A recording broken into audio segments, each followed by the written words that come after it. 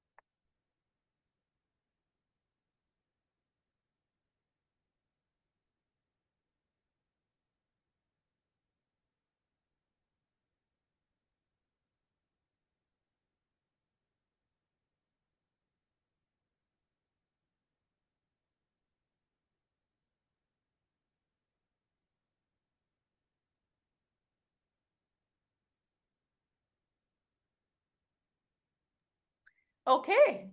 Good morning, everyone. Whichever part of the world you find yourself in today, I know we're occupying several time zones. I'm Sonia Stanley Naya from the University of the West Indies, Senior Lecturer in Cultural Studies, and I'm now Director of the Center for Reparation Research. And I want to just welcome you to the University of the West Indies. In the first instance, we acknowledge that the UWI, the campus on which I am located, is the site of many, let's say, important points of history. The Mona campus recognizes and declares that the land on which we operate as an institution of higher learning is the original or traditional territory of many peoples. The UWI acknowledges the First Nation comprising the Indigenous people who were displaced by the Columbus Project and general European colonization, and the hundreds of Africans who toiled for more than 100 years as enslaved people on the old Papine sugar estate. The UWI recognizes their labor and sacrifices in preserving this land that has enabled the establishment of a university that now provides opportunities for many of their descendants to receive an education that they themselves were denied. So we acknowledge and recognize our ancestors and the land on which we were established as a university. Now, you are joining us from disparate parts of the world, and please feel free to drop in the chat, whichever country you're hailing from. Raise your flag if you want, or your hand, whichever you find most appropriate. It is my task on the agenda to welcome you and to acknowledge the support, the hard work, and the dedication of the team, what we're calling the Embodied Methodologies Collective.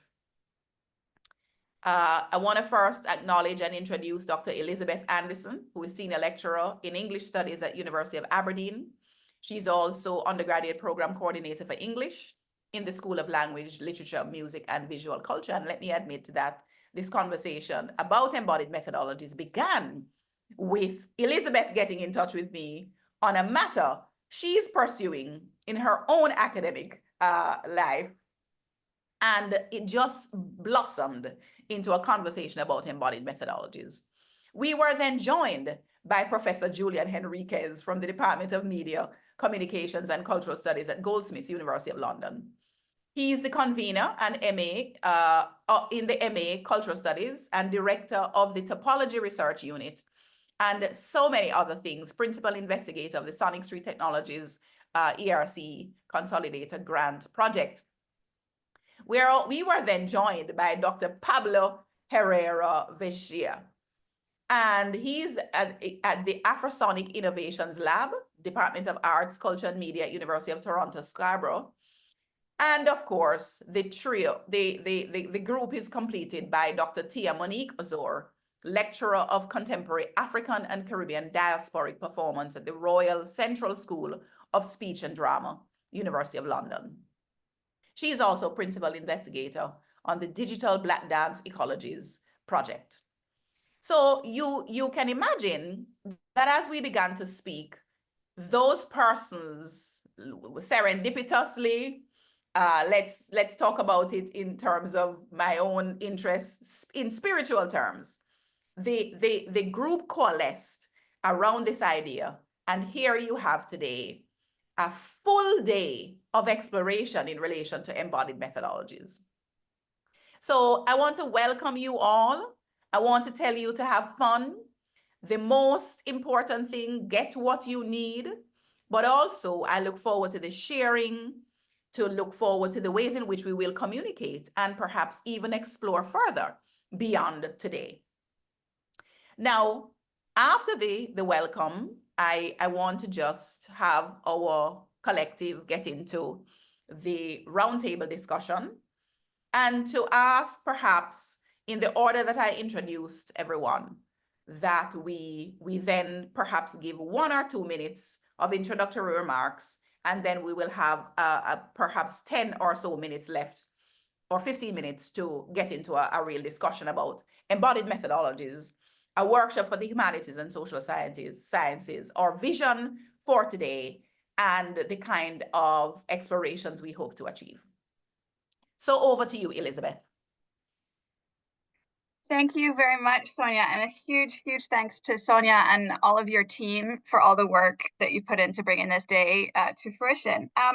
Yeah, so I just want to share a little bit about my own kind of intellectual journey to this point extremely briefly. In my final year as an undergraduate, when I was studying English literature, I took a theory class, and I was introduced there to the work of Hélène Cixous, and I fell in love with her lyrical prose, her compelling metaphors, and her wild utopian visions. I was compelled by Cixous' call to write the body, by her explorations of the relationship between body and language. She writes, "Life becomes text, starting out from my body. I'm already text. History, love, violence, time, work, desire, inscribe it in my body." And for Cixous, this imbrication of the body with writing is sacred. Vision, my breast is the tabernacle open, my lungs like the scrolls of the Torah. Eventually, my fascination with Cixous drew me to a PhD on material mysticism in her work and the poet H.D. And since my doctoral days, I have worked on the intersection of religion and literature, more specifically with women's writing and its engagements with the sacred. And more recently, environment has become the third term in this intersection, and particularly drawn me to the work of the contemporary Jamaican poet Lorna Goodison, which in turn drove me to Sonia Stanley Nia's work, where she defines the sacred as a conceptual category made manifest as nature on earth. Goodison frames the poetic speaker as a griot and a healer who invokes and grounds the experiences of her communities in a broad sacred ecology. Goodison has written of being consistently drawn to poems that contain what I call medicine. And her poetics reveals a complex, varied, and deep engagement with Caribbean religious traditions and also with Caribbean landscape. In one of our early conversations, when Sonia and I were speaking about our work, I spoke about my desire to walk the ground that Lorna Goodison had walked. And Sonia asked me, who do you need to become to read Goodison's work? This question resonated deeply with me. It speaks of transformation of the researching subject, as I put myself in a position of a learner, not as an expert. And one of my ongoing questions then is, how is the reader transformed by the work? How are our readings transformed by place and by the embodied experience of place? Is this possible at a distance? What are the implications? In literary studies, the question of embodiment can be vexed. We're interested in how embodied experience is expressed in texts, but there's the complexities of language to contend with. If literature is made by words, where is the body? Where is the environment? What is the relationship between embodiment and language? And whose embodiment are we talking about? Embodiment of the author, of characters, of the reader. So my hope for today and for the ongoing work in the area of embodied methodologies is that literary studies will be able to learn from other disciplines ways of foregrounding embodiment in our methodological considerations in order to foster new forms of knowledge and new forms of reading. Thanks all. Thank you very much, Elizabeth. Shall we move to Julian? Very, very happy. Thank you very much, Elizabeth. I don't have something as worked out as clearly you have, and that was already a lovely contribution. To say a little bit about myself, my research interest has for a long time been in sound and sound studies and the cultural studies of sound. And in that area, and as Sonia mentioned, presently directing a European Research Council grant, which is looking at sound systems and similar apparatuses around the world. And I'll be talking a little bit about that when I give my talk later on. But just when you're dealing with sound, it kind of leads you in certain directions. And one very important thing, direction it leads you to, is our embodiment and our experience of our bodies through sound. And there's no better place to experience our bodies through sound than a sound system session, as Sonia and her colleagues will know. But I wanted to pick up two particular themes. Well, I mean, from what you were saying, Elizabeth, that sounding and musical experience has always been part of sacred practices, right? And that's recognized from, the earliest human groupings, and this idea that sound can be transformative, right? That we can actually change ourselves through singing, through participating in musicking events is important. And of course, the idea for me of embodiment automatically leads me to, well, basically ideas of practice. Right? A sound cannot be made without an action, without agency, without a machine, without an instrument, right? And so this relationship between our bodies and what bodies do is, I think, a very important one to explore. And so from that, there's a couple of things I wanted to just to sort of add on. One is we've got this beautiful program. I mean, you've looked at the program, that's why you're here, which is diverse and dealing with embodied methodologies in so many different interesting ways. And I'm really looking forward to actually sitting through and contributing. But what I want to emphasize is that, yes, embodiment is an important methodology which we're exploring, but I would also want to suggest for our thinking as we go through the day, that in embodiment is also basically a theoretical and indeed a political task, right? And that the method embodies the theory and very often the politics. So I'd like to say a little bit about that.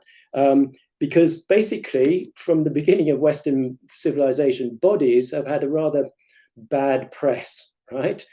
From Aristotle talking about vision being the noble sense and trying to get, in my view, away from touch and away from our sensory experience of the world as much as possible, to be as objective, to be as distant as possible.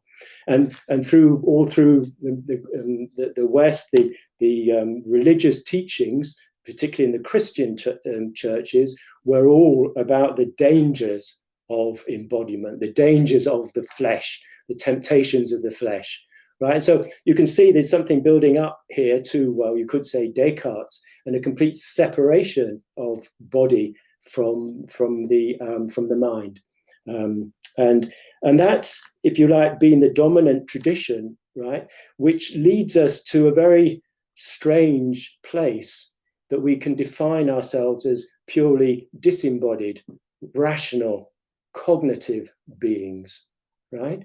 And I think that that has several implications. I mean, it means that you're treating the body as a machine.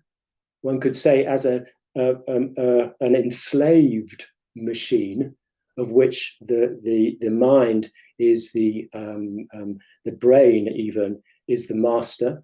And so we have to recognize that. And also, if we look, this is my last thought as we're going on, that once we lose our bodies, once we lose our methodologies and theories of embodiment, we're giving ourselves over to, I think, in my view, quite a dangerous situation where people like Elon Musk, like Peter Thiel, can talk about the basically uploading ourselves, they say ourselves, onto a silicon base, right? That we can, in a transhumanist point of view, we can leave our meat bodies and go into digital bodies, or digital ourselves as digital beings. Now, I think that that's politically, in every possible way, a complete disaster. It suits perhaps those controlling the corporations that are offering these technologies, but it doesn't suit a vast majority of the world's population.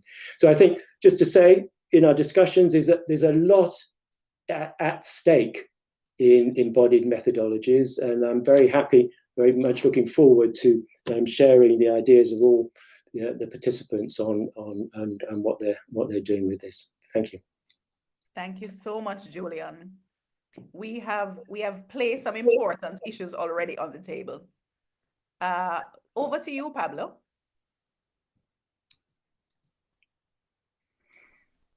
Thank you so much, Sonia, and thank you so much to the members of the organizing committee of Embodied Methodologies, specifically Sonia, Elizabeth, Julian, Tia Monique.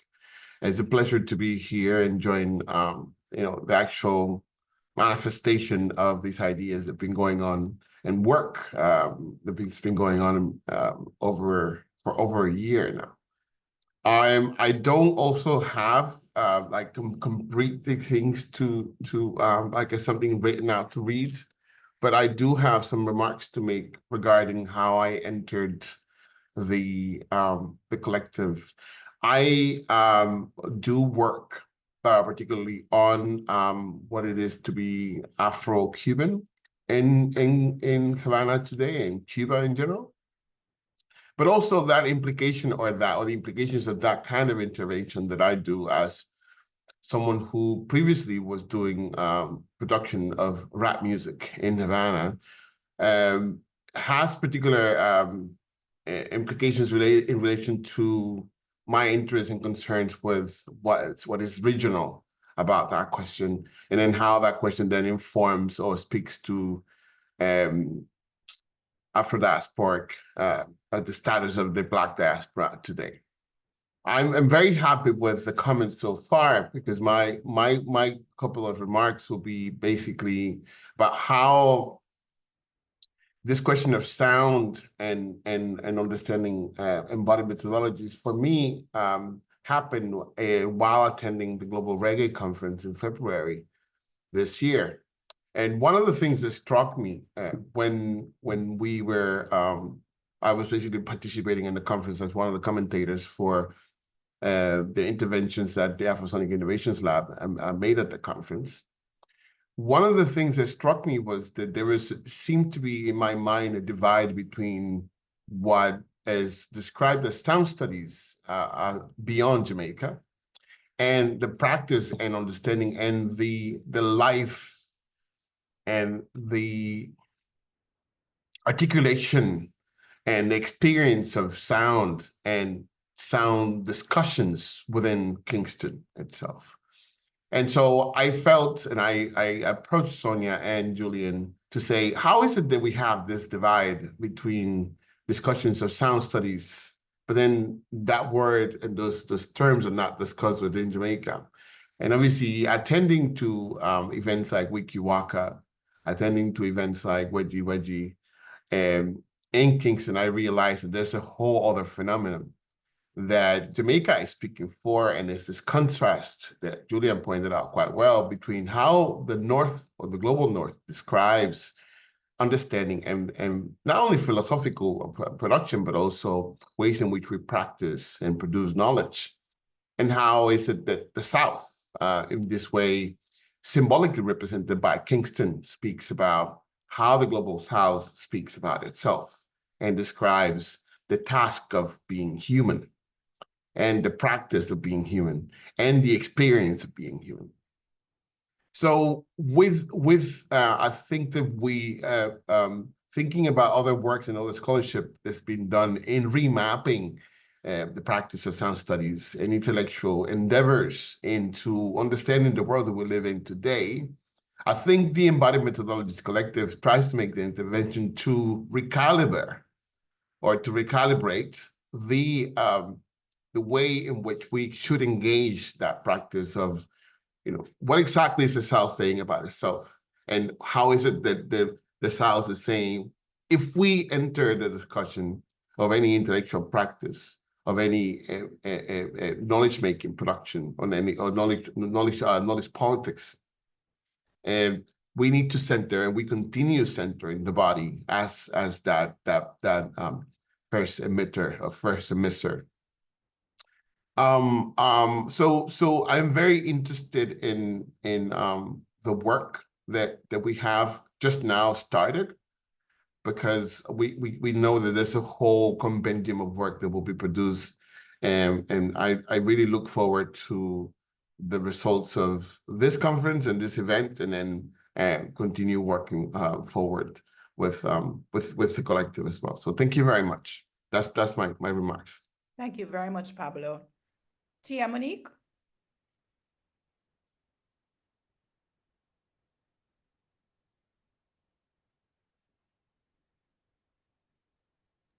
I do see you online. If you're speaking, we can't hear you yet. I think she's here, but she emailed me to say she couldn't see her mic. So I don't know if she needs to be given panelist status. Okay, I'm hoping that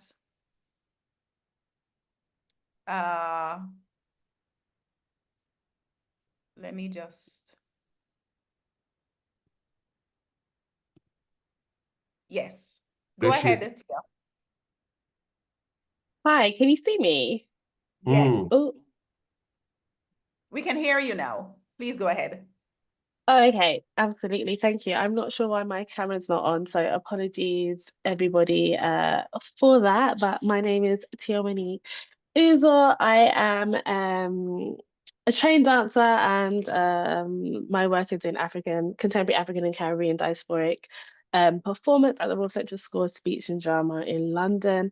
I'm so excited to be here. Thank you to the organising committee, all the hard work that has been put in to get us to this point. It hasn't been easy. And so I really thank you guys for doing that work. And to be amongst so many great thinkers. I'm really excited for the day.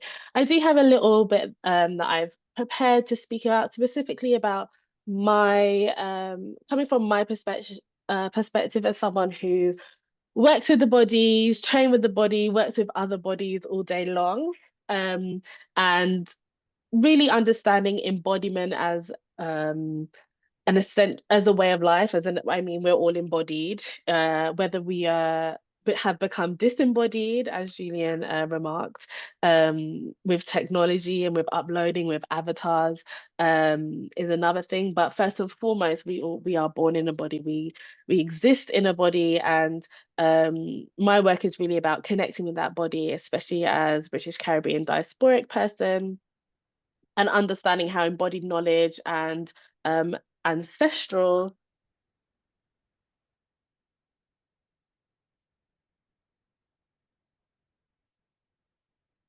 I think that was my fault. Tia will be coming back in just a moment. Oh yeah, I'm here. Yeah. There you are. Hello everyone.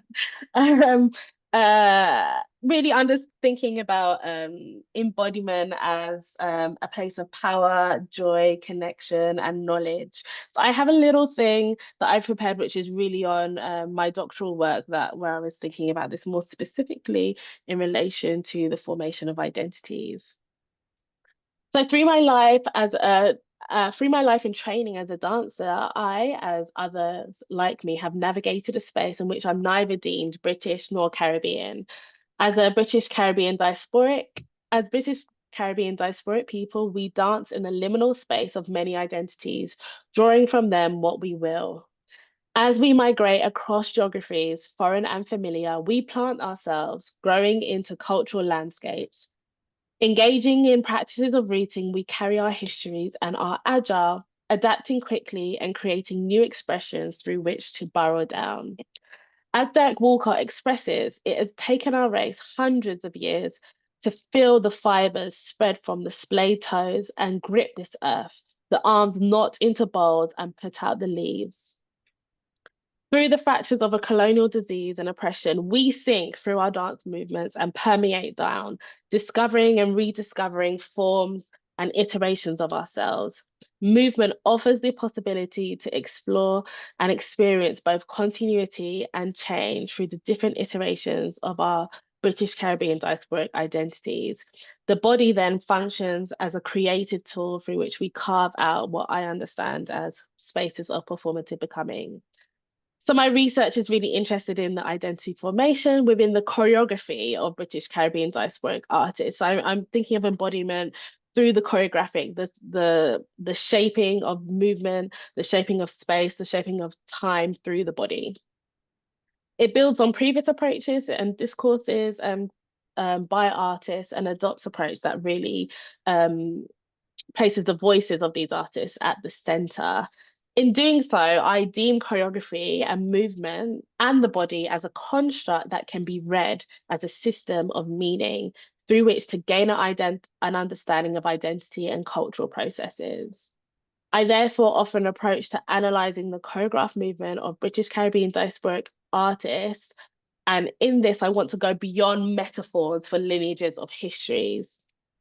So taking a Carib-centric lens, I encounter these artists' movement as a tool through which we are able to comprehend how they embody, express, navigate their identities through notions I conceptualize as practices of rooting and performative becoming. And it's through this mapping of practices of rooting and that we can gain insights into collective memories, past, present realities, and future trajectories that have been subsumed into the body.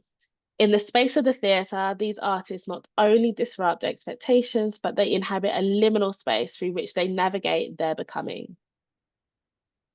And so I'll stop there, but yeah, so I'm really interested in the kind of reading, because I could go on and on, but I'm really interested in the kind of reading of the choreographic, the kind of what comes out of the body as you're experiencing, I'll talk about the UK, like the hostile environment of neither being part of a culture, but also being a part of the culture, being seen as not belonging, the kinds of movements that come out of that and what we can understand of a culture, of a people, of a mixed identities through that movement. So thank you, everyone. I'm really excited to be here with you all. Thank you very much, Tia. I think we've placed on the table a number of questions, a number of issues, a number of things we have to grapple with, and a number of possibilities. I particularly liked the sort of complexity around uploading ourselves in a kind of silicon base and what that means for embodiment. I'm also hearing a number of spaces that we are traversing: the theater, the street, the spirit world.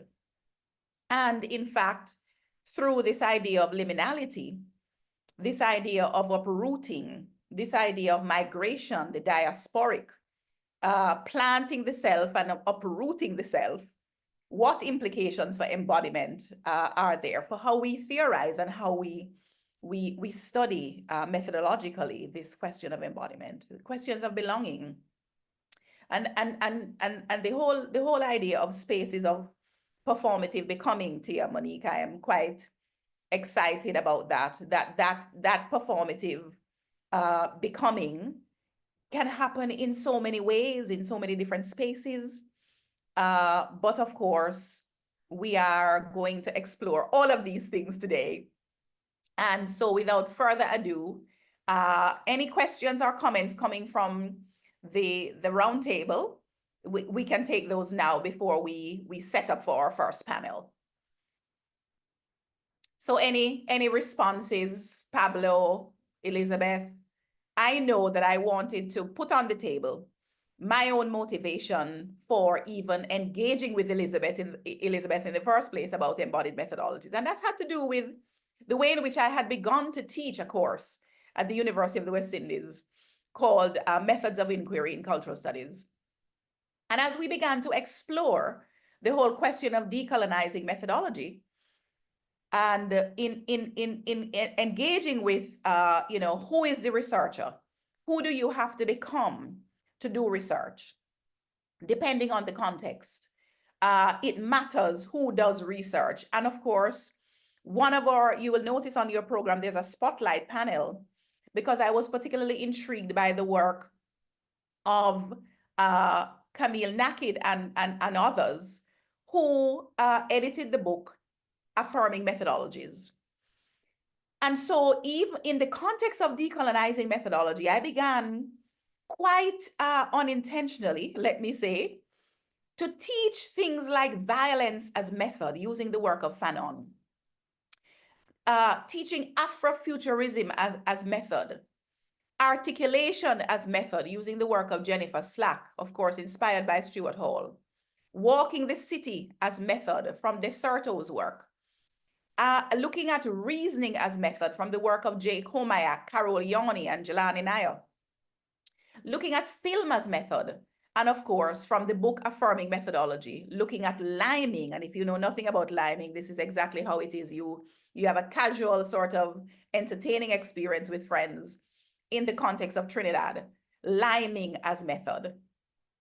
And so I started with a certain impetus to leave a mark from the humanities in particular on conversations about methodology, and this is how I approach the conversation with the collective, that from the humanities, we were not, in a sense, inserting ourselves into conversations about methodology.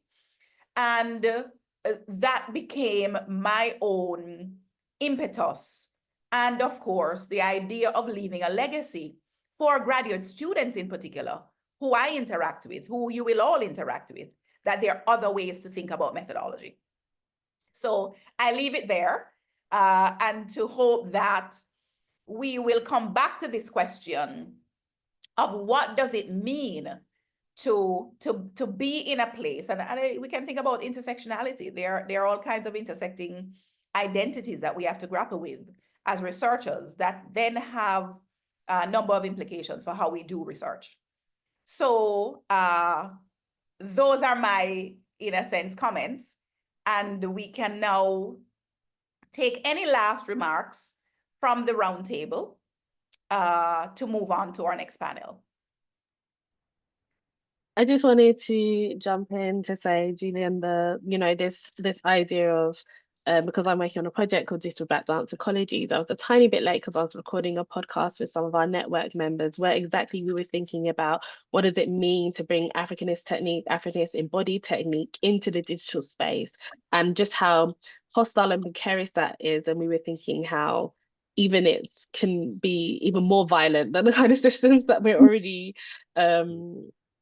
existing within, just because of the way that surveillance works and data works at a minute level that makes it that more difficult to kind of take that line of fight, to be in subversive, because you're hyper exposed. And so, yeah, I was just thinking specifically about, this kind of this disembodiment and the encouragement towards disembodiment for society, and actually specifically from my research, what that means for Blackness, what that means for being able to be subvertive in those spaces. So thank you so much. That was just my comment on that, because that's really something that I'm grappling with as I'm even teaching a course called Performance Technologies, where we're thinking about how to put our artwork into the space, at the same time thinking about how do we do that and stay with our bodies and stay with our senses and refine those senses, right? Because we're losing that ability to do those things because we don't exercise them as much.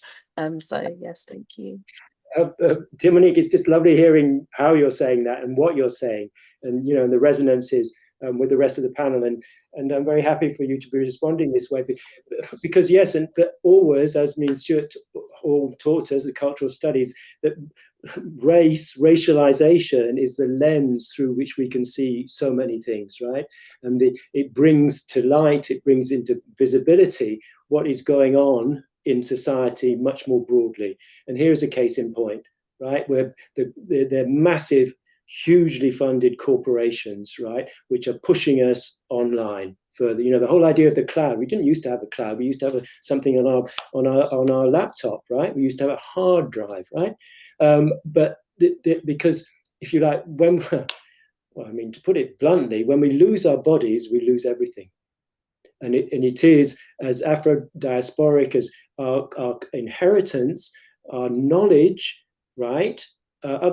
Is through our bodies, right? We could not. The Middle Passage, totally destructive though it was, didn't allowed us to keep parts of our culture through sound and through movement, dance particularly, and sound. And so, I just really want to emphasize how aware we should be, not to say don't go into the digital virtual world. I have colleagues here who are doing that, but it does cause us to raise a lot of questions, because, and it's very tricky because without Zoom in the pandemic, what would we have done? Right, so they've got us, as they say, bodily short and curlies, right, to buy in to these technologies. Anyway, so that's perhaps some of the things we're going to be talking about. I don't have solutions or anything, but just raising in resonance with yourself these concerns. Awesome. All right. Any other responses? We now just jump in. I'll just, if I may, yes, okay. One last comment. I just thank you so much to the rest of the roundtable. This is all so just really evocative. I just, again, was really struck by this sort of thread of the sacred that I think is kind of going through all of this work, and particularly struck by what Julian said about how sound, kind of embodied sound technologies, and thinking even just what you just said, Tia Monique, about senses. The sort of technologies of the senses are inherent in human expressions of sacred, and thinking, I guess, about how is the spiritual, which we so often think of as disembodied, otherworldly, out there, is actually materialized as well. That paradox of both sort of unfelt and unseen, but also deeply material, is something that I sort of just grapple with in my work kind of all the time, and I just wanted to sort of surface that right now. And Sonia, if I may, just connecting to your initial points about arts and humanities and social studies methodologies and how these get sort of pushed away or ignored. And one of the things that relates to what you're saying, Elizabeth, about the sacred, it's about basically it's stuff that can't be easily measured. Right? It's not quantitative, right? And the so-called STEM subjects, the hard sciences, they only want to quantify. Anything that can't be quantified doesn't exist. It's a positivist thing, philosophically, as was called. And just so part of our job as arts and humanities people is to be able to, if you like, to give value to these other ways of being in the world. Right, and well, for me, perhaps for several of us, it's about listening, right? About actually engagement and respect for the participants in research, right? Because science research talks about subjects. Even in anthropology, they talk about informants.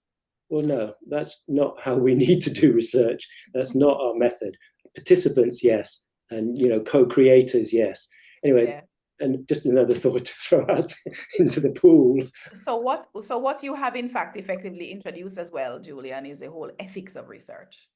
And that in our 2024, this time in these places that we occupy, in these bodies, recognizing the multiple identities, we must be able to acknowledge the value of what it is we co-create through research rather than through a capitalist sort of extractive technological sense.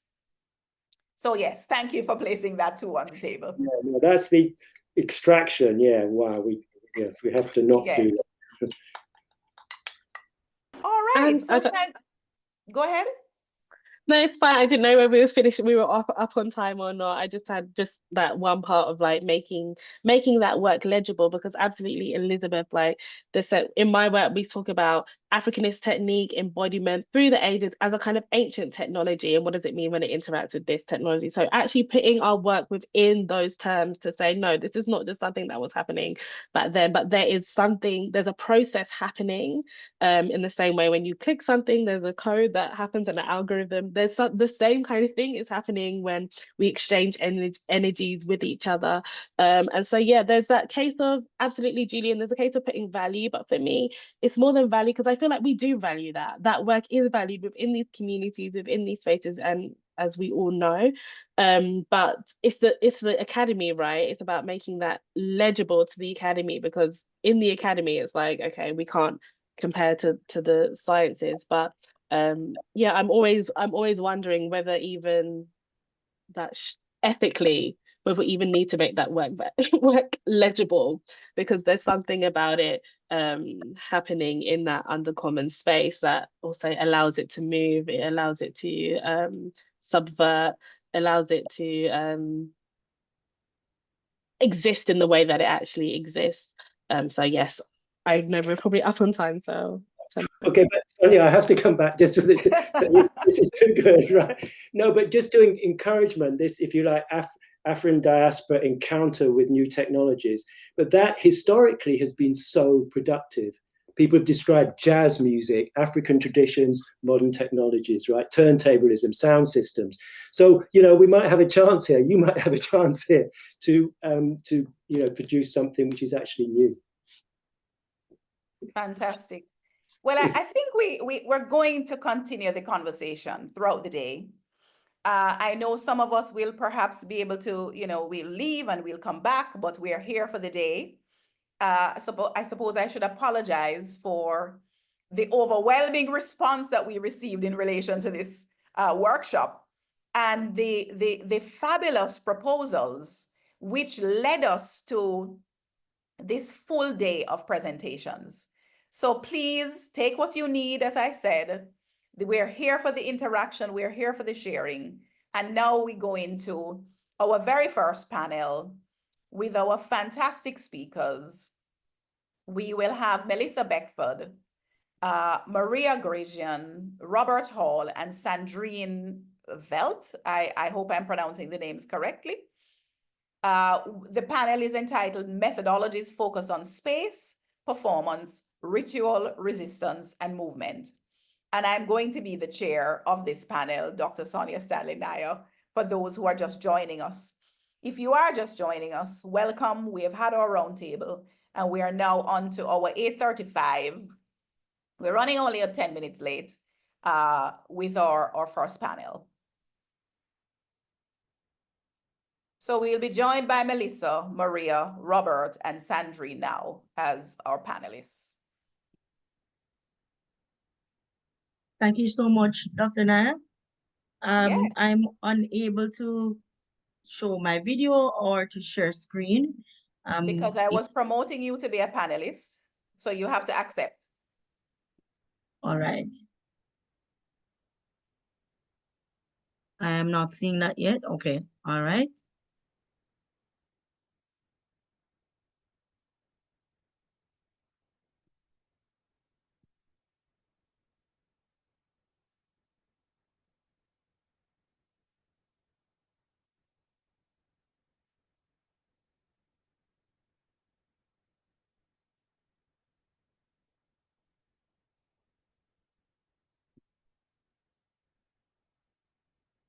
All right. Are you hearing me now?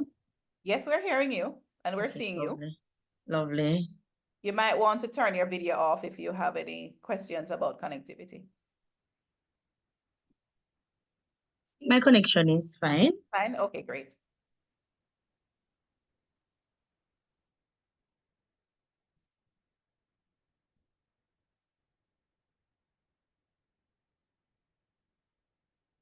All right.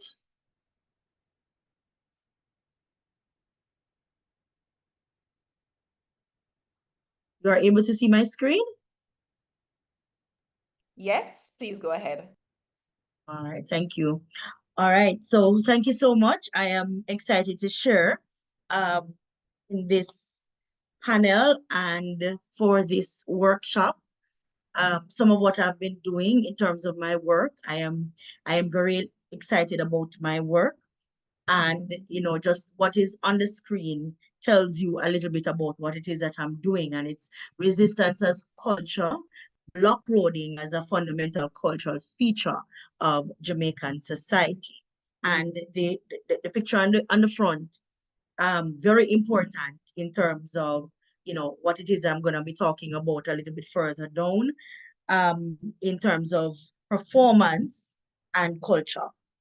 So I want to engage you in this very brief presentation.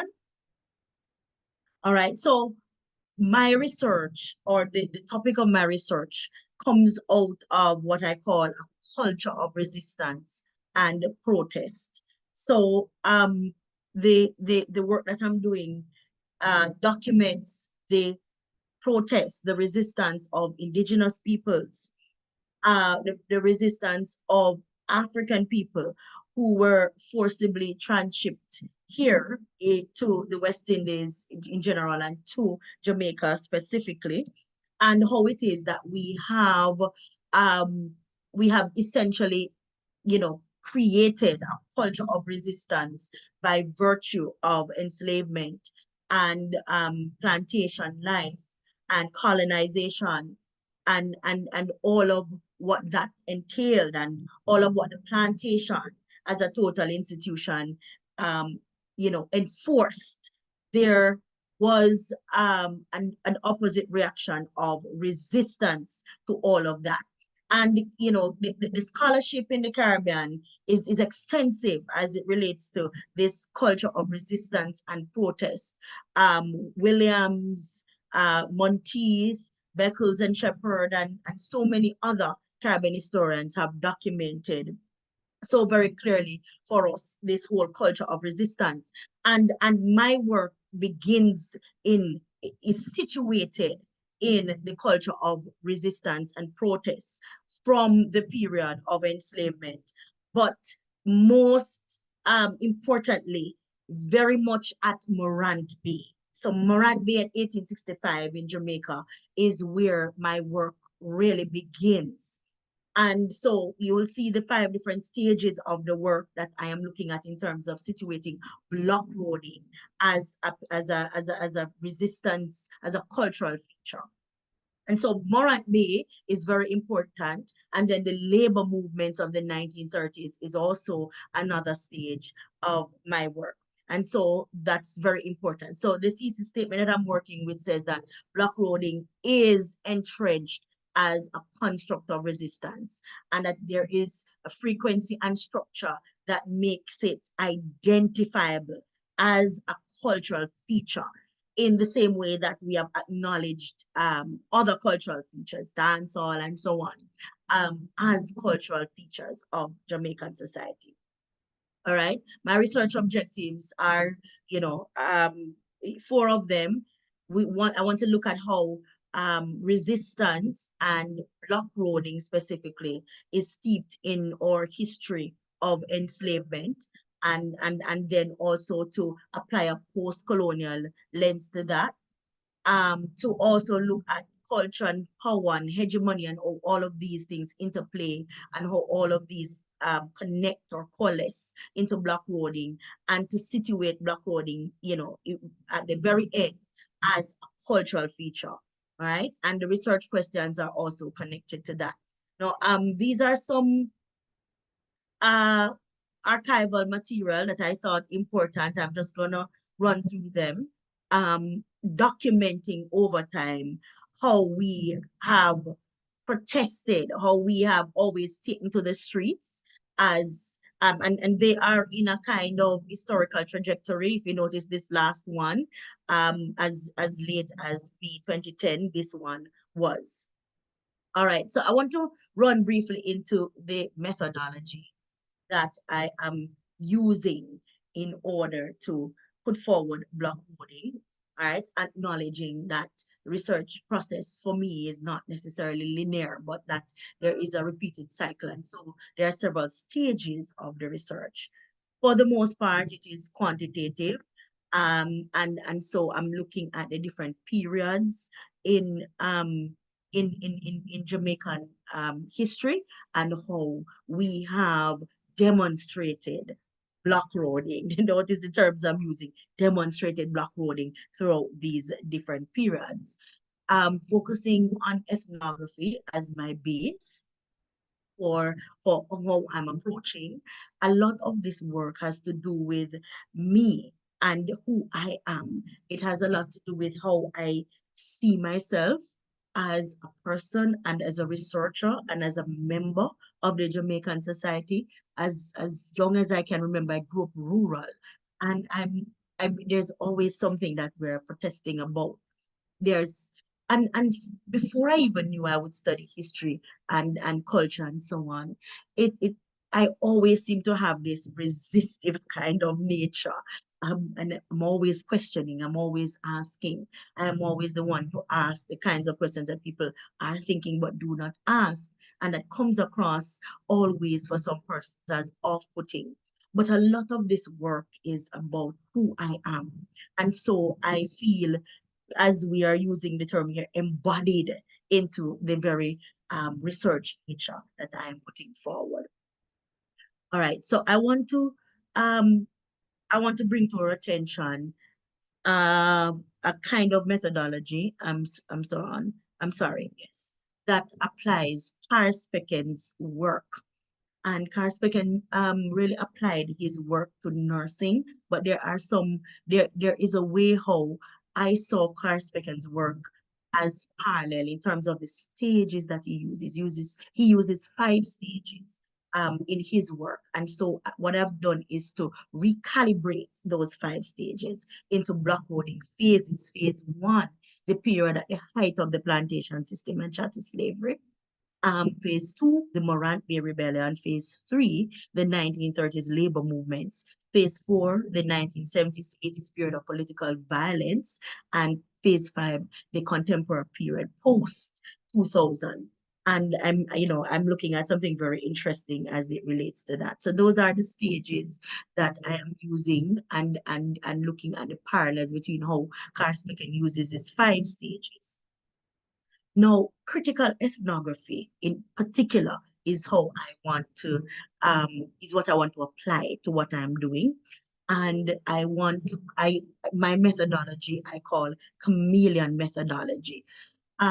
Because of course it is cultural studies, and cultural studies methodology is many and nuanced and varied based on what you are doing. But also for my own research on block coding, because I could not necessarily determine just one way how I was going to gather the information. There were so many different ways, and that the methodology that is being applied is going to be different based on the different stages that I'm looking at, the same stages that I just mentioned to us. So critical ethnography is what I am, is my overarching methodological approach. And for block coding, it rescues block coding from its position as gimmickry. That's the way how it is normally seen, as gimmickry, as drama, and that drama, it's just for laughs, as comedy. But it rescues block coding from all of that and places block coding into a kind of liberatory and emancipatory approach to how people have worked out their trauma, right? And there's a part of my work that will be looking at trauma and in a way how all of this has come together to make blockloading a kind of cultural practice.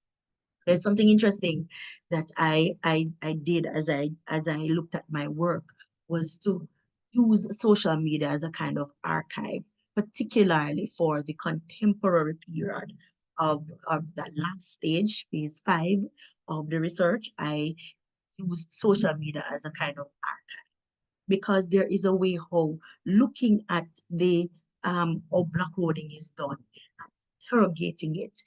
It's difficult to do that in a live blockloading activity, but it allows one to be able to look at the material and to analyze the material in a specific kind of way, particularly for the contemporary racing through along. And so my research methods are varied, as I said, because of the different stages. The theoretical framework looks at Marxism and neo-Marxism, post-colonialism, and theories of power, plantation society, and so on. And the literature, I took this out to kind of set the stage for the last 5 minutes of my presentation to you, to show you how it is that the literature, even at this point in time at Morant Bay, 1866, describes how it was that the people approached the Morant Bay Rebellion, the drama that comes out, the mob coming down into the town and them carrying these sticks and bayonets and so on and advancing toward the courthouse. And already it begins to send off bells of drama is going to take place. Something massive is going to happen here today, right? And that is precisely what happened at Morant Bay, which is why I've situated the research squarely there. So the literature, many and varied, and so this is a list of some of what I have done. I come back to this picture as I go forward into this part of it now, the theater of the streets, which is a significant part of my work, looking at blockloading as a performative kind of cultural practice. And notice the approach of the individual, the stance of the people, how their bodies are leaning and moving. Notice the props, notice all of what is happening. And this is indicative of the Jamaican people and how we are expressive and how our bodies move when we are speaking. Doesn't matter what we're doing, our entire bodies. So cultural, in terms of working in culture, it's about displacement, but blockloading is also taking an emancipatory approach. As I said, moving blockloading out of gimmickry into very important. So archival work, I did quite a bit of archival work for the earlier period, particularly the period that it is squarely situated in, which is Morant Bay at 1865. And look at how we recorded, the protest of people, the resistance of people, what it was that they were resisting, what it was that they were protesting about. Why is it that they felt the need to continue to protest, to go out in the streets, block the roads? Because, this is how they felt that they were going to be heard. Newspaper clippings featured, video recordings, the earliest video recordings that I could find featured from the National Library. And I'm going to now share how blockloading comes across, especially situating it at 1865, as spectacle, right? And the board speaks a lot about spectacle, about how it is that, drama is created, entertainment, and how people bring across this kind of spectacle in the streets, high drama. Carnivalesque is also one of the theories that I've applied, right? Not necessarily in terms of a carnival sense of the word, but then blockloading becomes the voice of the people in this colorful display of language of the body. We saw on the picture there that I keep putting back, how the bodies were moving in order to display all of this. So what we have is a culture of performance, and block loading is at the center of this culture of performance. It is both performative and popular culture. When you think about Miss Lou, for example, and how the tone that she uses and how body performs all of it. We have a culture of performance in Jamaica. Block loading is at the center of that culture of performance. Naya, in her work in dance hall, brings this across very nicely, and I have looked at Naya in detail in terms of applying some of those things to my own work. Hope also brings across some of this idea of dance and the dance hall and how that is applied to this in this culture of performance. Dramaturgy, however, is very important to me for this work, put forward by Erwin Goffman, and it's a theory that has been applied to mostly literature and performance. But by virtue of the fact that block loading is performance, dramaturgy comes in. We're looking at the theater in the streets, essentially, right? We're looking at the stage. The street is the stage that this performance is done on. The script is unwritten, is impromptu, is on the spot. It is how we enact it while we are there. The actors, the dramaturgs, are the people who take part in this activity, usually urban, rural people who feel that they're not listened to, who feel that somehow they are forgotten. They are the people in this space.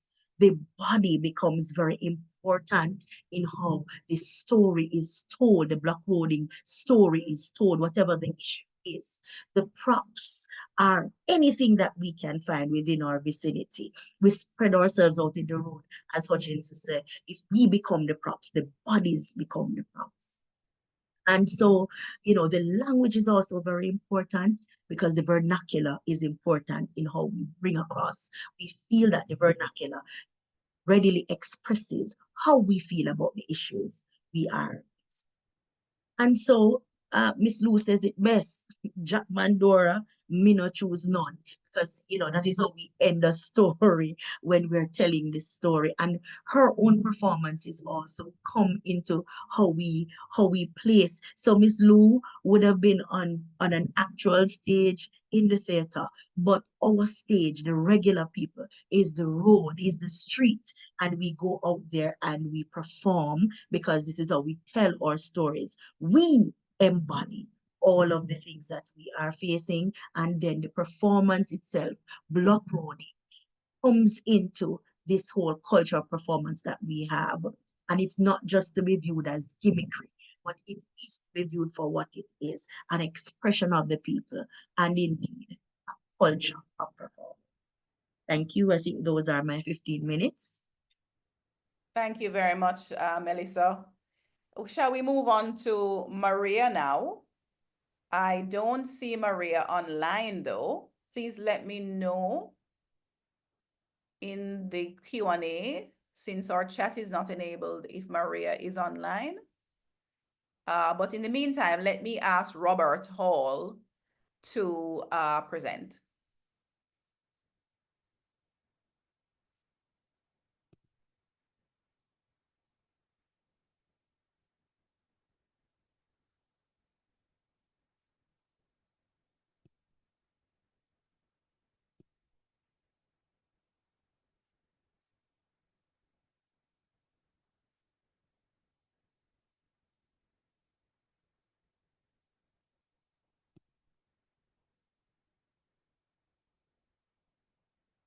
Okay, I think Robert must have got kicked out of the meeting. Here you are. I'm promoting you to panelist again, Robert, so you can enter.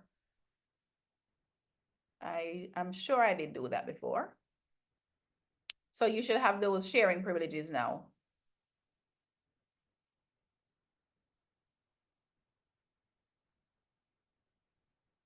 All right.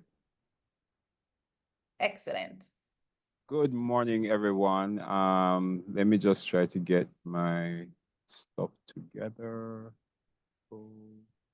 Share. Fantastic. I am so excited about this conference. And I think in my presentation, you'll see why. Greetings to everyone who is here. My first time out. All right, so my presentation is can you see my screen? Yes. Okay, fantastic. My presentation is titled Fashioning an Embodied Interrogation. I am very excited to see everybody here. I said it already, but you'll understand why. I came to the academia as a mature student after having already been working in fashion in Jamaica, you know, with some outside international association from time to time. And so while I was very intrigued with the whole issue, I did cultural studies, or I'm doing cultural studies rather, because I'm still in the process.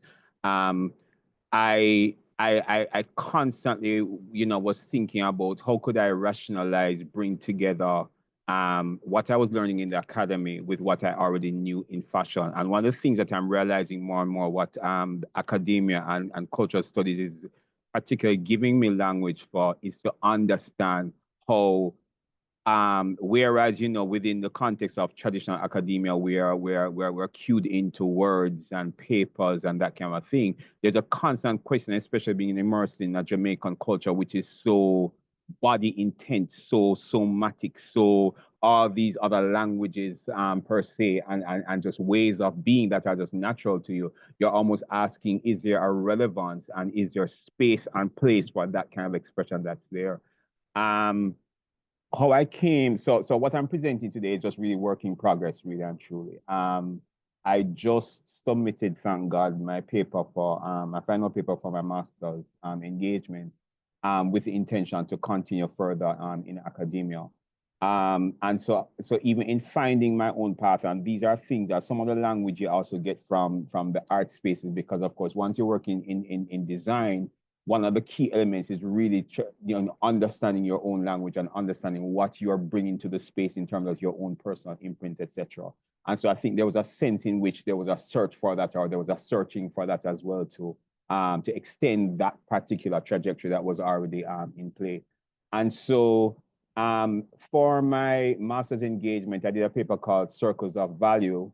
And what it really was triggered off by it was triggered by my circulation in Jamaican spaces. And this, as you see in the imagery, is downtown Kingston, which is typical of a lot of probably small island development space, more post-colonial spaces that seemingly have this kind of this almost tacit energy that you just feel in the air that is actually happening. And so over time, I initially had put down a particular topic for my final engagement, but like after a while, I started realizing that my body, what I was sensing in the everyday, which basically has come, comes to me from my art, design, fashion background, where you're almost constantly trying to sense what is in the air, what is the theme of what's going on, and seemingly capture that in terms of making it hard, in terms of product, in terms of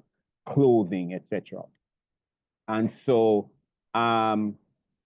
the particular research site that I have been immersed in is downtown Kingston, which is what you're seeing here. And this is an area that we call Parade. This is a confluence literally of so many different things. It is literally the capital of what was been the capital of Jamaica for, well, we are still the capital of Jamaica. But it is historically, it has been building over time. So from the time of enslavement, this is the area where you had a lot of the markets, open air markets that were there. And so a lot of activity will literally come through this particular center, which continues even today. And so what this manifests as is this, what I am calling an erratic plot of activities, basically, that is happening in this downtown space. So there's a lot of that buzz, tension, contesting, and just this kind of jostling and grappling that literally is happening, that is just literally in the DNA of the space. And what you're seeing, and as you're probably feeling, is this almost, for some it might be a claustrophobia, but I think when you live in this space, you just get used to it, as there's just this energy that happens. because of this concentration of just all of what is happening in this space. And so understanding that this era is populated by this resultant intensity and mesmerizing sensory experience that literally I was just living through and walking through every day. After a while, it's like my body was asking me, are you not going to respond to this? My senses, what I was trained in, was asking me, can you not, am I able to table a response even with the kind of amateurs that I basically was developing, you know, within the academic space and what I already had from the fashion zones. And so this particular research that I am, or what I'm presenting today as, you know, an explorative, experimental of a sort, is really an attempt to really answer a couple questions.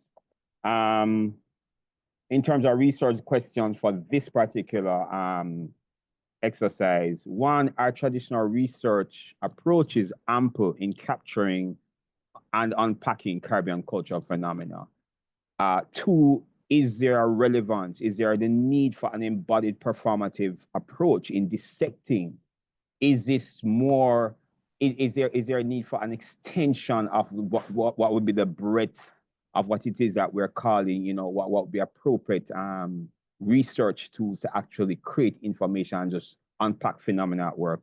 And three, can embodied ways of being, centering the arts, be effective in interrogating layers of a phenomenon? No, my methodology was centered in core a 3-month immersion in the zone where I visited the space daily, but this is somewhere that I pretty much am moving through almost daily on just a normal basis because I'm a consumer in this space. I use this space for travel. I move through this space time to time, every day, very, very often in the week. So for this particular approach, what I did initially, you know, as I have mentioned, I used ethnographic-based tools, ethnography, ethnography. And for this, I'm going to do a kind of a comparative case study where I'm going to be using my circles of value, initial circles of value study, which was clear ethnography. And then I'm now evolving from that, what I'm calling an auto-ethnographic embodiment fusion, where I'm using ethnography, auto-ethnography, and embodiment as in moving over into the somatic, etc., to actually create this information. So I want to just be kind of comparing the thoughts that we're having in both spaces.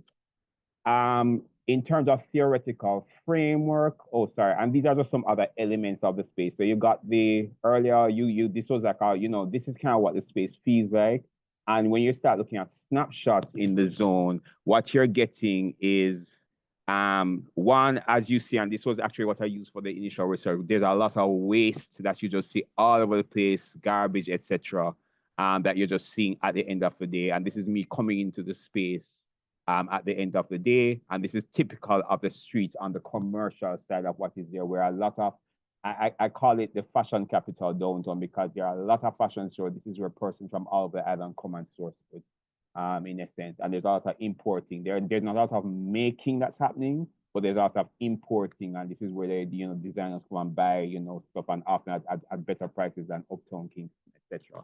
And understanding, again, Jamaica as a very class-driven space. And so the fact it's called Downtown Kingston, it is attached, populated by, it is a space, the stomping ground of our lower class,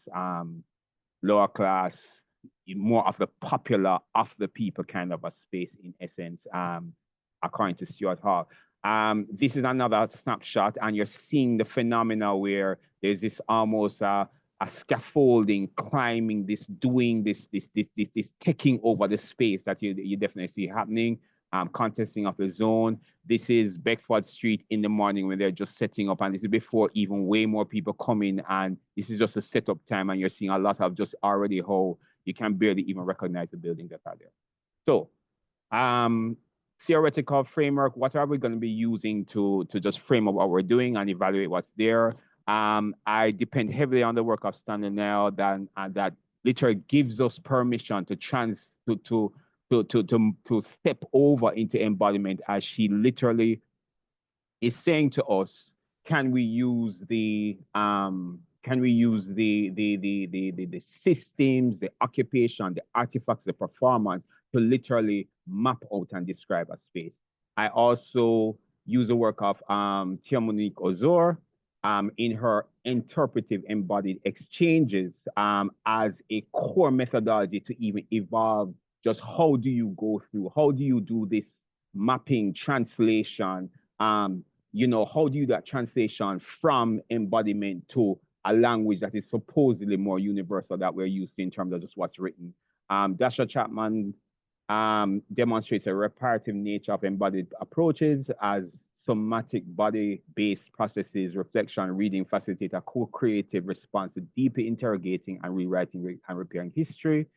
Dwight Conquergood, very, very important, as he argues performance as a retort against the political problematic of traditional academic literacies, which are blind to their incapacity to capture the complexities of other literacies outside of just what Julian said earlier about these the positivist approaches of if it can't be made concrete, then it is so, if not, then it is not. Creolization, and many people speak about it. I'm using Bernabe et al., and they literally give a whole smorgasbord of how it is this universality of creolization was created or sorry, operated in an effort to literally encase a culture to allow the survival of people under oppression, and negritude as literally a methodology to actually exhume, almost be the archaeologist in actually taking out and pulling back, uncovering basically what is at work. So the case studies,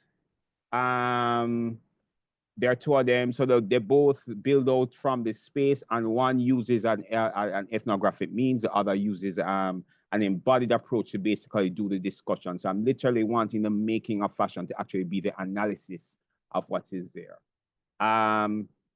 Key elements of what it is, the findings in the space. So this is what we discovered, and just a highlight of what it is that we discovered from the findings. So as an imprint of the activities, the waste consists of both organic and inorganic components reflecting both our traditional higglering activities, those are the vendors, where fruit, vegetable from the traditional market is retailed, contrasting the modern higgler, what we call the ICI or the informal commercial importer, who basically retails out a manufactured good. And in this case, it is a lot of clothing, a lot of fashion, in essence.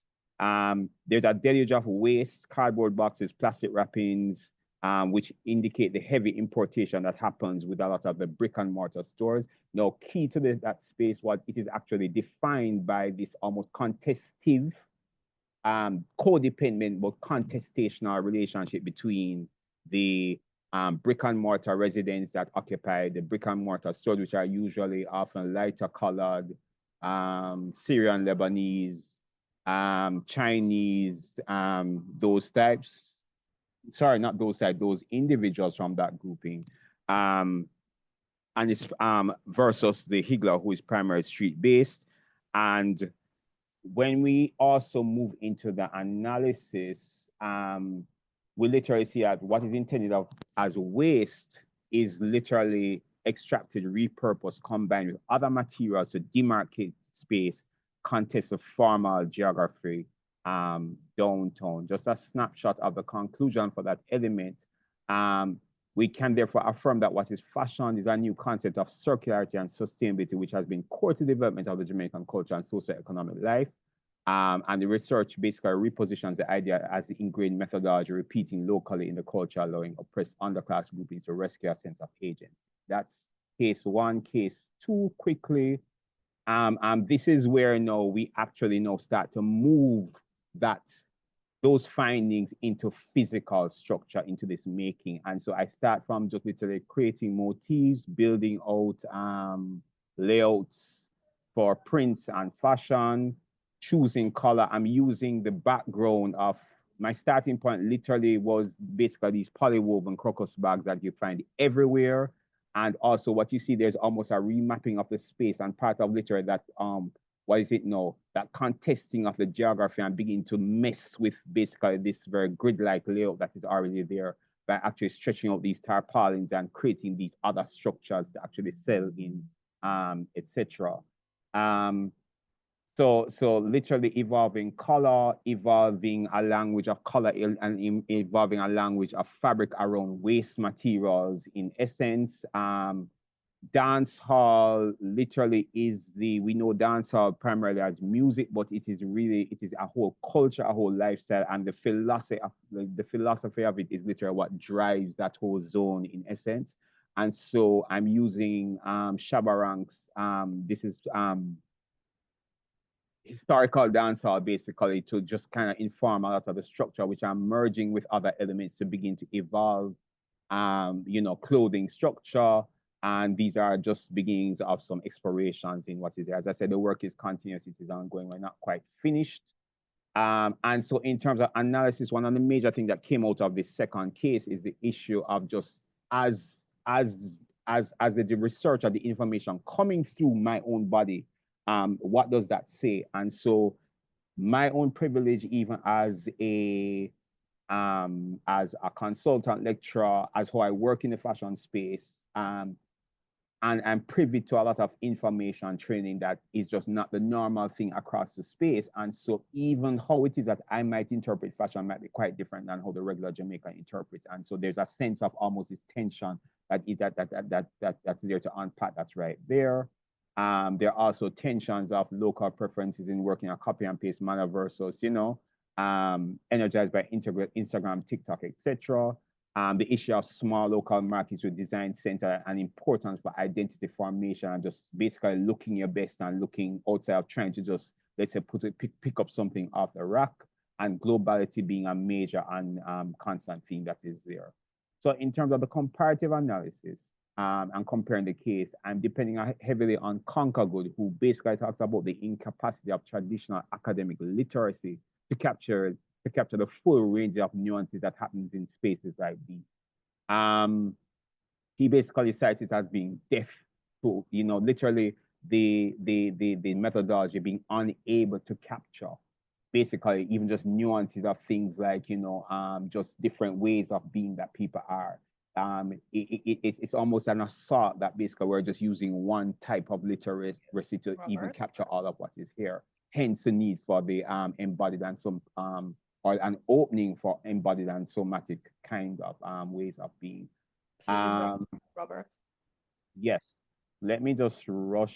So I end with a lot of questions, honestly. I'm just fusing that quickly with, it is on this basis that we can argue even back to, creolization and negritude, which basically look at understanding that outside of, let's say, how it is, let's say, even history was recorded, that basically there are other things that were happening in the space, hence, the necessity for these tools to actually exhume. And it is in this case that I'm asking the question, and ask again, are we allowing a build out of epistemes,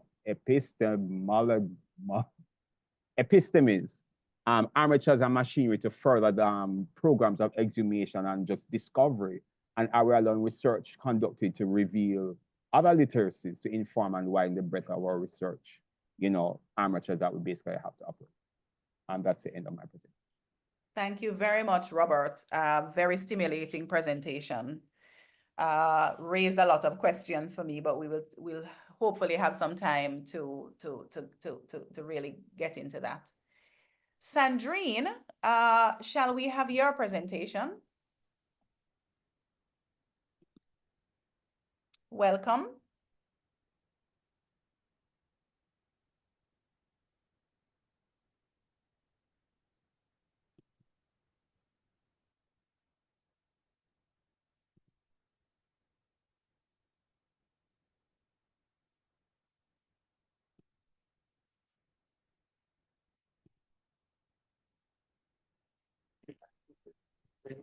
Hello? Yes, we can hear you. Oh, brilliant. Okay, so I'll share my screen. Yes. Also, apologies. It might be that my internet connection isn't the strongest, but I'll see. Okay. Can you all see my screen? Yes. Okay, brilliant. So, first of all, thank you very much for inviting me. I'm thrilled to join you today, and I hope I can contribute to the overall discussion. Conceiving of the body as a ritual space for interaction magic as a set of practices that involve specific devices, tactual formulae, and performative gesture recurs to forms of embodied knowledge beyond a rational cognitive apprehension of the world. The self and its corporeal presence operates qua body techniques in a process of sense-making through the embodied experience of an existential thrownness, mediated by ritual artifacts crafted to afford communication with the divine. Widely prevalent in late antiquity, so that is a period between 300 and 800 AD, votives in this regard constitute a peculiar class of artifacts that speak to a form of so-called handling in an artisanal context, of as well as engagement with the ritual object. Employed as anatomical models of isolated organs, limbs, torsos, or heads, they proved open to physical interaction with the body, while simultaneously constituting depictions of it. As physical material tokens, the votives operated as stand-ins and proxies in an extension of the petitioner's own body, thereby acting as a site of encounter between the human and the divine. The extension of the body and the self through objects correspondingly encapsulates a process of world making, closely tied to corporeal comp and apprehension of the world, which occurs and moves through the senses. Recurring to the materiality of corporeal existence, Merleau-Ponty states that the body is a thing among things, with respect to its physical isness. This reframing of the body as an object and thereby site of sensual perception affords an integration of material artifacts into the corporeal experience of the world in general and the supernatural or divine in particular, thus marking a somatic turn in the study and interpretation of lived religion. By turning to votives as performative material extensions of the body, it shall be seen how corporeal habitus and object engagement informed late and deep magical operations that recurred to physical proximity with the respective ritual devices in order to achieve a desired outcome. As anatomical models dated the period between the late 4th and 2nd to around the onset of late antiquity in the 3rd century BCE, votives enjoyed Celtic renown in mid-Republican Italy, where their primary field of application was tied to questions of health and well-being. Employed as mediators in the custom of petitioning and then thanking the divine for intervention, the peculiar material artifacts suggest a physical interaction with the body while simultaneously constituting depictions of it.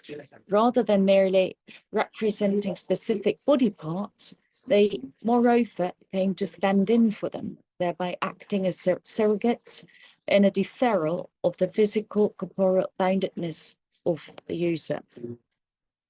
At the same time, the votives maintained their material objectness, by which they shared a membership in a dwelt-in world, where they preserved the capacity for making a difference to the world and other beings. The anatomical studies comprised isolated organs, limbs, and extremities, as well as larger fragments of heads or torsos, as you can see in the photos. Focusing on hands as votives, Emma Jane Graham explores the nexus between ritual knowledge and objects as the materials become enmeshed with the body of the practitioners by virtue of their sensorial phenomenological qualities. In their physical isness, they speak to the embodied user via an effective capacity which brings the experience of the numinous to life. More than mere representations of specific body parts, the votive served as distinct ritual purpose, where the performative use determined their perception as surrogates, stand-ins to communicate with the divine. Physical material tokens They operated as proxies and an extension of the petitioner's own body. But this, a projection of the request onto the respective consecrated object, afforded a removal to a common ground, with the votive acting as a site of encounter between the human and the divine. The extension of the body and the self through objects speaks to a process of world-making closely tied to corporeal comprehension of the world, which occurs and moves through the senses. This reframing of the body as an object and thereby site of sensual perception affords an integration of material artifacts into the corporeal experience of the world in general and the supernatural divine in particular, thus marking this somatic turn in the study and interpretation of lived religion.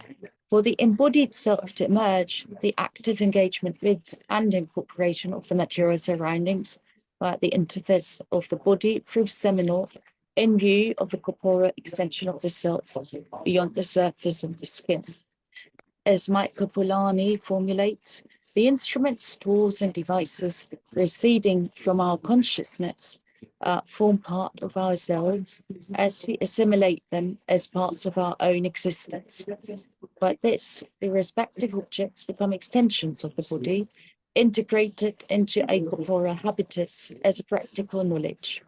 Conditioning, determining, and modifying body techniques, they reposition the embodied self as a site of experience in the world.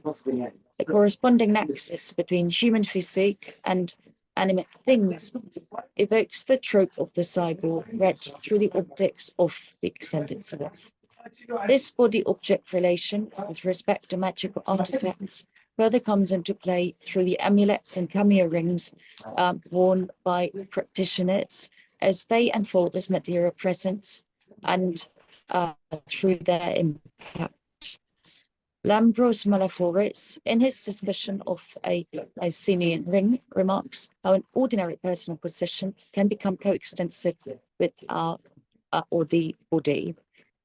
On these grounds, he contends that objects and tools attached to the body can be seen or treated as parts of the body, as the biological body itself. Knowledge is enacted through material engagement with the body rather than the computing mind alone, which is also the case with the votives that always come into existence only through and with the user's body. While within the scope of this paper, sketched in a rather fragmentary way, notions of embodied methodologies and techniques emerge thus as productive frameworks for thinking and conceptualizing ritual performance, and by this, communication with the supernatural or the divine. The insurmountable abyss between the amorphous, immaterial, and disembodied higher forces and the corporeal nature of the human condition is lent expressive force as ritual artifacts operate as mediators between two or both realms.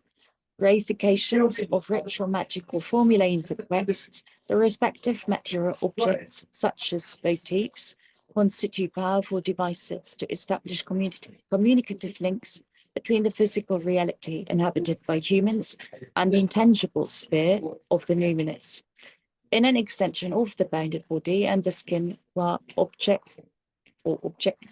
deferral, ailments, disease, or pain are projected onto the stand-in tokens that serve as sites of encounter between both entities.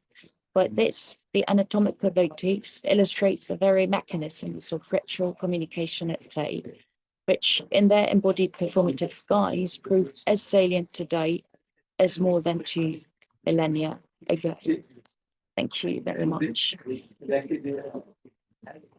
Thank you so much, Sandrine. Fascinating presentation. I do not see Maria yet online unless you are going by or have entered with another name. You can let me know. Everyone is now permitted to speak. This was not our intention at all to disallow speaking, but we learn as we go along with this webinar platform. So we are open for questions. You can either place them in the Q&A function or If you wish, raise your hand or just open your mic to speak.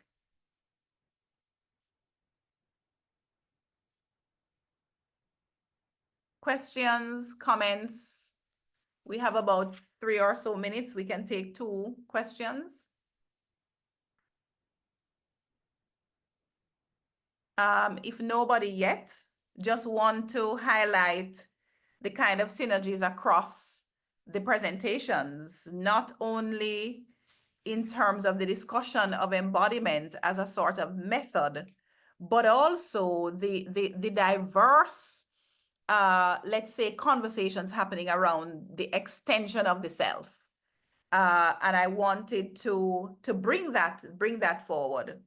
The extension of the self. I'm particularly taken by Robert's own contextualization of jostling and grappling and the concentration of bodies in a particular space, and how you were able to, in a sense, transform that, map that in terms of the district to waste, to fashion. I find it all fascinating. And of course, the critical ethnography being done by Melissa, the rescuing of block roading within the theater of the street. Very, very interesting. And of course, from Sandrine's presentation, I'm struck by the whole notion of communicating with the divine, where the extension of the self being inclusive of that biological self, the body, functions as a way to petition the support from other realms, magical realms. So yes, very, very fascinating papers. I'm just leading off the commentary that I'm sure some of you would have.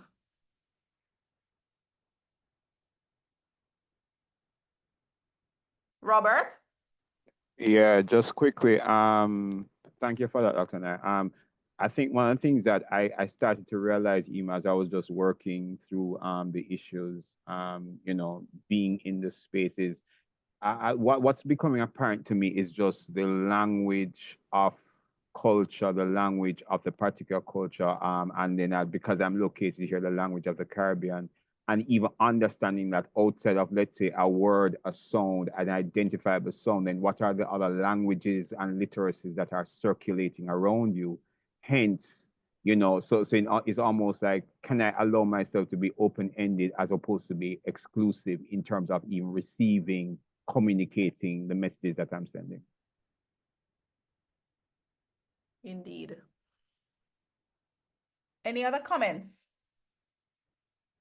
If not, we can catch up on some time. And in this case, we take just a small transition break. Stretch. We are a caring collective. So we know that we don't need to sit all day. We can stand, stretch. Tia Monique, I see your hand is raised, so please go ahead. Hi, yeah. Oh, can't see this up. Yes, we can hear you. Thank you both for those presentations. Super, super interesting. I was wondering for Robert, I know you spoke briefly about your process, but I wondered if you could talk a little bit about the practice element, because it seems that I know you've done a very heavily theoretical piece of work there, but I'm wondering in terms of in your process of the practice of actually fashioning, drawing, how have you found that process, and have you thought about what an output might be in terms of a piece of practice research that might be a physical manifestation of this actual research? Okay, great. Thank you so much. And thank you for your work, because it was in reading your work that I basically, you know, found some pathways as well. So initially, you know, in my understanding of performance, I had to even begin to understand even just the whole process as performance. So all of the little rituals, all the layers together. Of course, within the world of fashion, there's the issue of the fashion show. But then then there's the issue of even understanding, okay, what would a fashion show look like in this kind of space? Do I need to put on a fashion show? And I personally have become quite a little averse to them because I think they can be wasteful in a sense. So I am thinking about different ways to manifest. For the first issue, I mean, the first element that I'm beginning to show you guys is just even begin to sketch and put down image in some kind of a way. But then the goal is really to evolve that to actual physical garments and then to find bodies that match per se based on what a message might look like.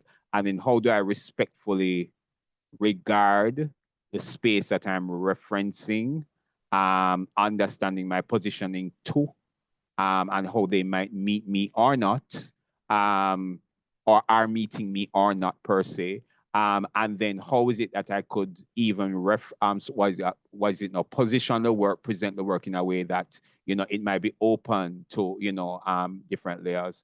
So I haven't quite worked out what that presentation might be or where that would be. I am also very interested in this being a continuous practice. Again, being as somebody living in the Caribbean, I often tell people that I'm cartwheeling through the space because there's almost like this multi-hyphenate way that you need to just exist in terms of what's there. And so even this, another layer that I didn't mention, is just really just trying to grapple with surviving, living, and even maintaining a practice that I'm very, very interested in at the same time, which may not necessarily be the thing that's actually bringing me money to live per se. So there's all these different elements, but definitely working on manifesting the clothing as some kind of collection of clothing together, and then working through and being open to how it is that might be a proper ways to present this. Yeah, I would really encourage you. I'm really interested, like, to continue that process. I'm really interested in understanding the kind of practice that comes out of this space. Like, what does it look like? Does it look like how all fashion gets made? Like, I know there are basic steps, but actually what about the actual process is informed by the environment? And I could see that you were beginning to really touch on those aspects as well. And I think, yeah, just as you continue to think about, I can see you already thinking about those questions, like, what does a fashion show mean for in this particular environment? Probably not not much than a spectacle in a particular moment, but actually what could be meaningful. And I think those are the same kind of questions that you should take into, well, actually, how do I even begin to draw lines, make traces? What methods do I actually use to do that, in order to create a practice out of that space, create a practice to create garments, to create a presentation that is speaking directly or in conversation directly with the environment that I'm engaging in, or that you're engaging in. Just quickly, because I know there's a time issue, but one of the things that I'm having to grapple with as well is almost like, is there a Jamaican way? So one of the key elements that comes out of this is innovation, where I think, when you walk through the space and you just see how people have innovated to actually position themselves in the space and just really make a living, where they're literally starting from zero and using ways to actually build out these commercial structures and to actually make money. One of my informants literally told me that, boy, he makes stars for them out of waste. And he literally can tell you about people who started from zero and know, them a tech plane like bus, aka they're traveling a whole lot. And of course, that's a marker of movement. But one of the things that I'm also looking at is the how of fashion. Now, of course, because of my training, there are a lot of solutions that I know in terms of getting a sieve to fit right, etc. But am I jumping over, let's say, knowledges on the ground of, let's say, a Jamaican way that might lead to an innovation that may not necessarily quite come out right? But is that a way to even open up a whole pathway that's relevant to us in terms of speaking to our needs or wants, etc.? 100%. I'm so Okay. excited for you to go and do that work. Sorry, Sonia, we'll be quiet. No, the interaction is very good, and I'm sure that Robert appreciates it more importantly as he is refining and completing. So as we transition to panel number 2, let us invite Elizabeth Anderson, our chair, for the next panel, sound-related embodiments and sonic technologies.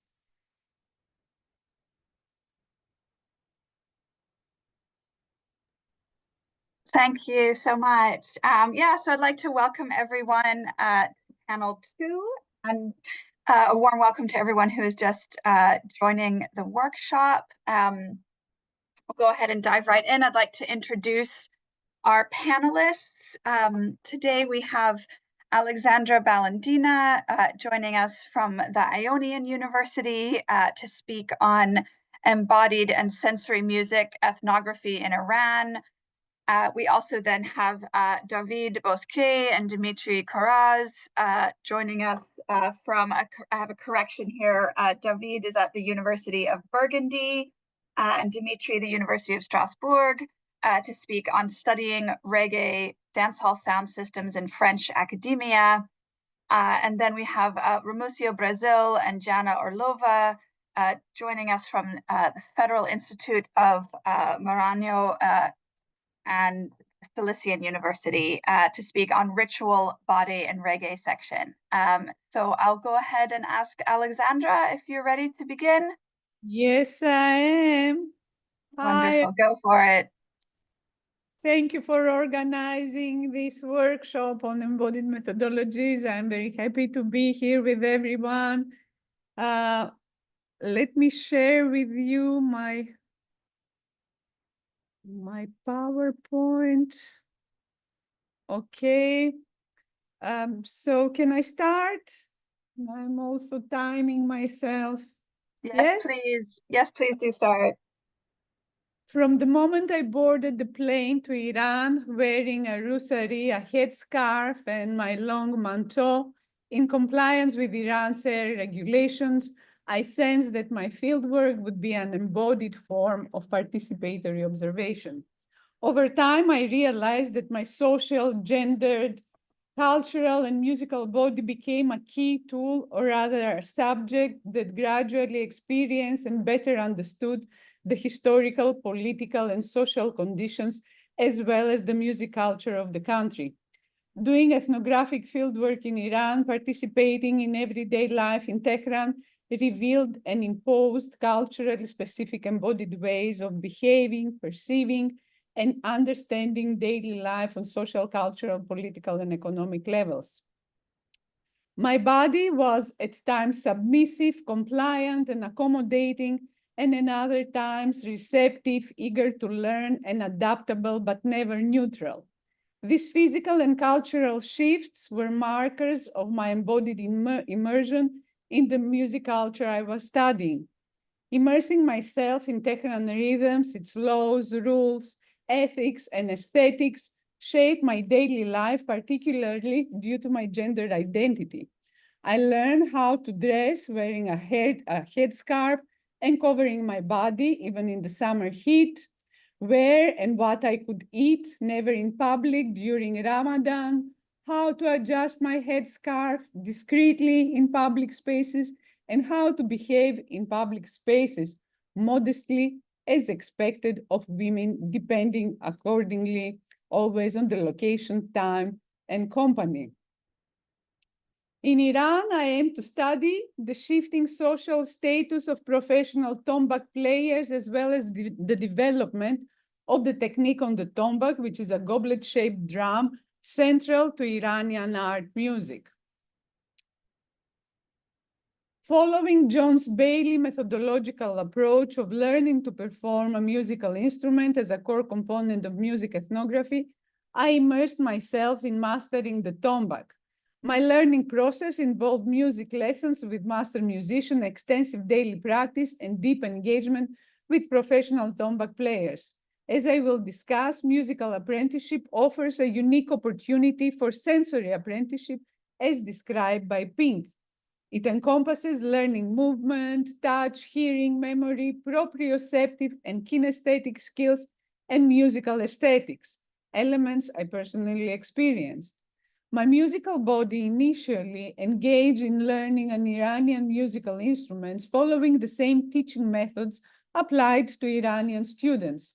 This form of instruction integrates written notation while relying heavily on oral transmission and imitation, drawing elements from the traditional method known as sine be sine, literally meaning chest to chest, This phrase encapsulates the embodied and intersubjective nature of musical apprenticeship, emphasizing direct oral and physical transmission of knowledge. In this approach, students memorize and internalize the vocal or instrumental repertoire of Iranian art music, guided by their teachers' instructions. For percussion instruments like the tombak, the sensory and embodied learning occurs both orally and through notation employing visual, auditory, and kinesthetic imitation. From my very first lesson with my teacher, Bahman Rajabi, I focused on mastering the proper posture and hand placement relative to the instrument as well as its playing technique. Rajabi, contributing to a lineage of teachers who refined the tombak's playing technique, further enhanced the movement and sound aesthetic, requiring his students to reproduce these elements meticulously. I observed his body, hands, and fingers movement closely, striving to replicate the details of his techniques with great precision. This often involved using a mirror to scrutinize the alignment and movement of my fingers and hands. Rajabi placed emphasis on posture, graceful movements, and accurate execution of the rhythmic piece in the score.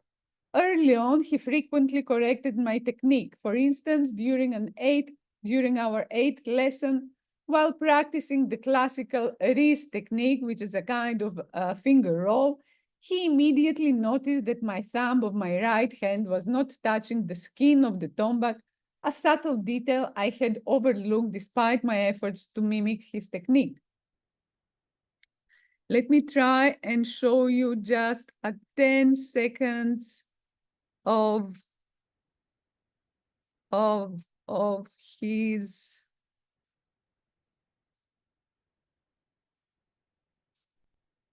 playing, just so you have. Can you hear it? Yes. Yes.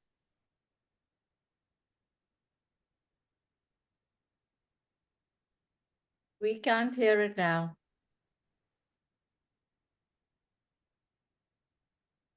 Okay.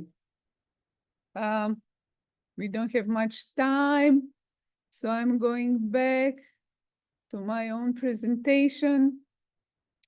So his meticulous attention to technical precision and aesthetic detail underscored the embodied learning process, fostering not only technical skill, but also a deeper understanding of the tombak's place in the art music tradition.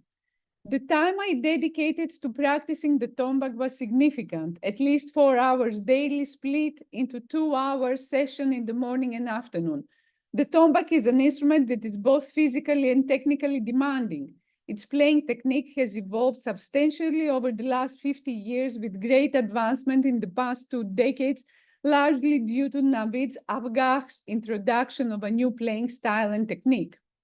This technique is characterized by its diversity and complexity, including intricate finger patterns and their constant variation, the increasing involvement of the upper hand, utilization of different parts of the instrument, production of a wide range of tonal colors, rhythmic interplay between both hands, multiple rolling and embellishment techniques, high-speed execution, and overall precision and clarity of sound.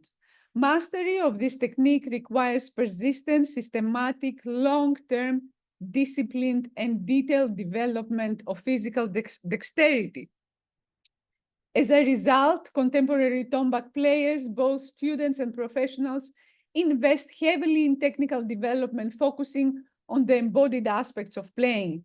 In my view, while there has been advancement in the tombak's repertoire, the technical evolution of the instrument has been more pronounced over the past few decades.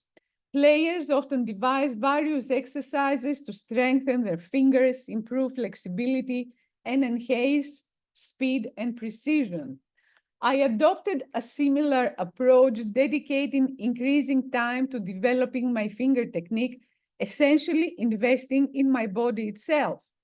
Following Rajabi's techniques and drawing insights from the professional tombak network, Through friendships, interviews, apprenticeships, and collaborative playing, I incorporated specialized exercise to strengthen, improve the flexibility, endurance, and sensitivity of my fingers. These practices, imbued with social meanings within this musical community, extended beyond the instrument itself. Like other musicians, I practice on various other surfaces, such as my knees, tables, or even the steering wheel of my car.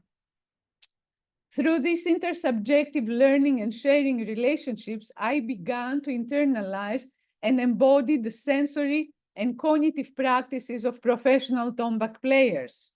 Over time, I gained experiential understanding of how tombak technique is inherently multisensory, requiring the development of kinesthetic and proprioceptive awareness while sharpening visual, auditory, and tactile perception.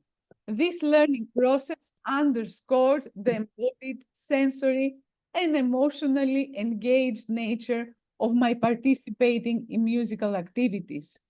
I observed changes in my posture, hands, and fingers.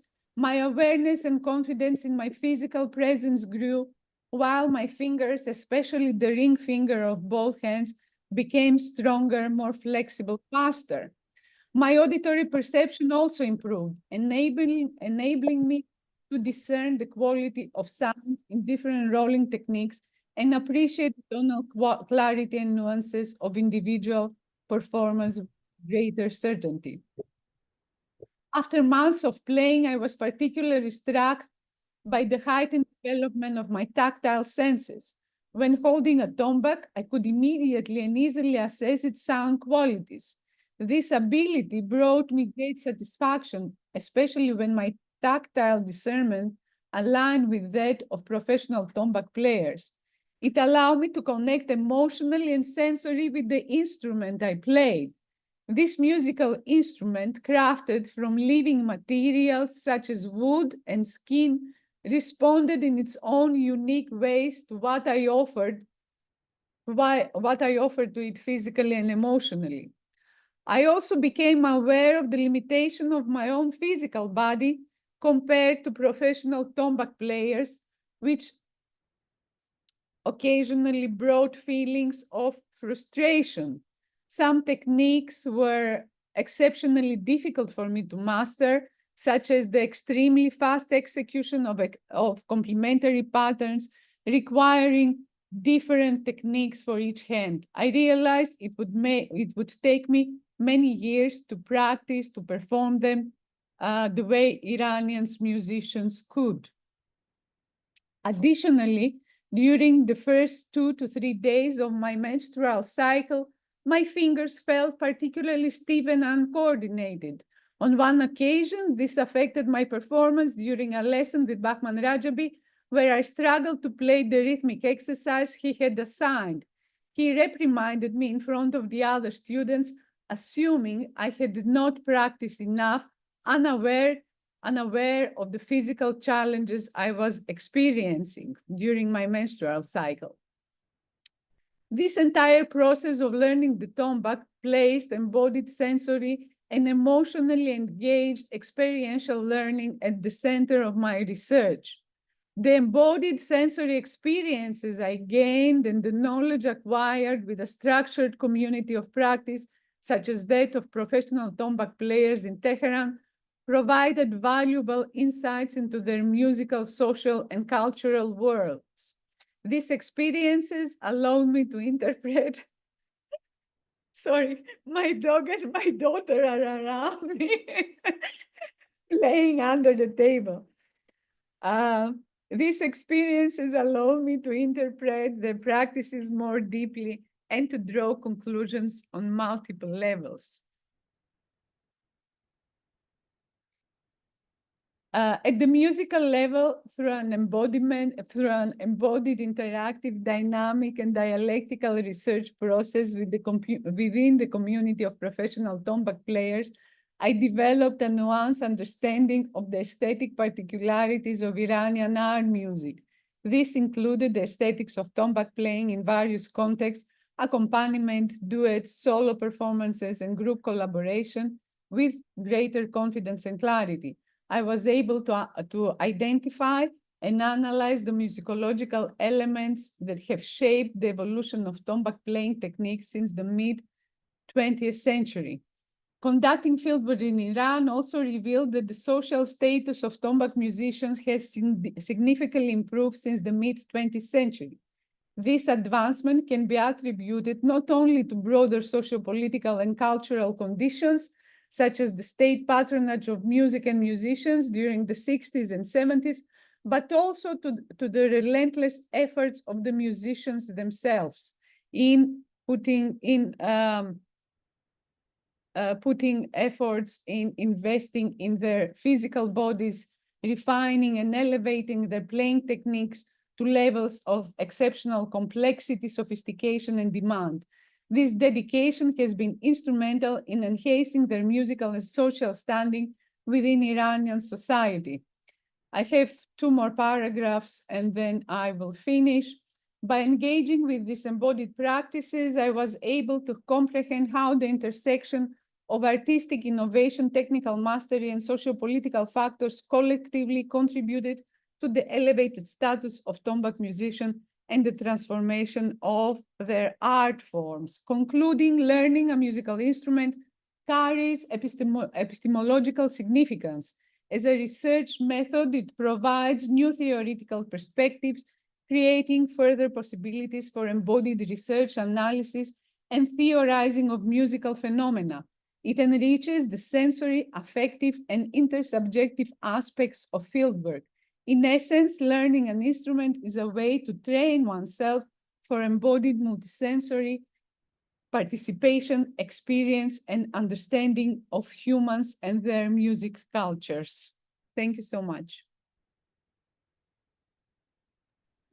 Wonderful. Thank you so much, Alexandra, for a really evocative and interesting paper. I'd like to now go ahead and invite David and Dimitri to go ahead. Yes, hi, hello everyone. Hello everybody. Thank you very much for having us. It's a pleasure and honor for us to be here with you today in the virtual space and to discuss the object that we study independently and together. And so today we will discuss methodological issues related to studying French reggae dancehall sound systems based on both our academic and personal experiences.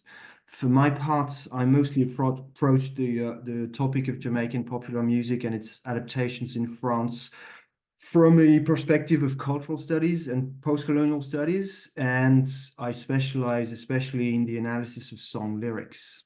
I specialize in cultural anthropology with an ethnographic approach based on field investigations, including participative research and interviews. And we're first going to tackle during this paper the methodological implications of the internationalization of Jamaican popular music. And then we're going to discuss the understanding of the mystical and spiritual experience of the sound system in the French secular context. And finally, we are going to question our own position as researchers in relation to our object and our environment. So first, I will briefly introduce the French sound system scene. So reggae first reached the country through the French variety music in the 1970s.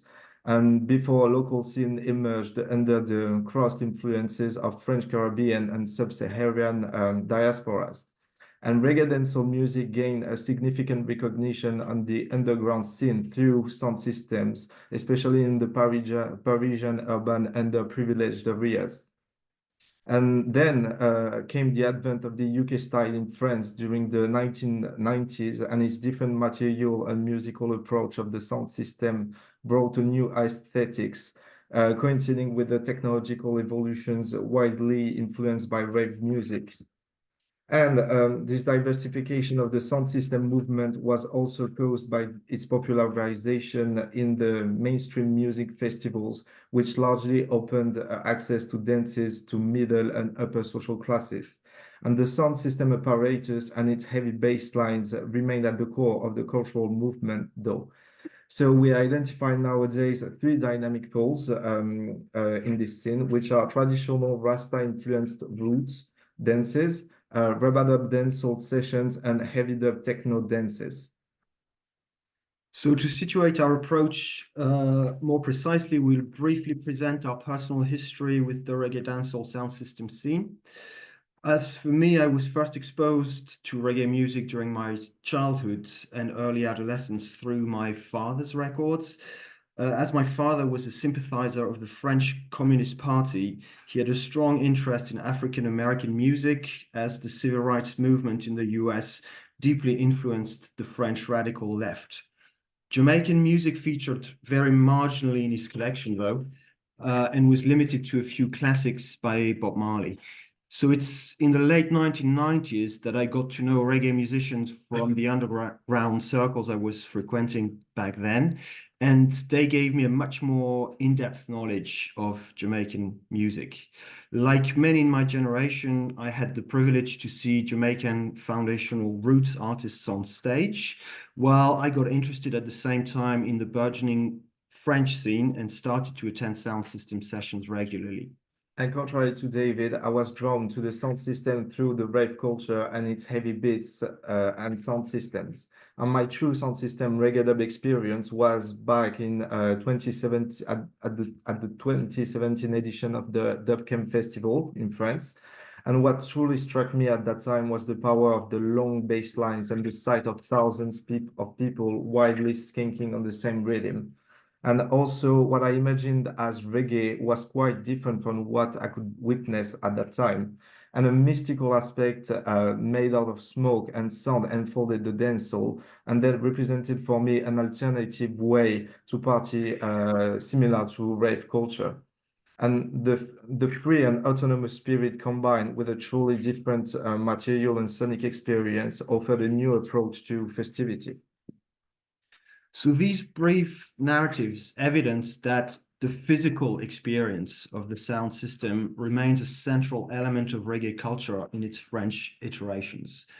This is confirmed by other testimonies we have collected either informally as participants in the scene or academically for research purposes, testimonies which highlight the totalizing experience of the sound system as a trance-like phenomenon. It also seems clear, however, that different individuals and groups assign different meanings to this experience. While the first reggae dancehall sound systems in France were linked to the expression and articulation of a sense of blackness, and more specifically to Caribbean history of slavery and colonization, the scene has become, in the last 2 or 3 decades, more white and more middle class.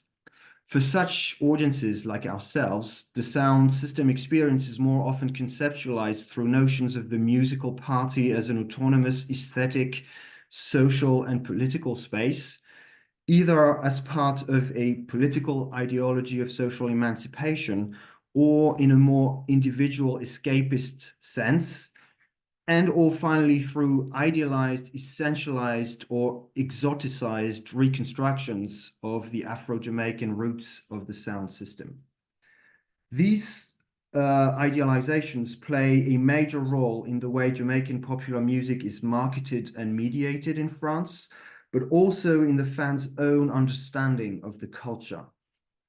This, in turn, requires careful attention when addressing the sound system as a physical and spiritual experience, paying specific attention to the varied motivations of individual actors and the collective construction of meaning which evolve over time and space.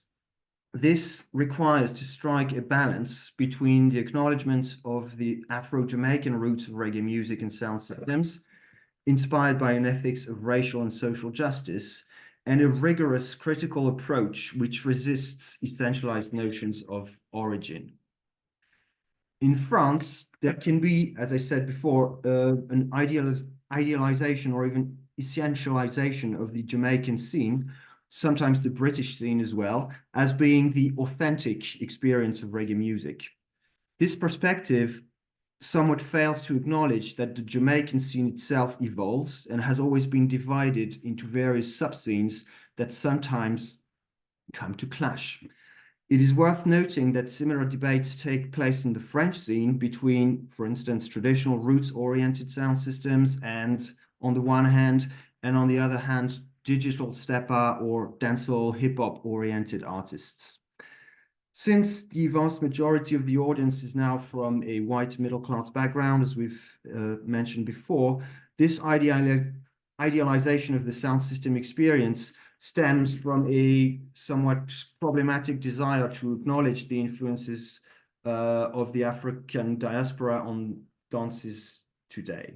And to move on to the second part of this paper, we're going to issue the mystical experience in a secular context.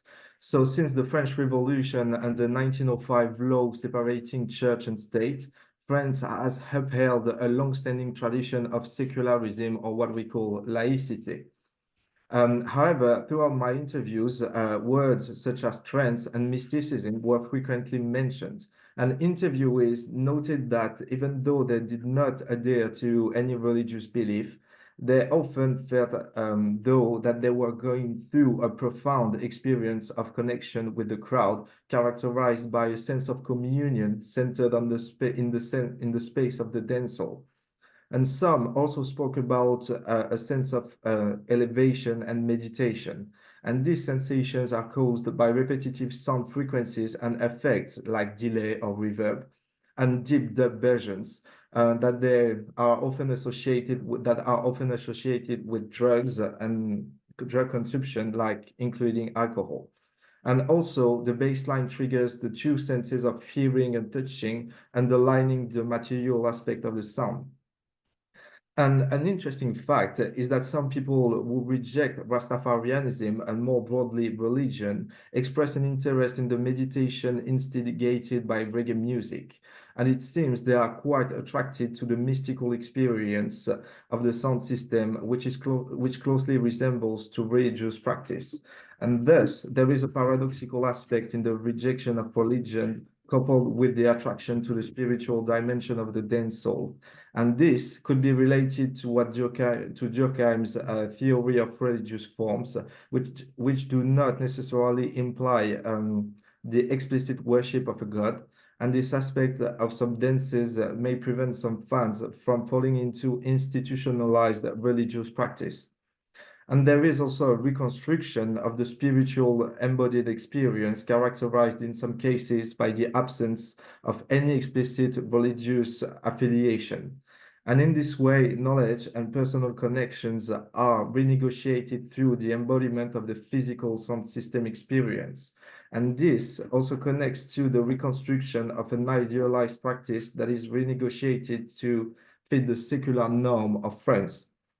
And also, this highlights lines of tensions inside the praxis through the development of a specific spiritual connection that is not identified as such by the massives or reggae fans.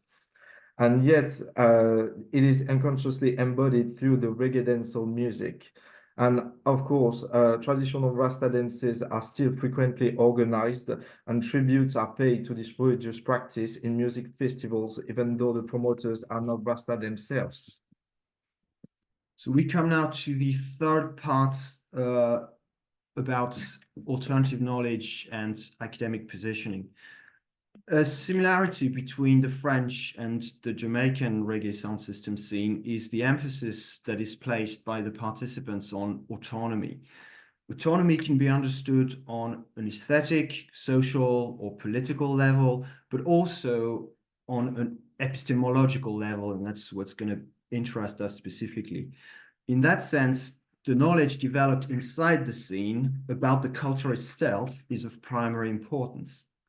This can be articulated, for instance, around racial issues, with the idea that sound system sessions can be used by Black communities in France to tell their history themselves in the French post-colonial context, which is not very often addressed in mainstream public discourse. The construction of autonomous alternative knowledge is also often related to working class traditions of political resistance There is equally a DIY dimension of sound technology in Jamaican popular music, which has been reproduced in France with an ethos of independence from, or maybe even resistance against, the traditional music industry. And finally, the reconstruction of a sense of spirituality that Dimitri was mentioning just before can also fall under this broader phenomenon of alternative knowledge building, in which the scene's agents mobilize symbolic resources to create an alternative subcultural ethos through embodied knowledge. The question of knowledge, of course, is central for researchers and induces a necessity to interrogate how academic knowledge can be positioned towards the autonomous embodied knowledge created within the scene. Methodologically, this implies to approach data collection procedures in a non-extractive way, as well as a comprehensive and reflexive research approach aiming at co-constructing academic knowledge with the scene's participants, which we are ourselves participants in the scene, actually. Epistemologically, it urges to question our own position in our academic context and to ensure that the knowledge we create can be used to reinforce the scene's autonomy rather than undermine it, following an ethics of social and racial justice. While this is a challenging task, it can be at least partly achieved by positioning our work in a two-way flow between the scene and academia. And so from these elements, we can conclude that the way French sound systems are socially and spiritually structured must be taken into account when it comes to academic methodology. And the embodied experience of sound touches upon spirituality, as well as both material and political concerns, and impacts the music performance and the massive experiences as well. And the methodological approach to reggae dancehall sound system must then consider the specificity of this built-in praxis in order to best comprehend the social impact from the a posteriori experience. To finish, we'll just say that, like music, academic research cannot be distinguished from life itself and the various elements that make us who we are. Being committed to reggae music and culture and to the progress of scientific knowledge at the same time urges us to pursue an agenda of social justice both within and outside academia. That was it from us. Thank you so much, everybody, and especially the organizing committee and Elizabeth for her very kind welcome. Very wonderful. Thank you so much for such an evocative and interesting paper. I'll now invite Rasmusio and Jana to go ahead. Hello, can you hear me and see? Yes, we can hear you. Thank you. Nice, nice. Greetings, everyone. Let me share my screen. How can I do that, Elizabeth, please? You should have options to do that. Do we have anyone from UWI who can advise technically on how to share screen? There should be a green, I'm not from UWI nor a technician, but there should be a green button that says share. A green at button? The bottom. Yes, of your at the bottom of your screen. Rasmusio, do you have panelists? Do you have panelist privileges? Yes, I guess. But I don't have this option here to share my screen. I'm not seeing you on the list of panelists, so I think you might need to be made. I'm checking to see if Marcus's name is actually in the list of attendees, and I'm not seeing it. Oh, maybe it's because it's at the top. Oh, I see it right at the top. I'm sorry. Let me promote you to panelist. Now accept Marcus. Okay, thank you. Thank you. Yes, I was looking for you earlier, but didn't see you. I think all should be well now. Yes, and if you see that green button at the bottom of the screen that says share, there you go. Excellent. Yes, we can see it now. Thank you.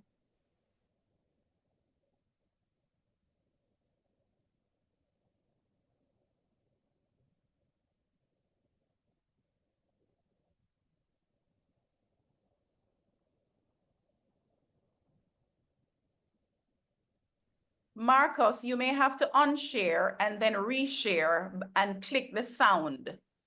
So you can share sound at the same time. There's an icon to do that. You will have to stop sharing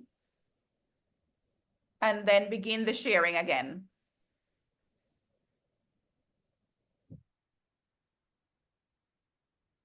Now you hear me?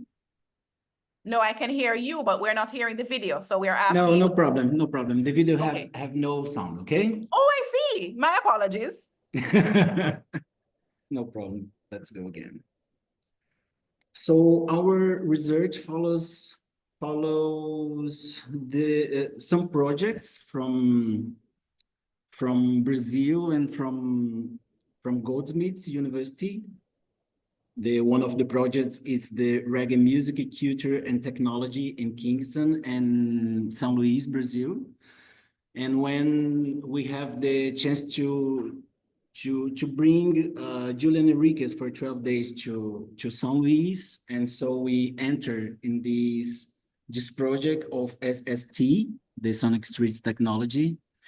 And then myself with my colleague Leonardo Vidigal, we approved a project called Beating Electronic Drums Reggae Sound System on the streets of São Luís, Kingston, and London. So this project is funded from CNPq, and this is a little framework from the issue, the problematization of the technology of the bodies and the body of technology itself, okay? So here we try to theorize in the sacred, the invisible, and the spiritual, as this call suggested. So we are trying to thinking about the relationship, the ritual body and in the reggae session, okay? So we are working with some notions and categories and concepts from trying to open a dialogue between the body and the thought, the reason and the emotion, the materiality produced and the vividly felt, okay? So this analytical device makes it easier to understand the implications that exist and not the simplest reductive opposition between the technical rationality of the stereo and its makers concerning the vibrations felt by the lovers of the reggae and the sound session clubs and so on. So to exemplify such structures, we are trying to find the ancestral body, and we can therefore establish an important relationship between the early sound systems in Brazil, in Maranhão, with the transistors amplified and the ancestral technologies as the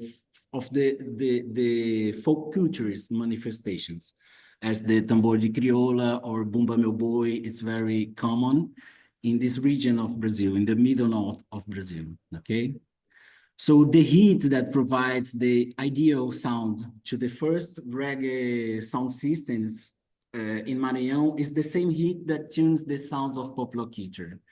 Their relationship is not the one of comparison, but rather an approximate correspondence between Black African ancestry and modern Maranhão sound systems.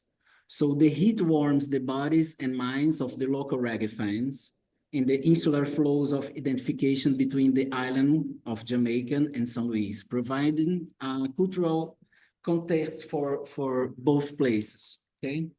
So we try to think about some elements to bring this ritual body to the reggae session and think about some some keywords that we thought to problematize this, like the environments, the relationship between the open space and the closed space, the arrangement of the speakers in the venue and how the frequencies fill this space, this venue, how the sound system cultures is involved with a kind of mysticism, yes, and how the body and vibration provides a kind of ecstatic body. That's the final part of our presentation, okay? So as a ritual, we have to think the ritual of the organizations of such of raw material of elements. So the reading is one of them. The reading is the organization of the sound time, a synthetic temporal form resulting for combining durations, the capture of time, you know, according to specific conventions. As a way of thinking about duration, musical rhythms imply a form of intelligibility of the word, capable to leading the individual to feel, to constitute time as consciousness is constituted. So any movement that repeats itself regularly or irregularly over a period of time, we can apply the same for the circularity and the repetition. Circularity and repetition are concepts that refer to the interconnection and repetition of process within a system. So we try to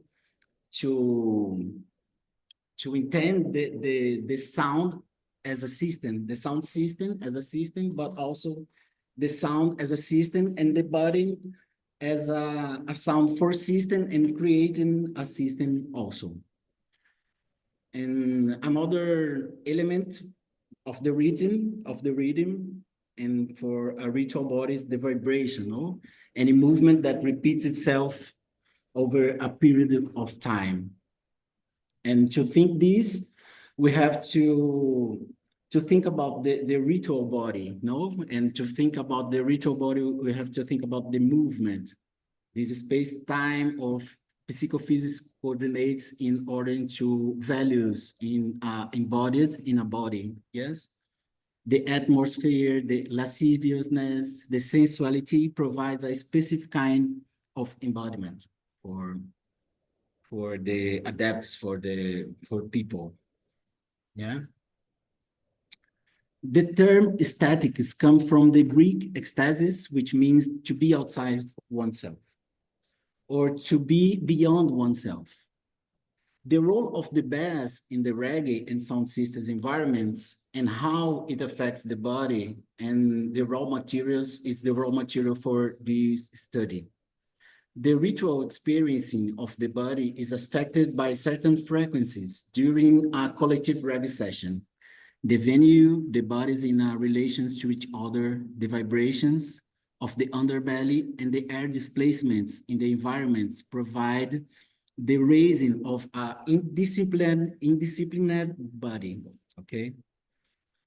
So to finalize this presentation, we want to talk a little bit about the performance body in a ritual reggae session, ritual body in a reggae session, and combining this with the trance experience, okay? So the idea is orientated around the perception of the bass frequencies. The low bass frequencies, less than 250 hertz, and the infrasound, the less than 20 hertz. It's the kind of sound we can hear, but we can feel, yes? So the idea is oriented around the perception of the bass frequencies, the use of drinks and drugs and dance as a way to entering and achieving a certain type of trance-like state via the performance of body in a sound systems environment. The aim is understand the reflective sense and self-knowledge of an indisciplined body and the static body. The reggae session is not only a space for realization, but also for self-reflection and possible self-transcendence and transgression. So the ritualization and inscription of an ancestral memories and archetypal survival on a body. So I want to call my friend, my colleague Jana Orlova, to talk a little bit about the ecstasies and the ecstatic body. Jana, can you please? Yeah, thank you. Can you hear me? Yes. Okay, yes. Perfect. So, just a few sentences about this topic. Well, as was mentioned before, to be in ecstasy means being filled with overwhelming mental and or bodily feelings, and also experiences that go beyond the abilities of the rational mind. So when the ratio loses the control over the system, this is the place where the ecstasy can emerge. The important thing, there is a certain need of courage to lose the control and to stand outside oneself. In case the ratio is not completely okay with this kind of experience, it can lead to a panic state or something like this. There is a link, also as mentioned before, with ecstatic state of mind and experience of spiritual insights during the drug using. Also, this is all connected in the sound system topic. And also there's another connection with the theory of the religion experiences. So the ecstasy is very close to the mystic experience, to the religion experience. And I would like just to quickly mention something. I guess it would be a nice conclusion of this presentation, that in Greek mythology, the ecstasis is the realm of Dionysus, which is kind of controversial figure. The myth of Dionysus shows two faces of the ecstasy, the bliss or lunacy. Also, the Dionysus impersonates the wine and also other drugs. And this is the same. They can bring spiritual transcendence, but if misused, they can bring addiction or mental issues. And for sure, the border between bliss and madness can be quite fragile. Robert A. Johnson states that addictive behavior is a replacement for a divine ecstasy.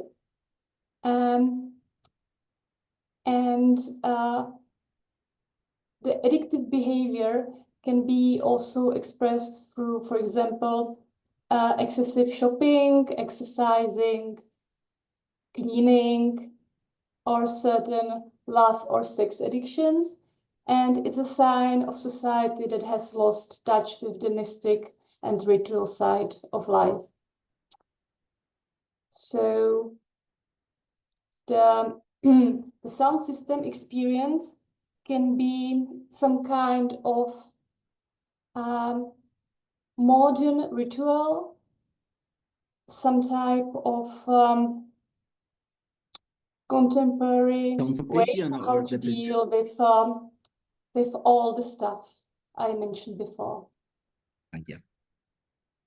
Nice.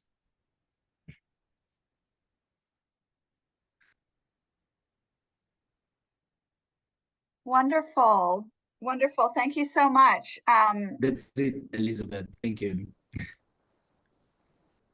And I think now we have just a few minutes remaining in our panel time. Firstly, I'd like to thank all of the panelists for really wonderful papers. And like I said, we have a few minutes for questions. So if anyone wants to drop a question in the Q&A, I'm happy to read them out. And yeah, if people have any questions for any of the papers.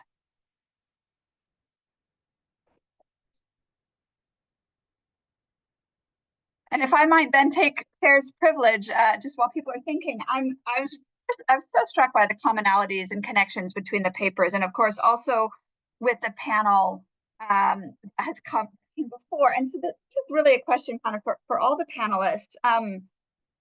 I was really struck in all the papers, just kind of different ways of thinking about the body as partly it's extending kind of beyond the body, thinking about the musical body in relation to instruments, how the body changes through this kind of ritualized engagement, and thinking about the kind of sacred elements of music.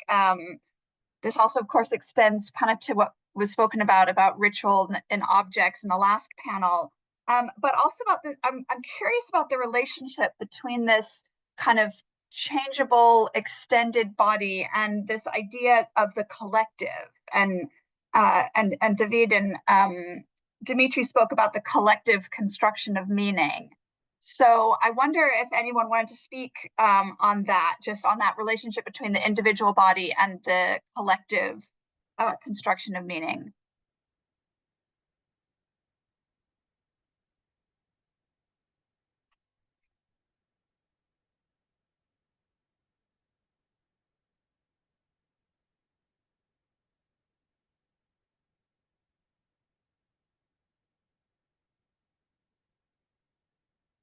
Sorry, I can see someone has a hand up, but I can't see which one. So please just jump in. Go ahead.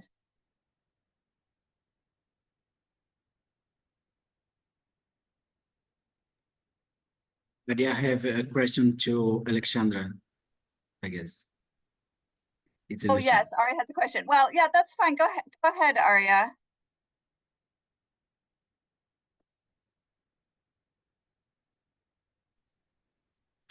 Can you hear me? Yes, we can. Yes, great. I can't open my also camera. I don't know what happened. However, I had a very short question for the Alexandra. First of all, thank you for all the great presentations. It was very interesting for here. For me was the I would like to hear maybe not the question, but to hear from Alexandra maybe more about herself as who doing this somehow the autoethnography, what is her own cultural background, and also the more important, the musical education background before going to Iran to experience, and how might she sees or which similarities and also the differences find between this the cultural and musical educational background of her and Iran.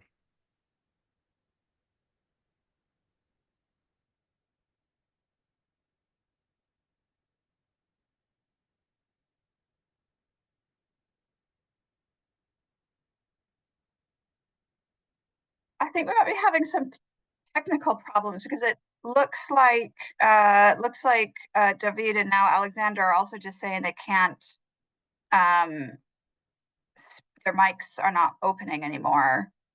I'm not really sure what the it tries that for my microphone is working, but when the clicking on the video, it tries that the host stopped all the video activities. Okay.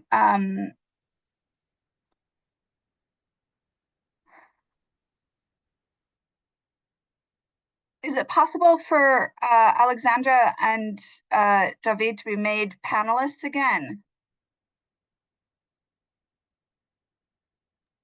I can't, we didn't move them, so.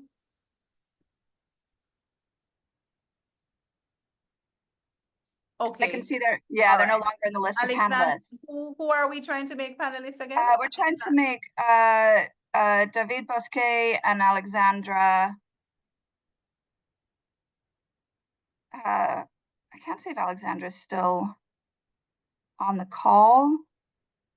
And neither am I seeing David. Down at the bottom of, if you go down the bottom of the list of attendees. Oh, that's I crazy. see Alexandra there. Hi, thank you.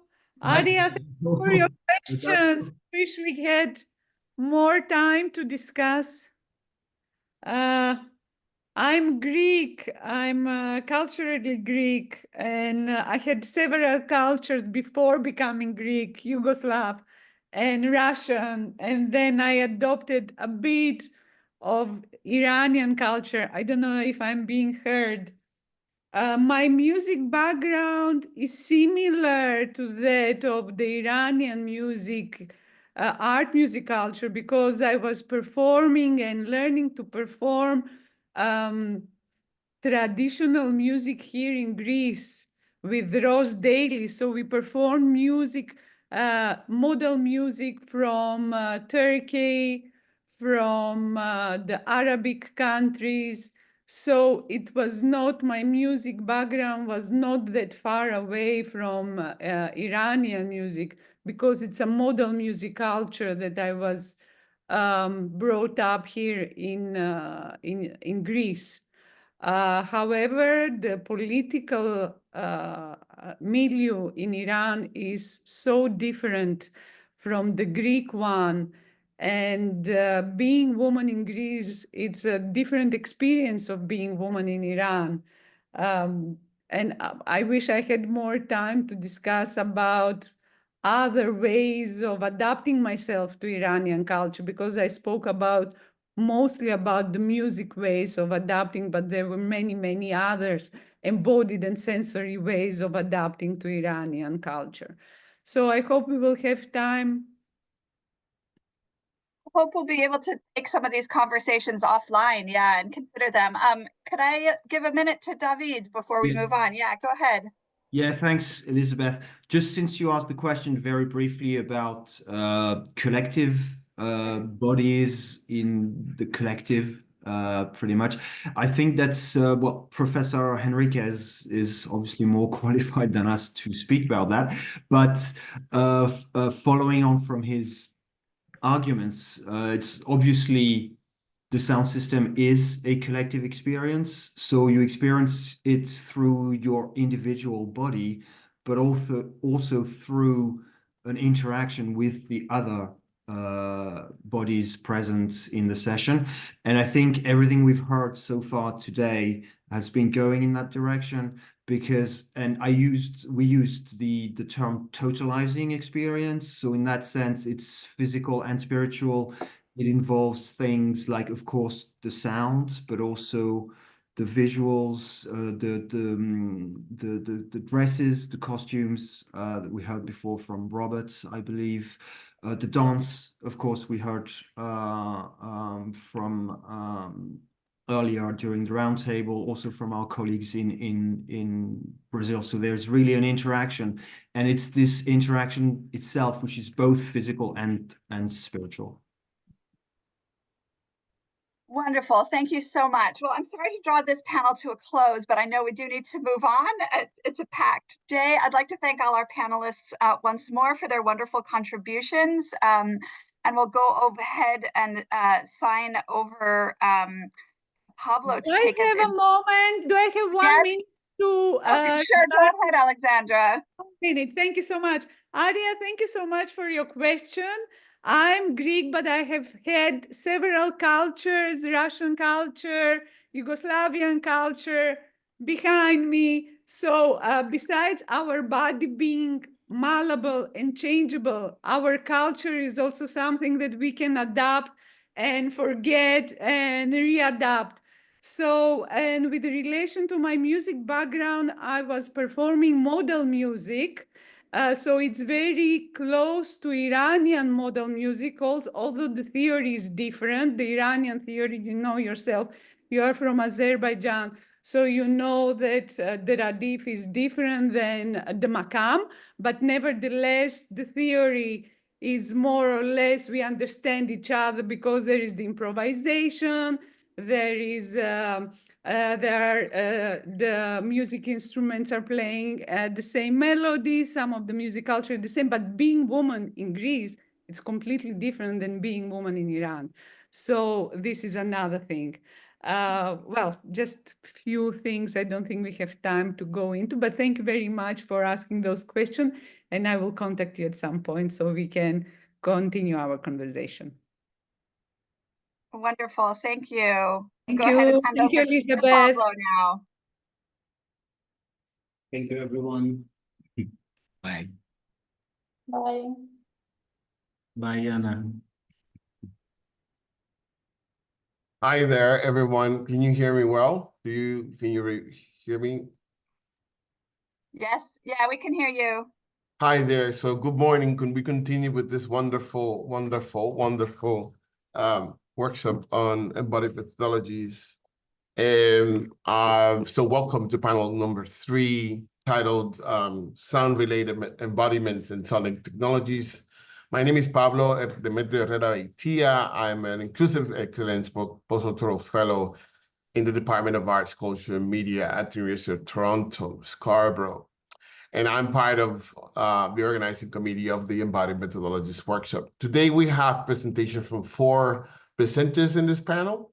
And it is my pleasure to introduce the first panelist, who will be Professor Julian Enriquez, a distinguished scholar whose research and teaching explore the intersection of sound, technology, popular culture, affect theory, and knowledge systems. Professor Enriquez is based in the Department of Media, Communications, and Cultural Studies at Goldsmiths University, London, where he's also a convener of both the MA in Cultural Studies and the MA in Script Writing.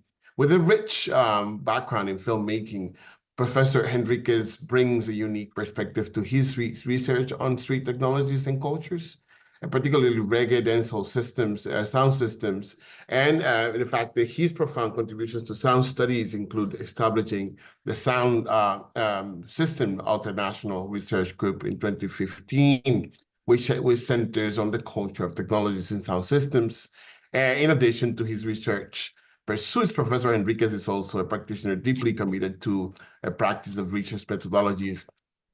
His creative work as a sound artist and filmmaker exemplifies his mission to recognize and value subalterns, situated, embodied, and tacit knowledge systems. So it is a wonderful honor to be able to have him with us and be part of this incredible panel that we're going to have now. Just to add, Professor Enriquez's work is really inspiring, at least for me too, and a combination of academic rigor, creative practice, and commitment to amplifying alternative ways of knowing. So we are very honored to have him with us today. The second panelist I'd like to introduce is Ariana Torkambodi, who studied composition and music theory, orchestra conducting, and piano at the Academy of Music in Baku, Mimar Sinan University of Arts in Istanbul, and at the University of Music and Performing Arts, Graz. During this year, he also studied as a guest student at the University of Arts, Tehran, and the Hochschule für Musik, Hans Eisler in Berlin. The third panelist will be Christophe Sevin, is a lecturer and maître de conférence in communications sciences at the University of Avignon, and a member of the Norbert Elias Research Center in Marseille. His research focuses on the dynamics of musical forms and arrangements of bodies, discourses, and media in relation to the modes of perception, territories, and circulations. And our fourth presenter is Leonardo Vidigal, who teaches film studies and popular music studies at the School of Fine Arts at the Universidade Federal de Minas Gerais, Belo Horizonte, Brazil. And he has published the chapter Reggae Documentaries in Brazil in the Global Reggae book, edited by Carolyn Cooper for Kano Imprint, University of West Indies Press. Leonardo published several articles in reggae, music, reggae films, and sound systems in journals like Volume, Interactions, Music Research Annual, and Revista Brasileira do Caribe. So with this short presentation, we welcome this wonderful panel that I'm sure is very promising to make great interventions. Thank you so much. And thank you very much, Pablo. You're hearing me okay? Everything, yeah? Very much well, yes. Great. And I will speak for about, well, for 15 minutes. I think that's probably, that's what we've been allocated, and I will try and keep within this. It's amazing that the conference is on time at this point. So you're chairing. Okay, so the thing that I want to talk about, I've called it extended bodies. Methodologies of reasoning, right? And it is really bodies in regard to our practices and our reasoning that I want to emphasize or to explore a little bit with this idea of extended bodies. And so what I thought I'd do, if I can technically pull this off, is to show you a very short extract, about 2.5 minutes, from a video film that my research project with Leo and Jean-Christophe, they're also involved in Sonic Street Technologies very much, has made in Jamaica a couple of years ago now. And this was in partnership with the University of the West Indies, with the Reggae Studies Unit, and particularly Sonia Stanley Nair, and Dennis Howard, and also Ashley Cork, who became a team that helped produce this event. And so the idea of bodies and reasoning, I want to bring closer together.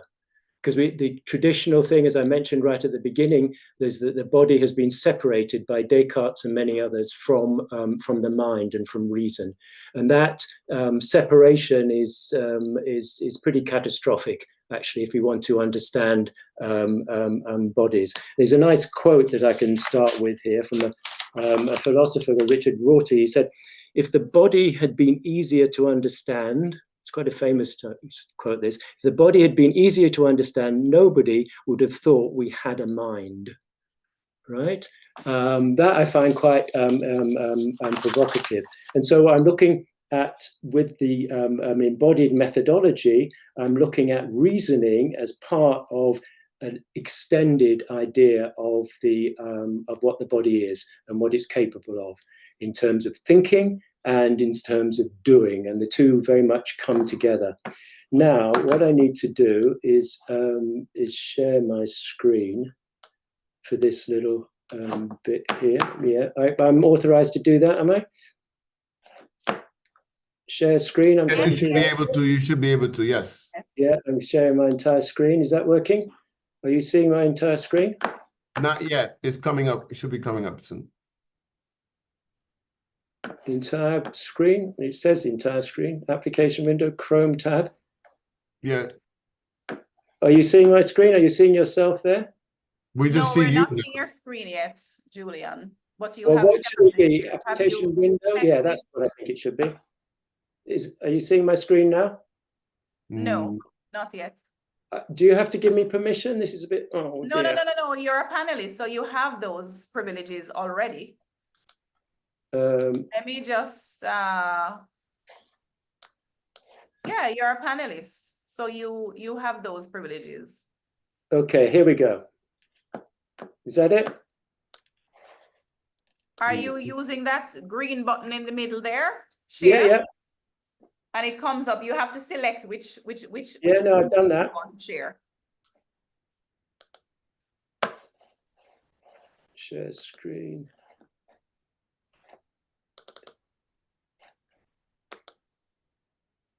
Well, if it doesn't, I'm just going to have to talk about it, which would be a bit of a shame. But I wanted to show you the film, a bit of the film.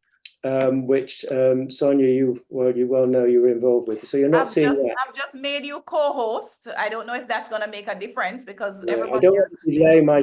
I don't want to take. Try again now. How's that? Share. No? For some reason, it's not happening. Are you using two different devices at all, Julian? No. No.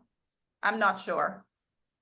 Okay, well, look, I'll forget that. What a shame. Anyway, we made a beautiful film with Sonia and Dennis's help in Jamaica, and we got together a whole set of of sound system practitioners, some of them very experienced, like the big names in the field, like Wee Pow and Ricky Trooper, and a whole number of them. And the idea of a reasoning session, which I want to take precisely from Jamaican culture, is a place where ideas can be shared amongst equals, where there's, if you like, a shared objective to understand something, and it can be pretty much anything for that group.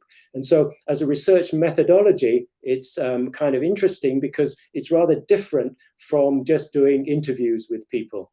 Right now, that's a standard anthropological approach, which is fantastic. But when you get a group of practitioners sitting down together and talking amongst themselves, albeit chaired a chaired discussion, then you get, if you like, a kind of a shared kind of knowledge, which is, if you like, ratified by the group, and that's been an important research tool that we've used in several other countries, in fact, and in here at Goldsmiths quite successfully. And so the kind of knowledge that comes out of that reasoning practice is not, if you like, what Foucault would have called epistemic knowledge. It's not book learning, right? It's what Foucault called subjugated knowledge, right? Or what Deleuze called nomad science, or what Bonaventura de Sousa Santos calls the epistemologies of the South. And these, for me, these are the kind of what I call ways of knowing, right? Which are very much part of, imbricated, you could say, in our embodied practices. In this case, coming together as a shared group with common interests, right? And so the idea of extended bodies, I want to compare. This is, if you like, extending or recognizing the extension of the capabilities of the body, right? Is something that has been, if you like, tried out in different ways. There is an idea in psychology, a chap called Andy Clark. He talks about the extended mind, which in one sense is quite helpful. It says the mind is not in the box of your head, but is actually in the world, in your relationships with the world. So that's a step in the right direction, although it does restrict itself to the idea of mind rather than body.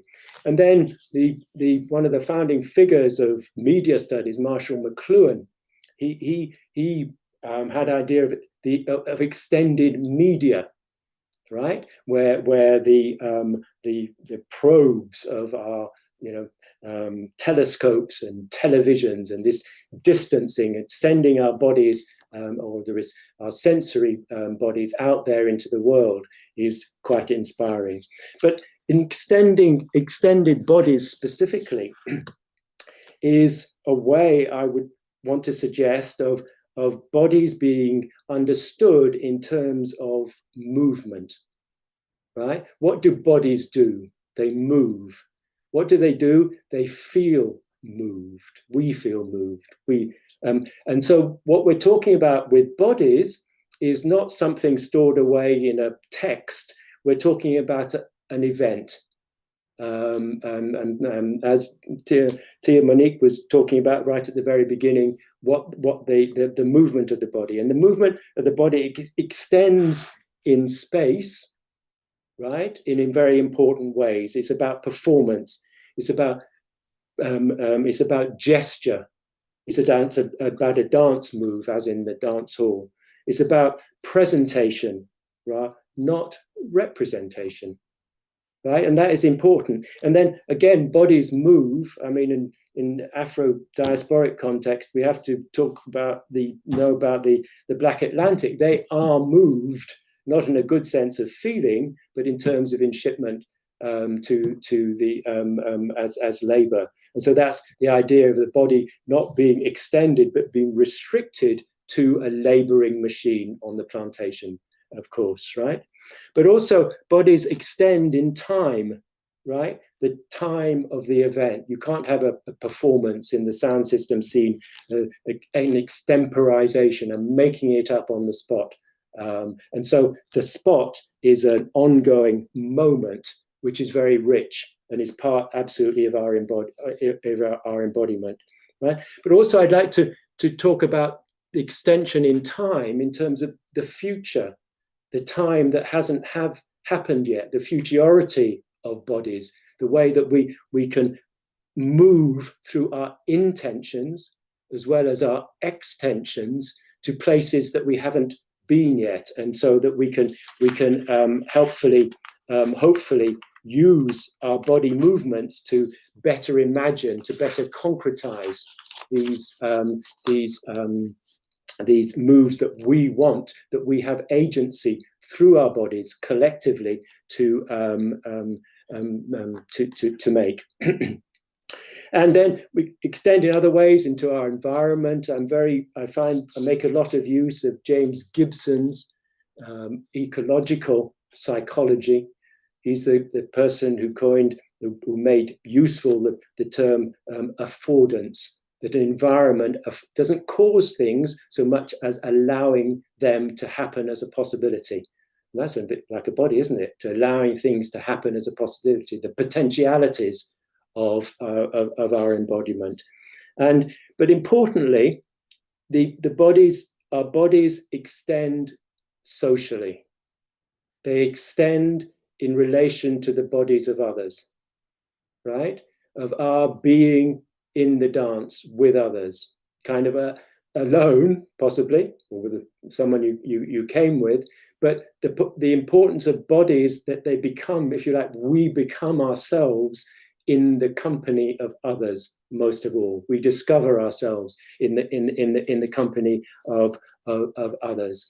And finally, coming to the end, as I think I must, in terms of the timing, where bodies generate thinking is in all these things, particularly in social relationships, but also, and this takes me back to the reasoning session with the sound system practitioners that I came off from in the start, that actually using tools, right, instruments, that our embodiment extends, we're extended bodies with the mouse in our hand, with the musical instrument, with the sound system as the instrument, as Sonia always says completely correctly, for playing Jamaican music, right? That we are able to extend ourselves and, importantly,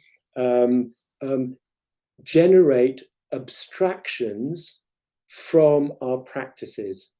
So what I'm suggesting here is the actual thoughts themselves, new ideas, come from what we do with our bodies, with the instruments, with the social environment and the relationship with other bodies.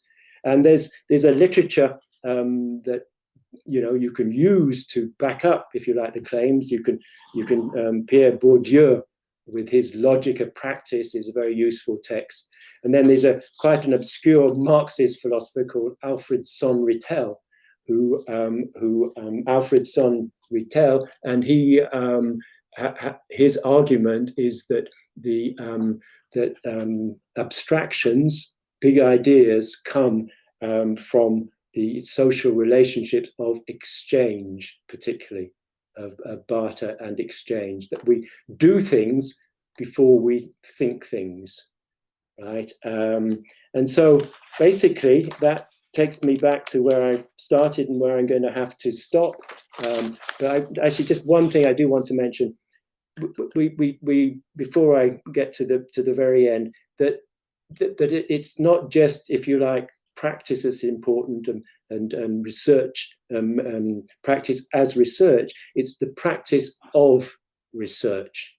And I would suggest that an extended body helps us to, if you like, be non-extractive in our research processes, because we're respecting the other participants as ourselves, and to use the cultural capital, to put it that way, that a research project will have, that has, to actually to help build capacities for those participants in the research. And making films, we found with the SST research project, is a very good way that they requested different sound systems in different parts of the world to have us microfinance their film about themselves to increase their leverage in the with their local authorities. And so it feeds back into methodologies, into ethics, right?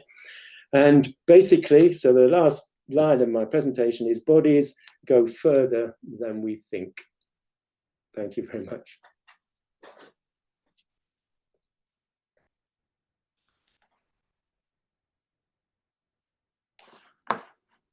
Thank you. Thank you so much for that. Thank you so much for that, Julian. Now we have Aria, who will be talking about embodied methodologies and emotional practices in Azerbaijani music during the Spanish flu pandemic. So hi everyone, I'm going to share. Do you have my voice? Can you hear me? Yes, we can. I can, yeah. Great.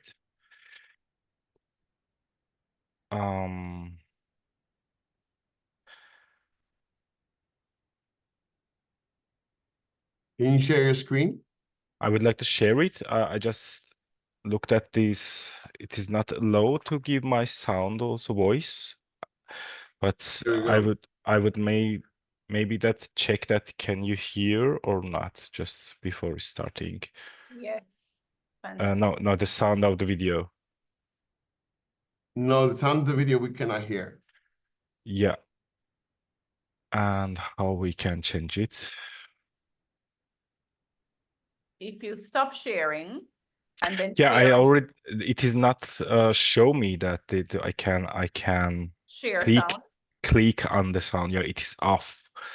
Oh, that's crazy. I'm not sure why. Both I don't know why also. Because I have the video examples. What can I do? I'm not sure if exiting Zoom and coming back in will help. So perhaps I try it very fast to see that it will work. Well, so in the meantime, we're gonna go. Is that okay if we move on to the next panelist, just to make sure that we say we're on time? So we're gonna move on then to John Christophe Sevan, and should be talking about studying techno sound system in French academia in the 1990s. It's an auto-ethnography and disembodied methodology. Hello, do you hear me? Yes. How you doing, Dr. Christophe? Thank you. Yeah, well, and you.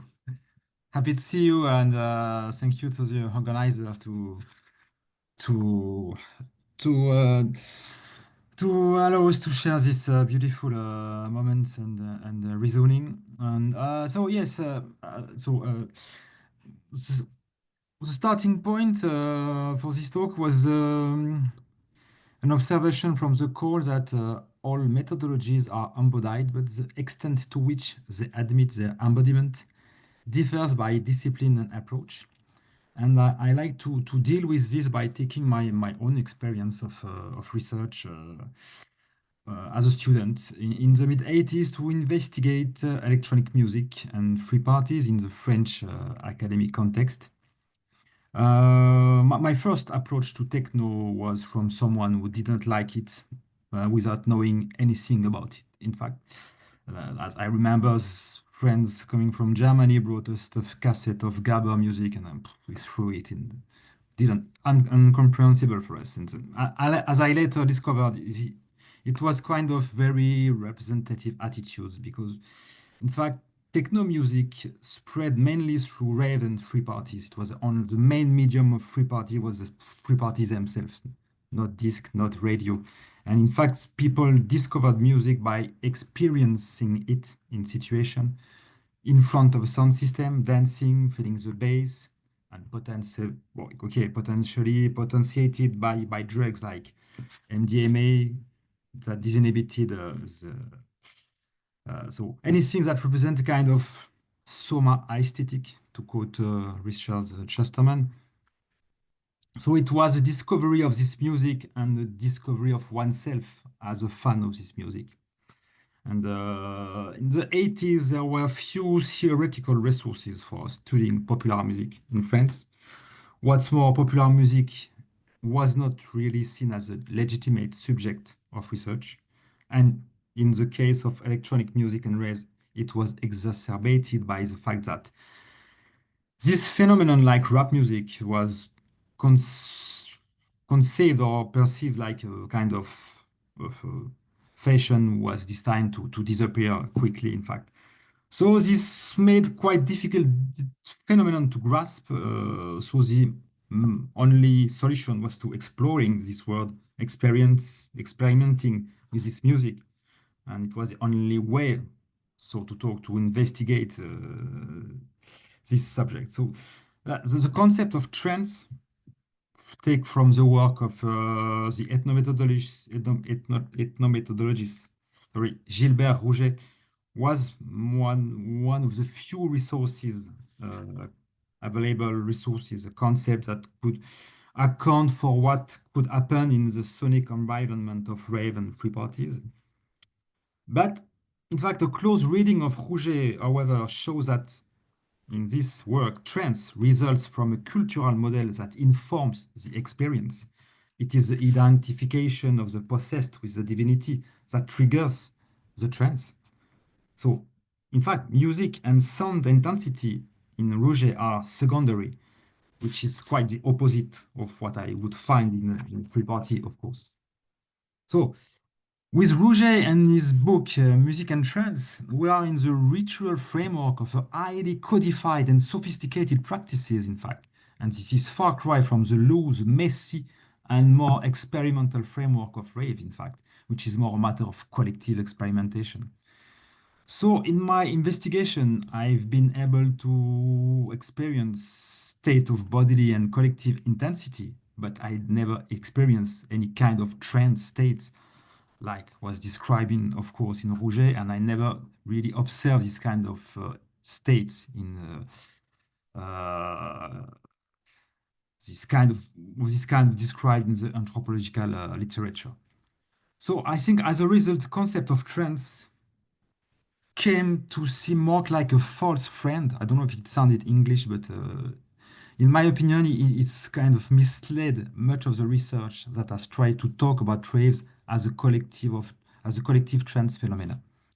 Many characterizations of techno, whether positive or negative, were based on the same logic, which sees music as a form of stimulation for some passive individuals who suffer its effect and are therefore led into the collective trance. On the positive side, this goes with the promotion, with the aesthetic politics of raves, with the capacity to regenerate social bonds. In a more negative view, it was denounced as a loss of individual autonomy and a collective regression in musical vibrations. Of course, these criticisms come from the Adorno-inspired critique of mass cultural industries and their totalitarian tendencies.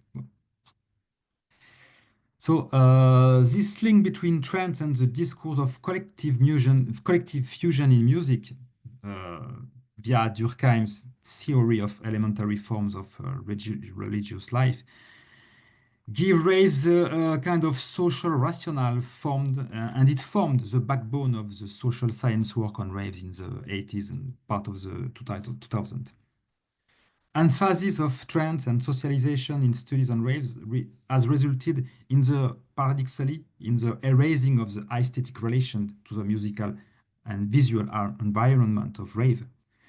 The aesthetic dimension was kind of arbitrary in this context because music was reduced as a kind of intermediary status of a transparent social report. By reducing the productivity of raves to a pure social relationship, so whether in terms of alienated individuals or revived society in collective effervescence, the aesthetic as well as the politics of this experience disappear.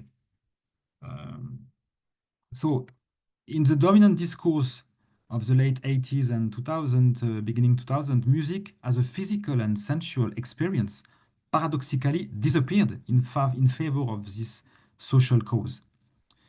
The need for collective experience in an individualistic society was used as an explanatory principle for a social phenomenon whose musical and sonic dimensions remain difficult to be understood. Being most of the time purely sound and clocked by binary beats, techno music destabilized standard discourses on popular music by depriving them of any explicit or underlying message to interpret. So from this point of view, rap music which also appeared at the same time in France, represented a less radical and more understandable kind of music, being more easily linked to the cultural standards of the traditional French songs. So for Jeremy Gilbert, this music also posed obvious problems in the 80s for any model which tried to understand music significance in terms of the clearly coded meaning which it could communicate in the classic cultural studies framework. So the question, therefore, is how to talk about music in a way which takes account of the elaborated physicality of its material effects, while acknowledging that such effects are also mediated by the cultural conditions in which they occur. And the fact that I was destabilized and lacked the ability to appreciate techno at the beginning, in fact, as was the case of my beginning of my research, came to be a kind of opportunity that ultimately makes it for me easier to approach for these cultural conditions. Because having had to develop a body capable of appreciating this music allows you to share in the condition of the actors. It's a kind of apprenticeship that also involves a collective capable of guiding you as well as the support of various objects.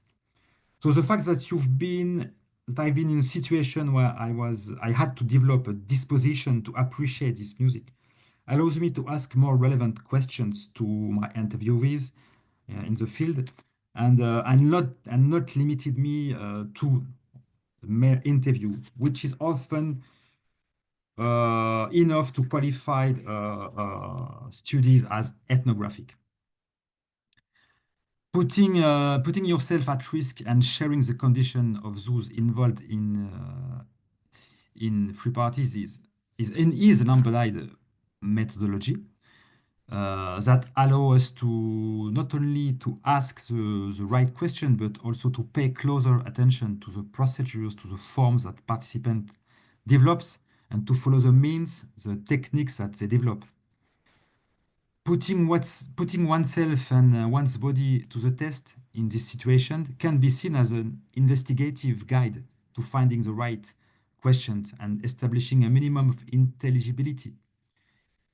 In this way, overhanging question and the application of the anthropological rationals to the phenomena under study can be avoided. In this way, we can be sensitive to the procedures and the vocabularies that emerge from the practices. This make it possible to account for a technique of the event that the actor deploy, because it's an event, in fact, what the skills they bring in to make that this event happen. This involves a series of means and tempos, modalities that make it possible for certain states to emerge that are difficult to control. All this unfolds with uncertainty, both about the effect of the music and about the effectiveness of the collective procedures. So once there is a minimum disposition to appreciate and perceive this music, a second method that appears for me which is the question of uncertainty. You have to experience that uncertainty about how an evening can unfold. That is not automatic. That is not a given. What makes an evening a success or not? This, in turn, allows us to take a critical stance toward all these theories that make music an unstoppable social force and that makes the intensity of musical events taken for granted, rather than as a sum of collective efforts, competence distributed in an arrangement of bodies, machines, substance, etc. Music, in this way, is a complex object which has no properties outside the apparatus and the training it is part of. The socio-technical apparatus in this way produces its own constraints, from which a form of discipline emerges. So it is kind of an open interpretation of Foucault and the notion of discipline, according to which disciplinary techniques not only forbid or prohibit, but can also produce. In this sense, the power of the apparatus lies in its ability to produce new capabilities. It is also a matter of measuring the organizational skills, the way in which the participants are coordinated and on an infrastructural level, which enable events to take place and which determine the quality and possibility of the events in terms of collective appreciation and intensity. Within this apparatus and with a trained body, we become sensitive and able to observe how the dancers and also the people behind the turntables react to signs, not through reflection, but through the sensitive body. Ultimately, embodied methodology is a way of not taking these events, parties, and celebration as something given to be interpreted and then related to a state of society.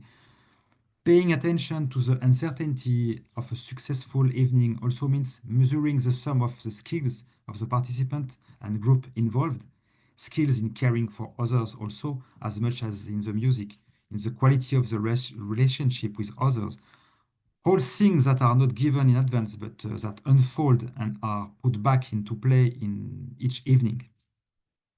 Thank you.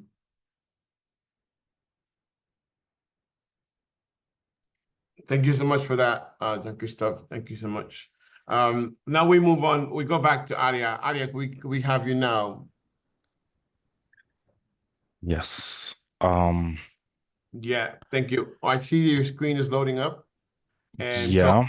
we're discussing embodied methodologies, emotional and cultural dimensions of Azerbaijani music during the Spanish flu pandemic. Great. Unfortunately, I think the video's voice will not work as I checked. However, I have to skip them. So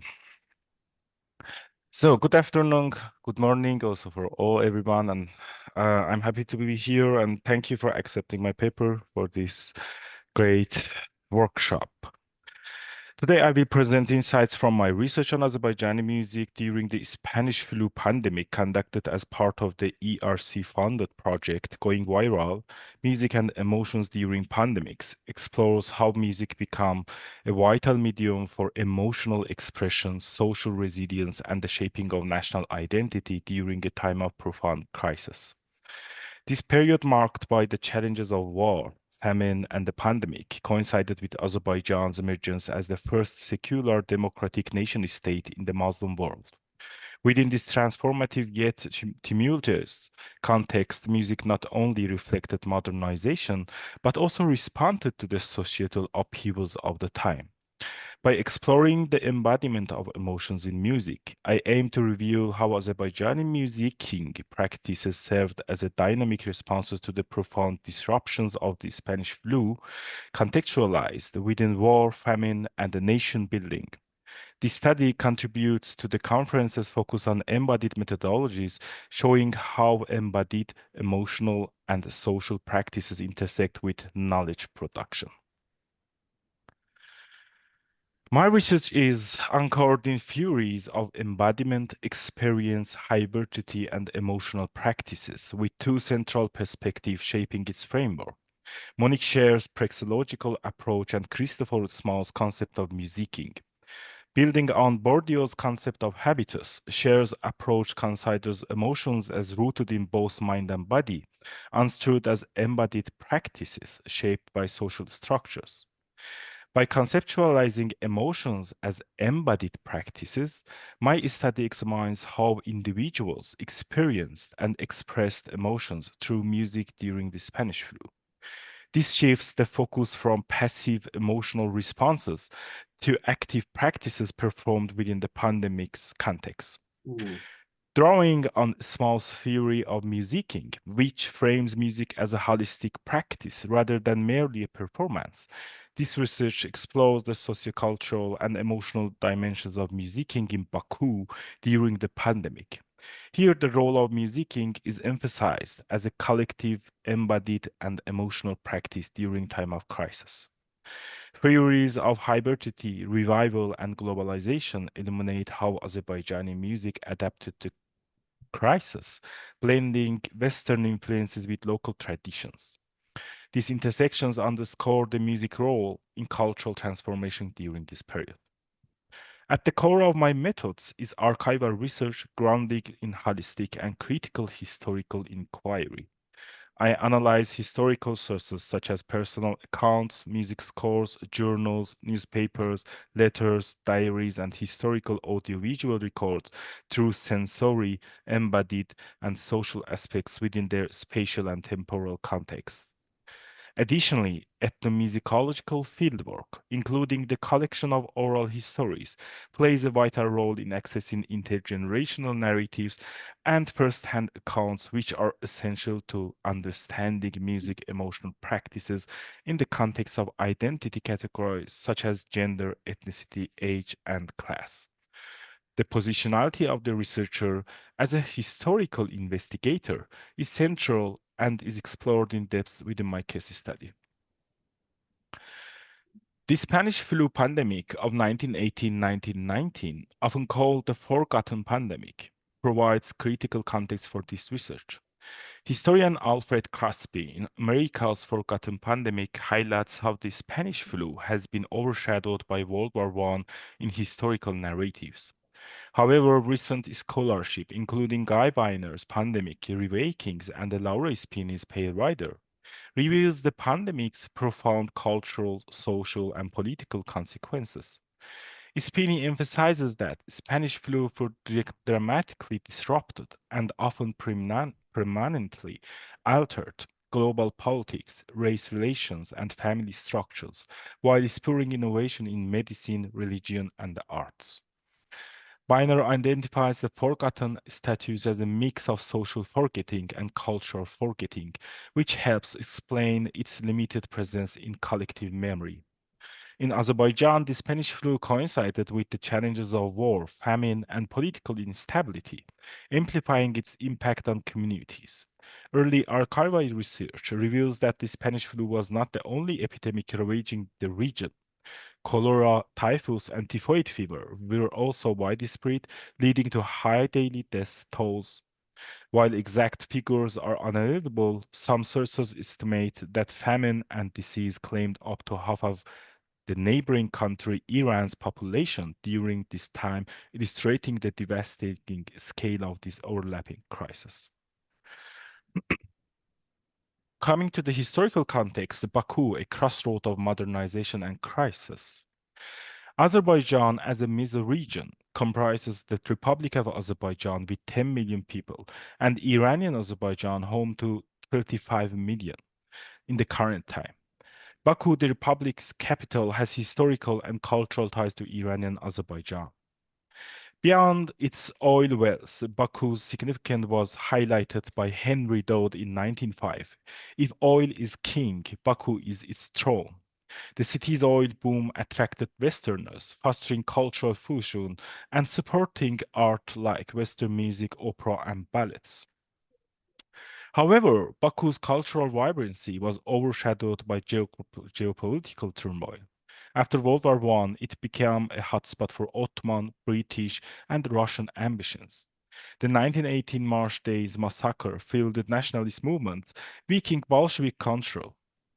Amid this, the Azerbaijan Democratic Republic, ADR, was founded on May 28, 1918, as the first secular parliamentary democracy in the Muslim world, granting women the right to vote.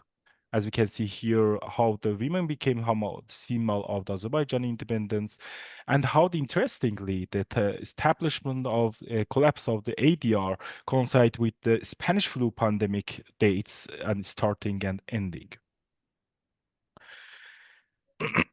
The ADR sought Ottoman support against Armenian and Bolshevik forces and the British troop, but shifting alliances led to prolonged conflict, displacement, and famine. The spread of the Spanish flu through urban centers and trade routes, exacerbated by military movements, understood the interconnected crisis of modernization and geopolitical struggles during this period. Baku's oil boom fostered industries that produced gramophones and Western instruments, founding Philharmonic Halls and theaters, where renowned Western musicians like Fyodor Shalipian and Sergei Rachmaninov performed, bringing Western musical influences to Azerbaijan. Amid this transformation, Üzeyir Hacıbeyli emerged as a pivotal figure in Azerbaijani classical music. His opera Leyli and Majnun in 1908, the first in the Muslim and Turkic worlds, symbolized the fusion of tradition and innovation. I have to pass the video example. I think you can't hear the sound. So, Hacıbeyli's work, including operettas like Arshım Malalan or The Klas Petla, and Olmasın Bolsun, if not this one, then that one, blended Azerbaijani traditions with Western influences, reflecting broader cultural transformations. He reformed music composition and performance, adapting traditional instruments like the tar and incorporating Western orchestral elements. His advocacy, also supported by Shavkat Mehmedova, the first Azerbaijani woman to perform solo on stage in 1912, challenging societal gender norms.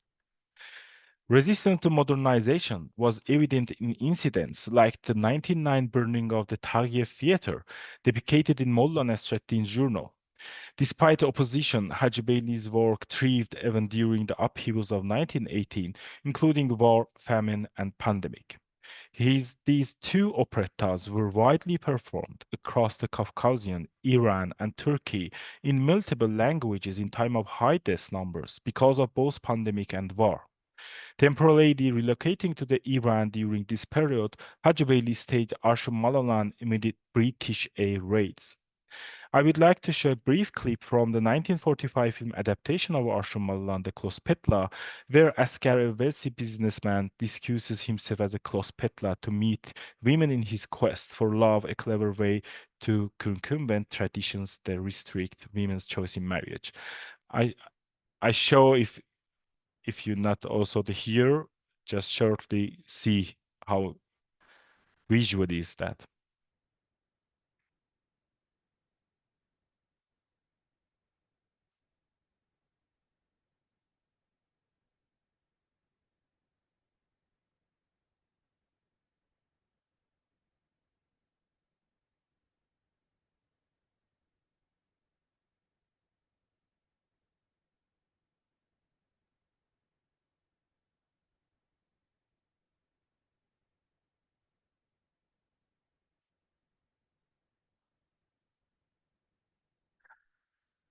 Returning to Baku in October 1918, Hacıbeyli resumed his cultural contributions as the ADR reestablished control.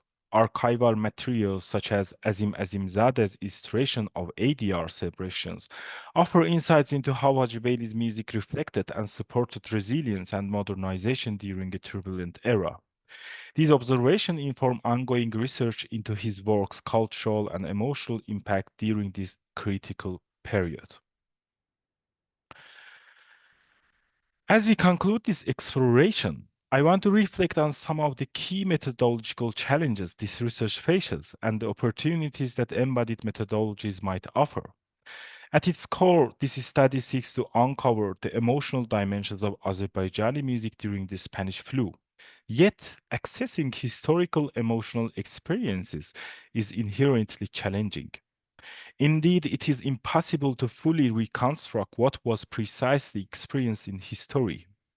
This raises critical questions about how embodied approaches can help us explore, as far as possible, how communities in history embodied, expressed, and negotiated their emotional lives during times of crisis. Here are some of the central questions my research grapples with. The first, to what extent can sensory-based archival work reconstruct historical emotions? Can reenactment practices, such as performing historical works, help bring us closer to the lived experiences of the past, or do they risk imposing contemporary interpretations on historical context? Two, how can combining methods from historical musicology, ethnomusicology, performance studies, music theory analysis, and visual culture enhance our understanding of embodied emotions? Three, how does my own positionality as a composer, music theorist, performer, insider, and someone who has lived through a COVID-19 pandemic shape my analysis of historical materials? What ethical and epistemological challenges arise when my own embodied experience intersects with my research subject? To explore these questions, my research is experimenting with several potential methods. Sensory-based archival analysis. This involves looking at archival text, drawings, photos, and audiovisual materials with attention to their sensory and emotional dimensions. For example, how might the physical qualities of these materials, their texture, visuals, and sounds, offer clue about the embodied practices of the time? Here, phenomenology offers an important lens, particularly for understanding musicking as a lived, embodied practice. It encourages us to ask not just what happened historically, but how it was felt and experienced by those participating, whether performing or listening. This perspective bridges the gap between material evidence and the sensory and emotional realities of the time. Music theoretical analysis of scores. Central to this inquiry is how music can be understood not just as a technical form, but as an embodied and emotional practice. Bettina Warfick's Music in the Flesh, while focuses on the early modern era, offers the compelling framework by showing how music integrates physiological, emotional, and cultural dimensions to shape communal and individual experiences. How might these methodologies help us analyze Üzeyir Hacıbeyli's works? His compositions, which hybridized Azerbaijani traditions with modern innovations, not only impacted audiences during the Spanish flu, but may also encode insights into the emotional and embodied practices of the time. Working ethnography and site-based exploration. By visiting historical sites connected to Azerbaijani music and the Spanish flu, I hope to engage with their spatial and emotional resonances. How might these spaces have shaped musical performances and emotional communities? Reenactment and performance. Performing historical works such as operettas Arşın Malalan and Olmasın Bolsun may help investigate the embodied dimensions of musicking during the pandemic. How might reenacting these performances illuminate the emotional experiences of performers and audiences at the time? Ethnomusicological fieldwork and oral history. Engaging in ethnomusicological fieldwork, including the collection of oral histories, is already an embodied emotional practice, offering unique insights into how emotions were shared and remembered during this period. This approach emphasizes the researcher's active participation and immersion in the field, facilitating a deeper understanding of the emotional and sensory dimensions of historical musicking. Last, collaborative and participatory approaches. Finally, that collaborating with performance, audiences, and local historians allows us to experiment with embodied methodologies in a collective, participatory way, documenting their embodied responses to historical narratives and music. Closing thoughts, this research is not only an inquiry into Azerbaijani music during a time of crisis, it is also a methodological exploration. As part of the broader project going viral, I seek to expand the possibilities of historical inquiry through embodied approaches, music theoretical analysis, and interdisciplinary methods, exploring new ways to engage with the emotional, sensory, and embodied dimensions of the past. So I leave you with these final questions. What are the possibilities and challenges of using embodied methodologies to explore historical emotions and experiences? How can interdisciplinary practices, such as music theoretical analysis, deepen our understanding of emotional and sensory dimensions of musicking? What ethical considerations should guide our engagement with embodied methods as we reconstruct the past? Thank you and look forward to hearing your thoughts. Amazing, amazing. Thank you so much for that incredible intervention, Adia. Thank you for that. We have Leonardo Vidigal, who will be speaking to us about dancing for the film. And then we'll go into a brief just sort of commentary by me, and then we'll go to questions. Thank you. Leonardo. Hi, hi everybody. Can you hear me? Yes, we can. Okay. So I'm going to share my presentation. Just a minute.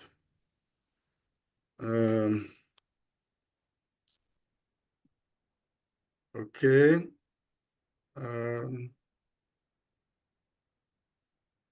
Okay. Hi, my name is Leonardo Vidigal, and I'm a film teacher and at Federal University of Minas Gerais in Brazil. And I'm here to present the research in progress. We can say dancing for the film and embodied research. To introduce myself, I teach film studies and popular music studies at the Fine Arts School, and I'm also founding member of the research group Sound System International, and also part of the research project Sonic Street Technologies, both coordinated by Julian Henriquez. And additionally, I'm a member of the Scarrega sound system in my hometown in Belo Horizonte, Brazil. Well, what can a film do? What kind of film can affect us deeply, making our clothes and hearts tremble? Certainly a film where we can record and amplify something already amplified. A film on sound, a sound system film. I made a presentation about that in another congress. Sound system films are part of the reggae film, of the genre, the whole genre of reggae films. So that is audiovisual works with reggae sound systems as their main subject. So a question arises about the reception of these films. Can we dance to a film like this? So this is a presentation about a research in progress on film spectatorship.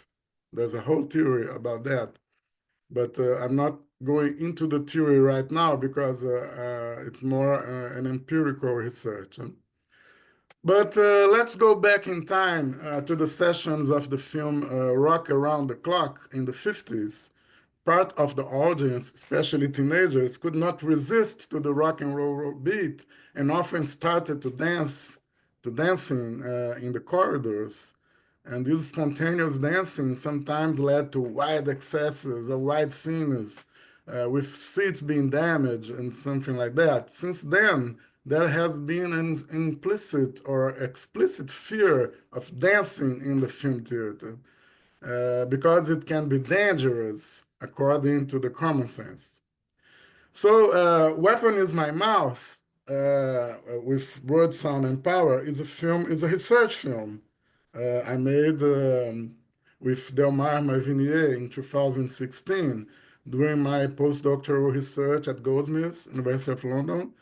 This project, supervised by Julian Henriques, explored the sound system culture and audiovisual works in Great Britain. The film documented the UK sound system scene through the United Nations of Dub Festival, UNOD, which I later learned that was the last UNOD ever made.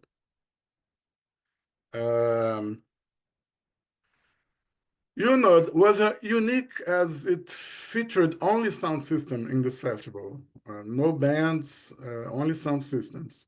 And where reggae and its subgenres predominate, activated by producers, MCs, operators, and selectors, and so on. And as a research film, it wasn't made for a commercial release due to the copyrights, song copyrights. We know that we wouldn't release this film on a commercial basis. So it allowing us to freedom. We have freedom to experiment with the reception of this film. Sorry. Delmer, that worked with me as an experienced cameraman, captured continuous shots of performances. If I have time, I will screen a segment of the film, but these continuous shots of the performances of the soundman led us to dance to the sequences in the editing room, giving us the idea of creating a film people could dance to.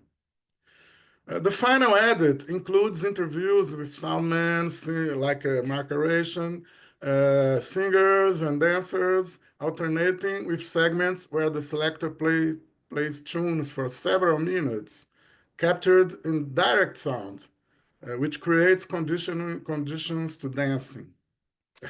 That's our plan. So,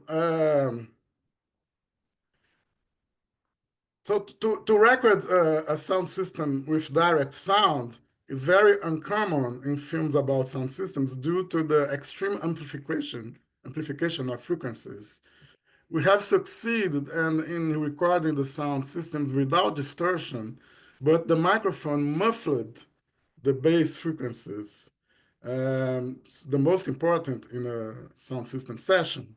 Fortunately, our mixer, a bass player, was able to play all the bass lines over the image to restore the low frequencies power to the film. So recording in a direct sound aimed to bring the sound system session's atmosphere to the documentary. Since the first screening at the Merchant Arms pub in London in June 2016, I've been observing audience reactions, taking notes, and talking with people after screenings. We have three types of screenings of this film, of this documentary. Weapon is my mouth. The first time of screening is the ideal one, according to our plans. It takes place at the beginning of a sound system session without chairs, using the sound system apparatus. The first thing I could observe is that people do not dance spontaneously, even in these conditions. Some danced, but when I mentioned the possibility before the screening, in other screenings, not in the Merchant Arms, but they stopped as soon as the music ended and the interviews resumed. Some audience members said they were shy at the session start, at the beginning of the session, while others felt the pub or sound system dance environment didn't favor concentration on the film. Not everyone attends sound system events to dance. And nobody attends to a film session to dance. But placing the screening in the middle of a session would disrupt the event. And at the end, people were too tired to dance. But we're trying to create a hybrid of a film session and a sound system session. And this is something very difficult to achieve, as we will say later in this presentation. The second type of screening was in academic contexts, like conferences and university sessions and something like that. Some people danced in the back of the auditorium in these sessions because I announced that, oh, you can dance to the film if you want, before the film screening. And the debates after these screenings were very interesting, but the conclusion, what was always that there's no space to dance in such sessions because people are more inclined to discuss the film, to watch the film and discuss the film, not to dance to the film, for the film or to the film. And the third type was a screening in movie theater, in an actual movie theater, with a dark environment and using the theater sound system. In this case, among the chairs in the space made for a contemplative exhibition, no one dared to dance in a movie theater. So these screenings, especially the first type, made people think about their engagement with the film, offering a different experience for that of static spectator. But made people think about it, but it wasn't so effective to make people dance. So from my experience with these screenings of Weapon is My Mouth and running the Scarrega sound system in Belo Horizonte and the Radiola sound system in Belo Horizonte that I had in the 90s, observing the screenings and observing the film sessions and observing the sound system sessions. So I created this table comparing film session audiences with sound system session audiences. I will present the characteristics of each of them so we can talk about that later. We just have to bear in mind that I'm considering these three types of screening. I'm not considering domestic screenings on a computer or cell phone. There is a whole theory about the role of the spectator in the film. But in this kind of screenings, a movie theater, a place, not in the domestic space. But dancing was never considered in the spectatorship theory anyway. So generally, film session audiences are seated, contemplative, and passive. As Julian just said, the body moves, but in the movie theater, the body is stuck in the chair. We can't move. So, because otherwise we're going to spoil the experience, something like that. But this is an implicit rule or explicit rule. We can't think about the film session of the Rock Around the Clock, because this is a kind of paradigm that dancing or being standing or dancing in the film theater can be dangerous or can spoil the session, etc. On the other hand, sound system audiences are generally standing, participative, and active. So the most popular tunes drive the expectation that people will dance in this context, So, but it varies from culture to culture, but the dancing is expected. A film session audience is typically immobile, seated comfortably in a chair within a theater. And a sound system session is characterized by a mobile audience, constantly moving and dancing. Film spectators are protected from the outside world in auditoriums or theaters, and watching a film is a non-simultaneous experience, separated from the action of the screen. Sound system audiences are generally exposed, living with the event simultaneously. To confirm this condition, each one of the spectators has a reserved space in a film theater, a chair, while the sound system audience moves around an occupied space, many times illegally. The film audience experience is narrative bound as they follow the narrative experience, narrated experience presented on the screen, on the film. Unlike them, a sound system audience is narrative free, focusing in the music and atmosphere, a lived experience. To make people forget they are watching a film, generally the sound source of the film or in the movie theater is unidentified, is hidden behind the screen or out of our field of vision, while the sound systems have the unidentified sound source, which is their powerful speakers. And many people like to dance right in front of them to feel the power of the bass frequencies. In Maranhão, in Brazil, we say that the good sound system have to make your shirt tremble, you know? So in the theater, the audience engages in listening theory, listening only, with an individual point of view and the point of audition. That is the similar to point of view as the point of audition, focusing in an image reference provided by the screen. In the dance hall, people are listening and dancing with multiple point of views and point of auditions because they are mobile, they can move, and they are concentrated in the sound reference provided by the speakers. In the dance hall, audio viewers in the theater often experience identification with characters, immersing themselves in the theory. The crowd in the dance often have an identification with the crew, with the MC, with the selector, immersing themselves in the experience. In a movie, the director and the editor choose the songs to structure the narrative.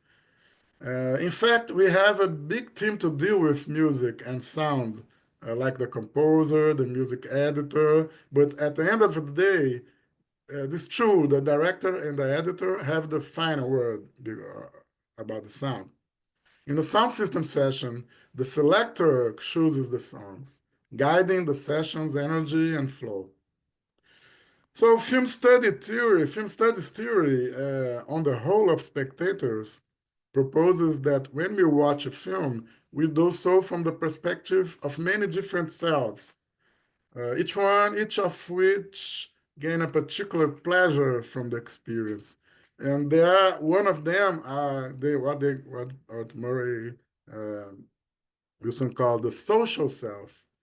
So the social self gains satisfaction from having a similar response to the other spectators with similar values. So when we are trying to make a film to be danced to, we are trying to explore the social self. Finally, we can conclude that the film audience most rationalizes the events unfolding before them, and the sound system audience mostly embodies the music, feeling it physically. I wrote mostly rationalizes and mostly embodies because I know that there is no severance between mind and body, but in this case, we can say that there is a predominance of one of these aspects in each kind of experience. So we can dimension the size of the challenge of break these conventional characteristics and make a film we can dance to. I'm writing an article based on this presentation. This research can also lay the foundation for producing a more danceable film. And I could speak more about it, but my time is running out. I think I will not have time to screen a segment of the film. But this experience gave me a lot of ideas about how to make a danceable film. I hope to present them in practice soon. Okay, that's so that's the references. I could not put the reference of spectatorship, but I have a lot of references about the spectatorship, and I hope to in the Yeah, with the research, I can be used this reference too. Okay, thank you very much. Thank you very much, Leonardo. And thank you so much, Aria and Jean-Christophe and Julian Enriquez. I'm a bit concerned with the fact that the next panel is supposed to start now at 12 o'clock. How much time do we actually have for just engaging in a brief commentary about this particular panel? Hello? Anyone can tell me? I mean, we're gonna go into it. Well, anyways, I'm just gonna read a couple of notes that I took across each of the presentations. I thought that this was a really wonderful, very rich, very evocative panel, and that I felt that I think departing from Julian's commentary on this question of reasoning. There's a particular politics that I felt since the beginning of the conversation this morning about the implicit practice of reasoning as an extended, embodied extended gestures in ethics in politics that I thought were really important. I think the idea that this extension of the capabilities of the body and the mind as a way to consider ways to theorize once we come to terms with the practice of embodiment and embodied methodology is a brilliant idea, and I think that that's something that we can depart from to think. I really love the idea that reasoning is, and I repeat the question of politics because I think is really important within this particular panel, of reasoning as an extended politics of collective participatory embodied knowledge-making practice, which I think this particular idea of coming together resonates across each of the presentations.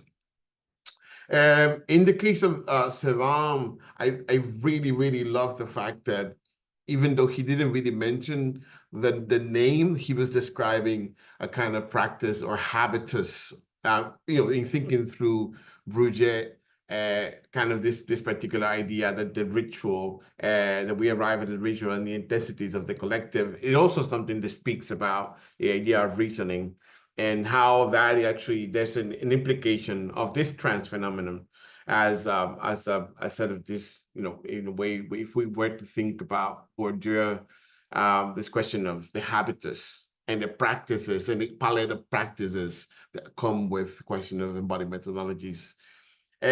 Moving across, Aria did actually mention the question of habitus directly, which I really enjoyed. But I think some of the main issues that Aria was actually grappling with and making us think about is how there's challenges in describing this coming together and historicizing the coming together. And whereas Julian talked to us about how it's important that we meet and we come together and how that reasoning produces a particular collective experience of knowledge, of thinking and producing abstraction. I think that one of the main concerns that Aria has is how do we historicize then what happens? And it's actually really interesting because it's actually talking about the symbolism of something that we forgot. It was so embodied, like the disease in Spain with the flu. But then how do we go in thinking through Azerbaijani music? How do we go about, how do we actually, what do we do to represent the moments in which we come together? If this is mainly about embodiment and embodied methodologies, what will be the tools or instruments, like Sonia said this morning, that we will use to then capture and then continue to archive, which I think is also something that's really important in the words that Aria was talking about, how we said that then we can archive this particular embodiment or embodied practices.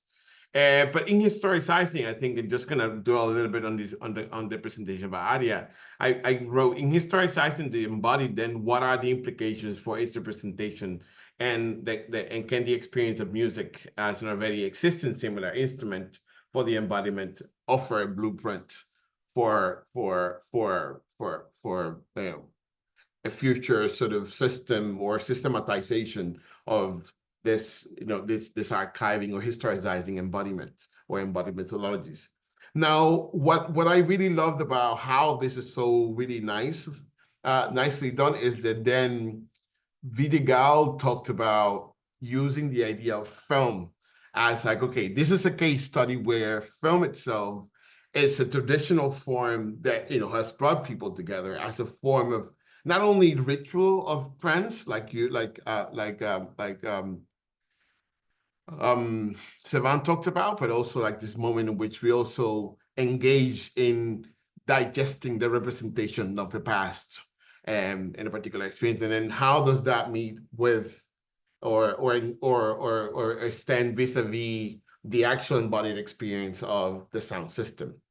And then the idea is that maybe we manage to bring both of them together. Now, there's a lot of, as you said, there's a lot of tension in being able to have this dancing film where people actually get up to, you know, what kind of venue do we have to put together? What kind of instruments do we have to put together to then engage in experience where you actually have the experience of the sound system, but then you have the kind of quote unquote symbolic reasoning that happens or collective reasoning that happens when you enjoy a film?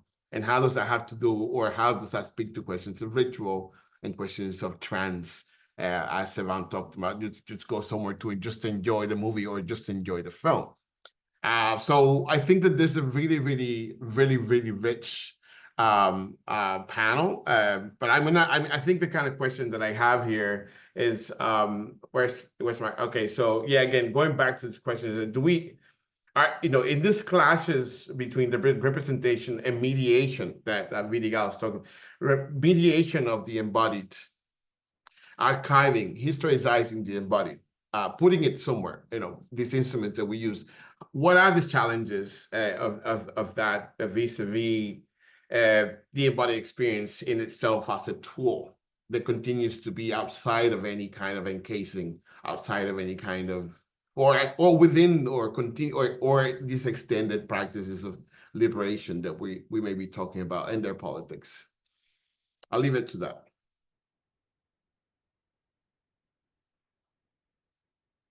Any questions or any commentaries from that?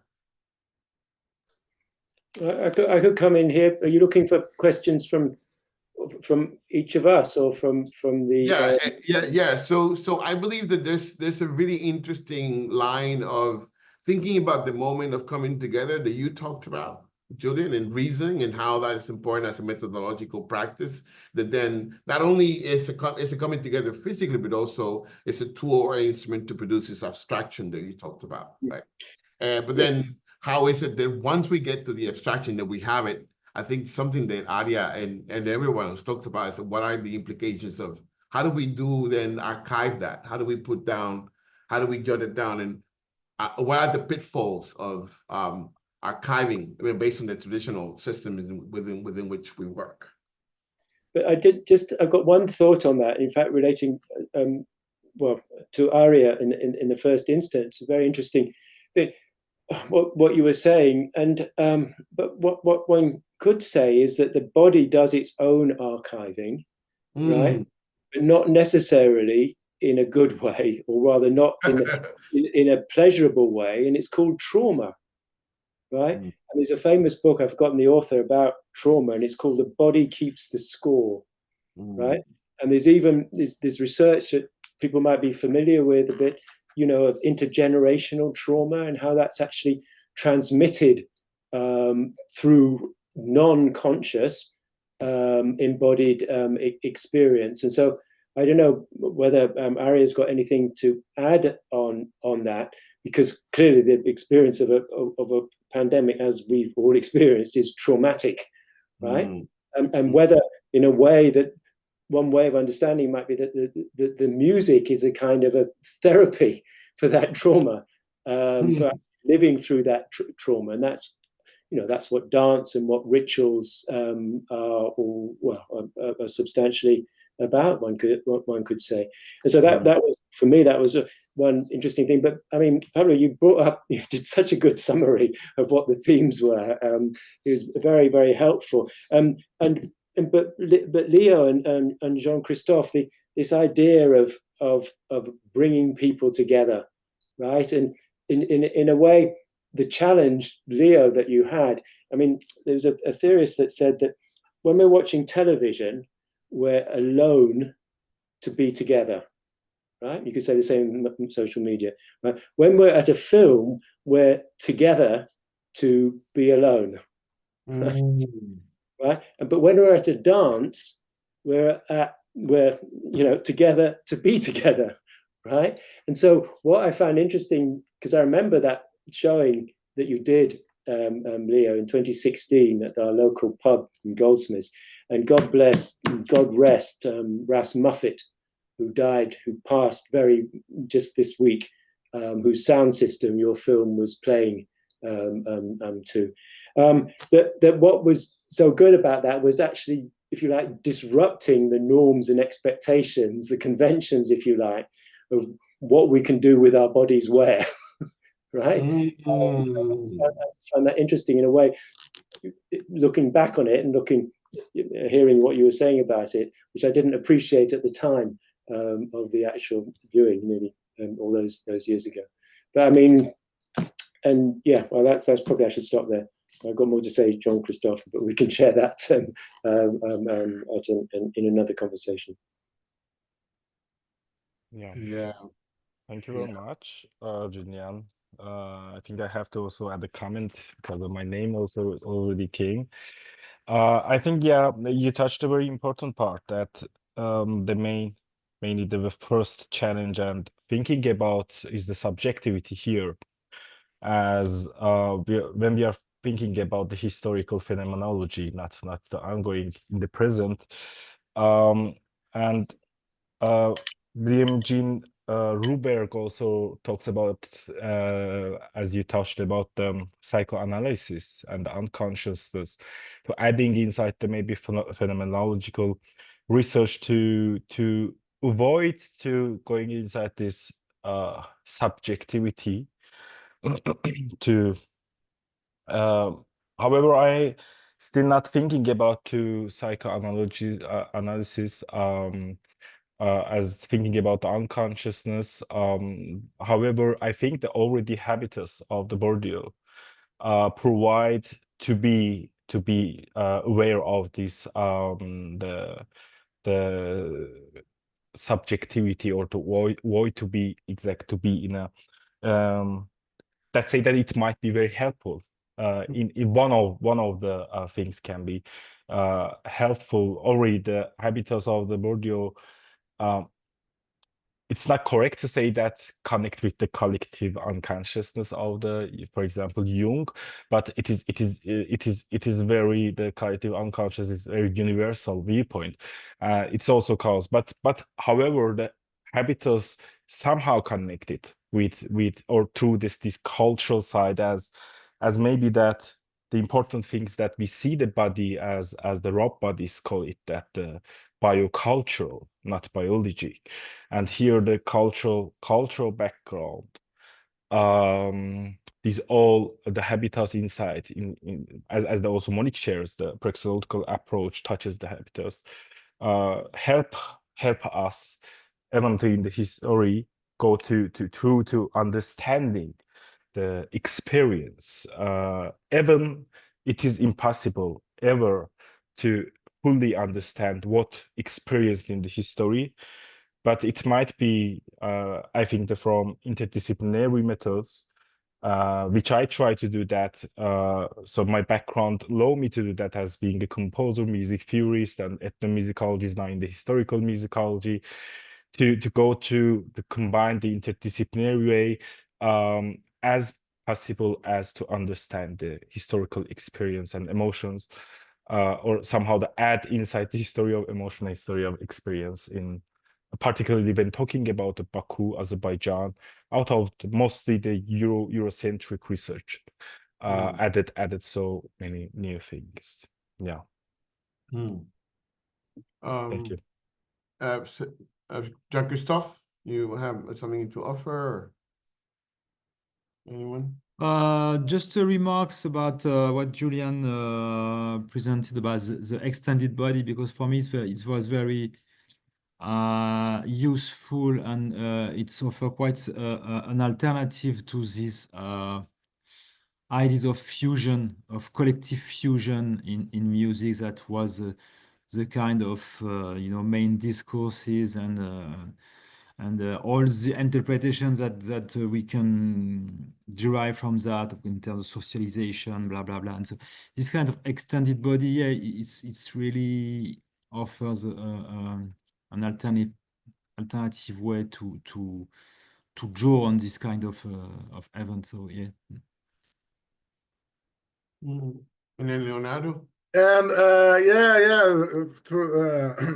about what Julian said, that because of the film technology and the whole experience was made to absorb the body, into the screen, and so it's very difficult to break this barrier. And to maybe having people in the film saying, "Oh, you can dance" or something like that, but it's very difficult to break this barrier because the whole experience is made to absorb the body into the screen, not into the sound is hidden and etc. Like I said, so and the sound system experience is an open experience, and you have more freedom. Even when you are in the closed space, you have to pay to enter, but it's a more open experience than a film experience. So it's a very hard to break the conventions. Yeah. Yeah, thank you for that. We have a hand from Anna Koi. Anna, you can unmute yourself and make your comment. Anna, are you gonna say something? Yeah, are you gonna say something, Anna Koi?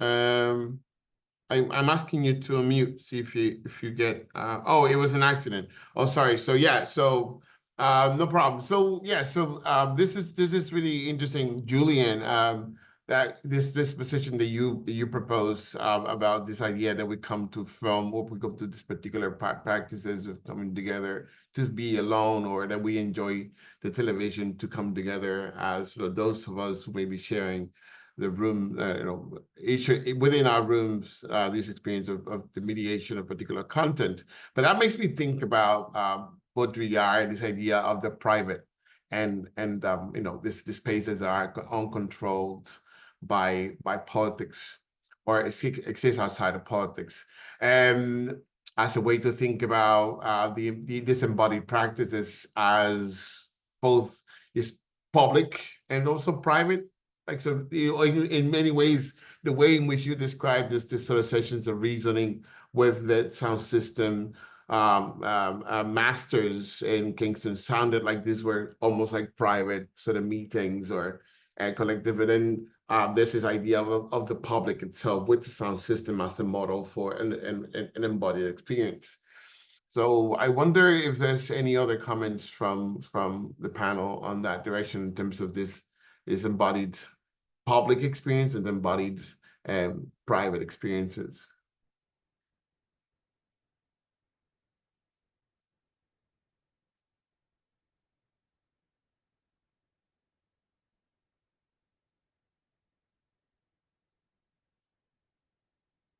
Anything that they want to add, I could, but I think that's in a way we think about bodies being private to ourselves.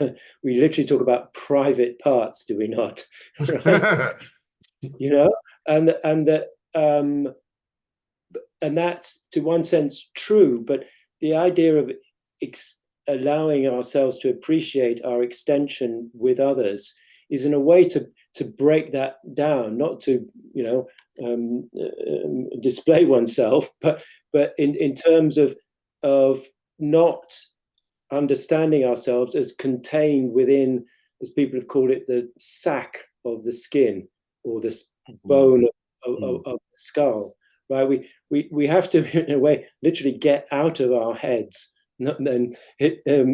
Goni was saying here that in the chat about the trauma in the body knows a score of pleasure as well as trauma, and that in a way I think is a kind of a mission that everybody, well, this panel and the whole conference, the symposium is about. Is to be able to reach out to each other in the way in the way that an online event like this, it's both we are alone to be with others, like-minded colleagues who've been thinking about similar things that we can bounce off to some extent.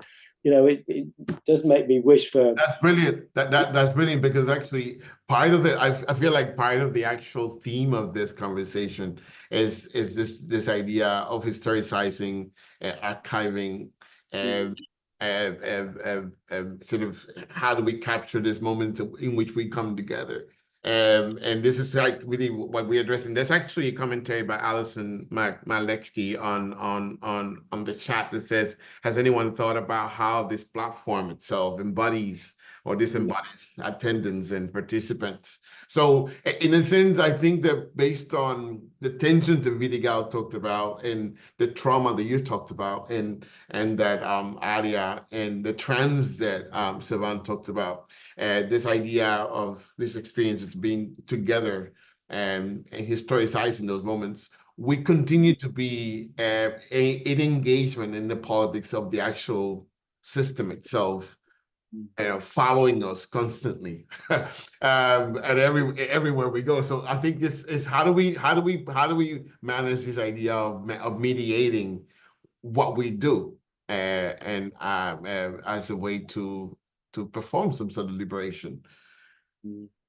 And Leo, what you were saying about the screen captures our embodiment and our gaze, I mean, it's very powerful. And that, there's a whole industry that we partake in, right, which captures our attention. The social media, all the screens that we watch, they are designed precisely to be addictive, right? And as everybody knows, and it's something, I think, just the first step is to be aware of, if you like, I talked about the extension, but also the integrity of our embodiment, right?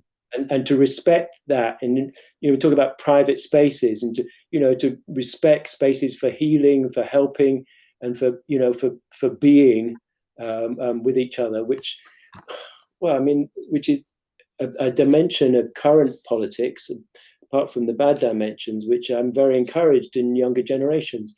The actual duty of care that the young political movements and young organizations in the arts and so on have woven in to their political endeavors. And that's something that, well, my generation never ever had.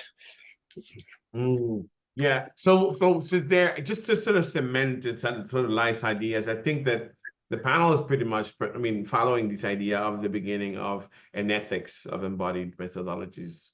I think that there's particular politics that are implicit in our conversation that we must be attentive to. And I think that there's something really beautiful. I think, Julian, you mentioned this question of gestures. That I think, for example, Robert Hall is talking about how is it that using this particular platform complicates the what we're discussing, as because he says, well, we cannot blame the actual organizers, but we're using the actual software that encases us within this mediation that we're trying to run away from to discuss and manage this practice of embodied methodologies as a different framework. So how do we then manage and go through from the ethics to a particular politics as active rather than passively engaging in systems that continue to reproduce the trauma that we have? So we're now way over time. Yes. So I wanna cut it out, and I wanna leave it there. If there's any, I don't think we have any other questions, but I wanna leave it there. Thank you so much to the panelists for this wonderful presentation. And I appreciate that. And then we're gonna move on to the next panel, which is Tia Monique's Uzor and his Embodied Pedagogies, Knowledge Systems, and Human Liberation. Thank you so much. Okay, thank you very much. Thank you very much. Thank you, Pablo. Brilliant sharing. Thank you. Thank you for thank you. Excellent. Thank you. So now we invite Dr. Tia Monique Ozor to be chair of the next session, featuring 4 presentations.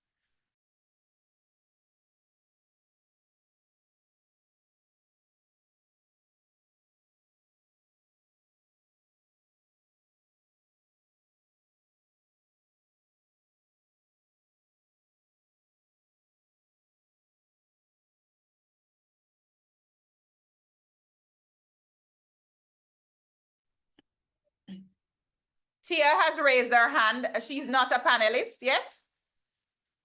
Okay. All right.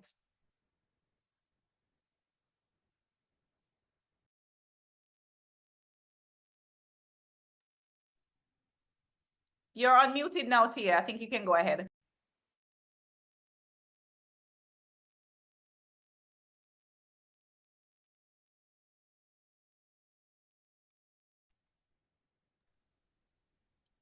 We're not hearing you, Tia, if you're speaking.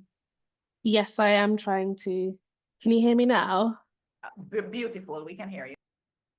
Amazing. Thank you so much, everyone, for patience and dealing with tech things. We are not technicians, so sometimes things do not go as smoothly as we would hope. I would just encourage, everyone, because I know it's been a long day so far. So if I've changed offices. If you need a little screen break, step away, need a little stretch. Maybe, I will actually just take this time before I do my introduction as the dancer in the space. Maybe if we could all just stand up, have a shakeout, have a little moment. If you've been sitting for a very long time, this is a good moment just to have a little bit of a pause. If you've been on screen, just to take a breath. Good evening, everyone. I am currently in the UK, where it is 5:30. I'm Dr. Tia Monique Ozor, as has been said. I'm a lecturer in contemporary Caribbean and African diasporic performance at the Royal School of Speech and Drama, and I am an artist scholar who critically engages Africanist dance as a vehicle for creating and interrogating African diasporic worlds. I'm super excited to be here today to chair the Embodied Pedagogies, Knowledge Systems and Human Liberation panel. Hopefully, I can only see 2 panelists right now, so hopefully everybody is here, but we have Sky Moore O'Brien, Margarita Martins, amazing, Sanjita Gupta, and Julia Dalberry. Fantastic, I can see. And then we have Richie Daly. So I don't see Sanjita and Julia, so we'll just maybe hold off on them for a moment. And so maybe the rest of the panelists, we can just turn our cameras off for now. We will be starting with Sky Moore O'Brien. Dr. Sky Moore O'Brien is an educator and creative researcher whose collaborative practice engages with intimate pedagogy to promote social and environmental change.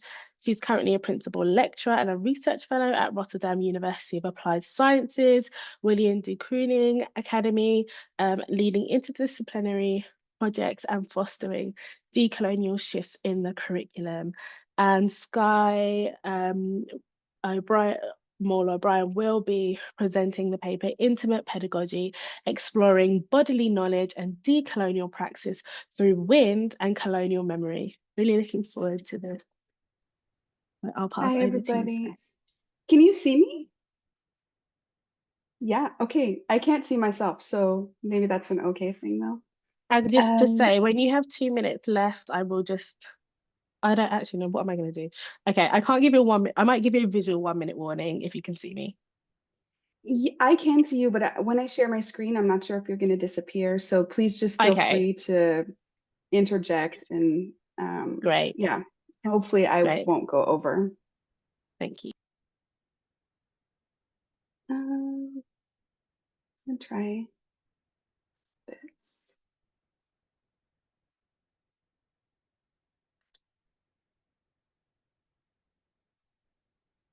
Can you see the PowerPoint? Yes, we can. Okay, perfect. Okay, so I'll just jump right in. Thank you so much for having me. Again, my name is Skye Moll O'Brien, and this is really an honor to be here at such a workshop. I don't know if I've been to a workshop before such as this, where every single panel is as exciting as it is. I'm a little sad because I'm in Rotterdam, and the day will end at 2, 3 in the morning my time, but I'm really happy that this is being recorded so I can come back to it. So I normally begin any presentation that I give by speaking to my relationship to the land I'm currently on.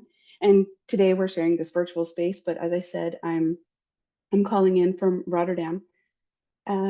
So I was born on unceded Anishinaabe territory as a settler in Canada.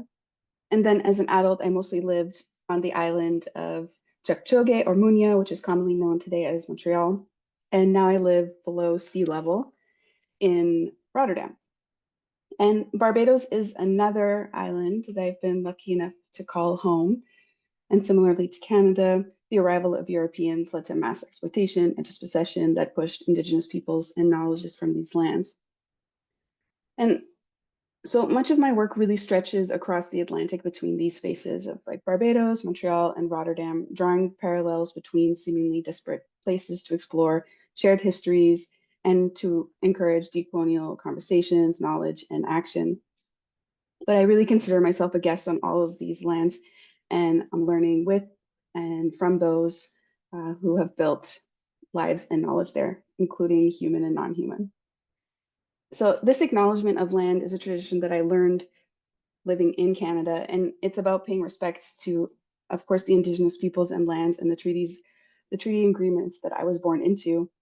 And I really take this time to point out this relationship, to recognize the responsibilities that my body carries, but also to illustrate the complexity and layers of connections between each of our bodies, the spaces that we're occupying, soil, sediments, ridges, and the waters between us.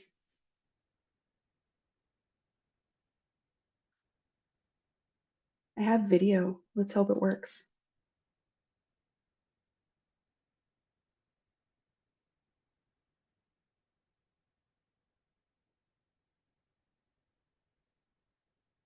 So I'm a creative researcher and educator currently working at an art academy. And this is where I'm doing a collaborative research project on wind as a research fellow of social practice. But before I talk about the wind, I just want to take some time to illustrate or outline a theoretical framework that holds all of my work, which I call intimate pedagogy. And the development of intimate pedagogy is really indebted to Caribbean, Black feminisms, queer theory, decolonialist feminist scholarship, which includes Indigenous feminisms and ecofeminist critique. And at its core, intimate pedagogy is a theory and a method of recognizing and strengthening connections in life. And I really understand these connections as already being present, but just awaiting recognition. And so it's a practice of learning and creating knowledge through intimacy making, not only with the self, but other forms of knowledge, as well as other forms of life. And I understand it as a bodily research practice that incorporates durational exposure, active, slow researching, and requiring regular pause within the perceiving body. And then the pedagogical side, so those of you who have experience as educators or learners, particularly within maybe critical pedagogy, may agree that transformative learning can be really difficult work that requires vulnerability or discomfort. And I found this to be especially true when addressing subjects in my own learning, but also teaching around gender, sexuality, race, anti-decolonial work or grief work, just to name a few examples. And in my doctoral work, I created intimate pedagogy as a tool to confront these limits that I was coming up against and to support the difficult but required shifts that happen within our bodies when engaging in transformative or social justice forms of education. And I really wanted to name this form of embodied learning I was witnessing as something integral to the type of education I'm committed to in my own teaching and learning practices, but also within my own life and relationship building. So I understand creation of knowledge as requiring bodies. Bodies shape information and knowing in intimate and really visceral ways. So I understand practicing intimate pedagogy means sort of contesting with being human and living in relation to all expansive forms of life. And I'll come back to this because it is a project about wind. So as a theory, it offers a way of listening, being, and learning with and in the world. And as a practice, it asks us to stay with this discomfort that deeper knowledge may require of us. And then if you think of it as a practice and theory together, which is praxis, it really is a transformative pedagogical strategy. So since finishing my doctoral studies in 2021, I've had a few more opportunities to test these ideas out further in research. And I think I'm particularly interested now in the embodied methods being inherently challenging to forms of traditional research that we regularly see celebrated or supported. And in relation to this, like thinking about embodied methodology and intimate pedagogy as using resistance and refusal, or what I even can read as like rupture within these research processes as a really productive aspect of research. So it can feel messy or maybe an act of transgression at times or dissent within academic structures of knowledge building. But I think this friction is something that's really generative, even though horribly uncomfortable at times. So this is where the WIN project connects, and I'll speak to that now. So my past work focused on shared histories and anti or decolonial conversations happening between Canada and the Caribbean, looking at water and land and the shorelines, and often with specific attention to how race functions and moves within these spaces and narratives. And now I've moved to wind and the colonial life of the Netherlands. And since I'm living here, they both seemed like natural progressions. And the project that I'm working on now is called Breath and Breeze, Tongueless Whispers of the Wind. And it's a research creation project that looks at the wind technology, and the Dutch colonial footprint in Barbados and other Caribbean islands that are still connected to the Netherlands. The Dutch played an extensive role in shaping colonial rule, trade, labor, plantation economies, and particularly through the use of wind technology.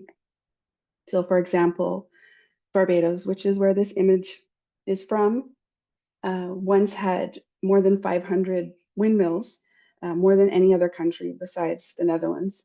And these skeletal remains of the towers are really part of the visual landscape of the island and act to remind us of something that is supposed to be long over and done with maybe, but that really lingers with unresolved. And just to note, the title for the project comes from the Guyanese poet Martin Carter's poem, Listening to the Land, where he speaks of hearing difficult or haunting histories that are held within the soils of the Caribbean. So it continues this conversation or thinking of listening to intangible histories that are held within, the non-human. So the research investigates what it means to trace the politicization of the wind figuratively, creatively, and deliberately. And the purpose is to explore reparative and climate justice and how colonial structures and the systems of power that built them continue to haunt the present. And also to question how living at the edges of the Atlantic implicate us or make us accountable to this history now, particularly the Dutch. And I'm working collaboratively with a Dutch artist, Miriam Linscroten. She's pictured here. This is the two of us. And we're incorporating visual methodologies, auto theory, interviews, public conversations, and as well as an interactive study group and a week-long course elective through the school I work at. And we are also working on a collective publication that uses the commonings as like a method of publication, which is very different from academic publishing. So we're also experimenting with non-academic forms of disseminating and activating research and knowledge. And it is our hope in 2026 to be able to have a group exhibition of some sort with artists who've been participating in the project and a symposium. This is my poster for the research study group with students. I just wanted to share it because I made it last week. So now I'll just talk a bit about this idea of resistance or refusal as an important aspect of anti or decolonial work and embodied methodologies that I've been coming up with or coming up against it, especially within this project the past year.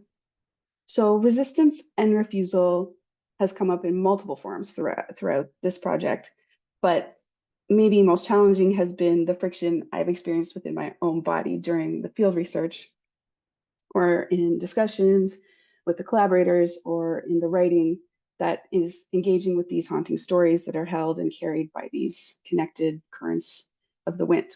So wind can agitate, unsettle, disrupt, disturb, and really demand attention from our bodies, seemingly speaking to something that can be difficult to articulate.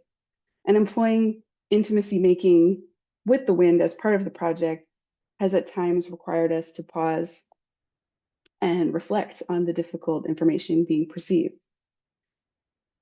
Eve Tuck and Wayne Yang understand refusal as dynamic and multiple. They argue that in research, refusals critique and challenge settler colonial logic of transparency and its construction of whiteness, regimes of representation, assumed self-defined ethics, and the right to know. So rather than this being seen as a subtractive or prohibitory, they view these refusals as a potential redirection to confront the otherwise unacknowledged or unquestioned.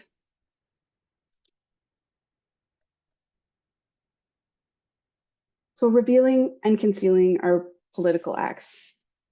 And Edward Glissant sees the right to refuse transparency as essential to research and relationships that are committed to decoloniality.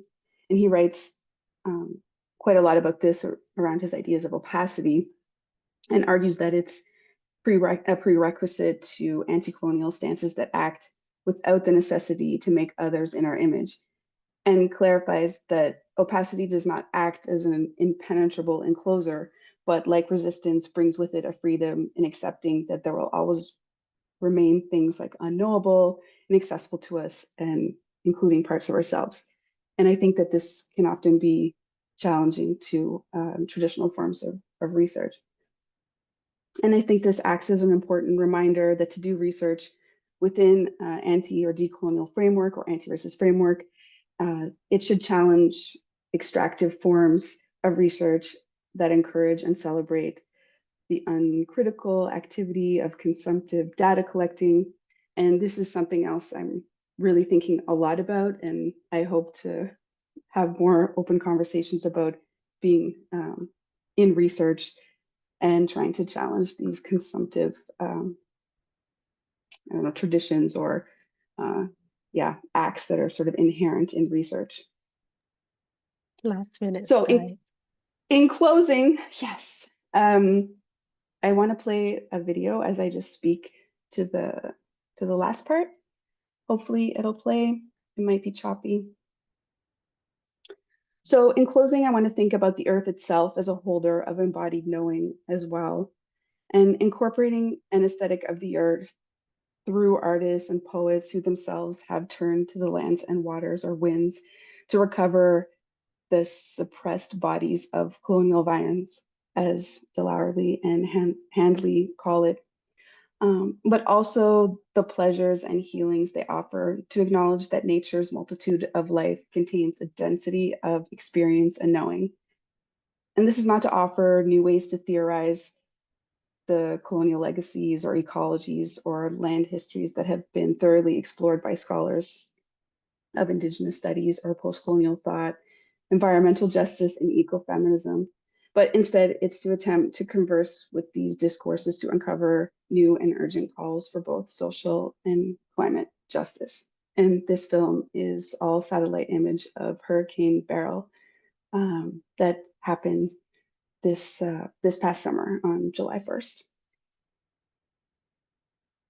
Thank you. Thank you so much for that wonderful presentation. Sky, looking forward to getting into questions at the end of the panel. Next, stop sharing. Sorry. Thank you. it's okay, no worries. No worries at all. Next up, we have Margarita Martins. Margarita? Yes, Amazing. that's right. So Hi. Dr. Margarita Martins is an assistant professor at the Department of Humanities, Universidade Alberta, Portugal. Her research interests mainly focus on an interdisciplinary reading of the narrative to broaden the understanding of cultural identity and agency through the analysis of post-colonial and diasporic Anglophone literatures. And today, Dr. Margarita will be presenting a paper titled The Journal as a Tool of Reflection and Embodiment in Distance Learning. Thank you so much, Dr. Martins. Thank you. Margarita, just use my name, please. Yeah, I'm not talking about my research, but my teaching here. So can I share my screen? Oh God, where is it?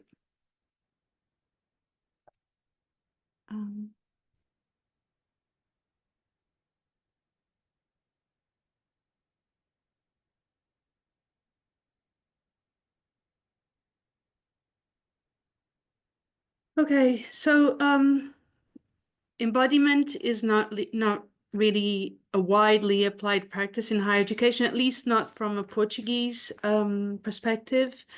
That's why I was really interested in this this workshop, because I've been exploring with this, but I hadn't actually put a name to it. So I was really excited when I saw the call. I've been an online teacher in distance education. So Universidade Aberta is a Portuguese open university. I've been a teacher there for 11 years, so in the field of humanities, language, literature, and cultures. And I have a background in social anthropology. And I've been exploring online teaching methodologies which focus on kind of engagement rather than perceiving students as passive recipients of, the information, and the teacher as a provider, observer, and evaluator. So there's still that, in higher education, and I'm talking about the Portuguese perspective, really, but I've also done a bit of a literature review of even in the UK and other contexts. It's, there's still this mind-body dualism. It continues to dominate in higher education, educational pedagogical models, and the value, of the body and somatics is generally overlooked. However, as research on embodiment and experimental practice evolves, it becomes clearer that a deeper understanding of bodily awareness, emotional reactions, and the sharing of experiences plays an important role in cognitive development. So reflection is a common practice in academia, as we all know. However, this concept can be expanded to incorporate not only reflection and analysis and thoughts, but also the physical, sensory, emotional, and experiential dimension as an integral part of teaching and research. Embodied teaching and learning are innovative in higher education in that they imply an awareness of the body and the emotions in knowledge acquisition. In distance education, which is characterized by its disembodiment, at first glance, the possibilities of embodied teaching seem very complex, very bleak. Nevertheless, there are ways of incorporating embodiment into distance education, I will argue, despite the contradiction in terms. And one such way that I have found is through journaling. So this is an exploratory paper. Since I have not actually worked, I'm still exploring the theme. I have not actually interviewed the students that have been using the journal or looked for results. This is also seen from my perspective of it. Okay, so I would like to take this a little further and know a little bit more about their how they feel about this. So I'm going to be looking at these different topics in this paper.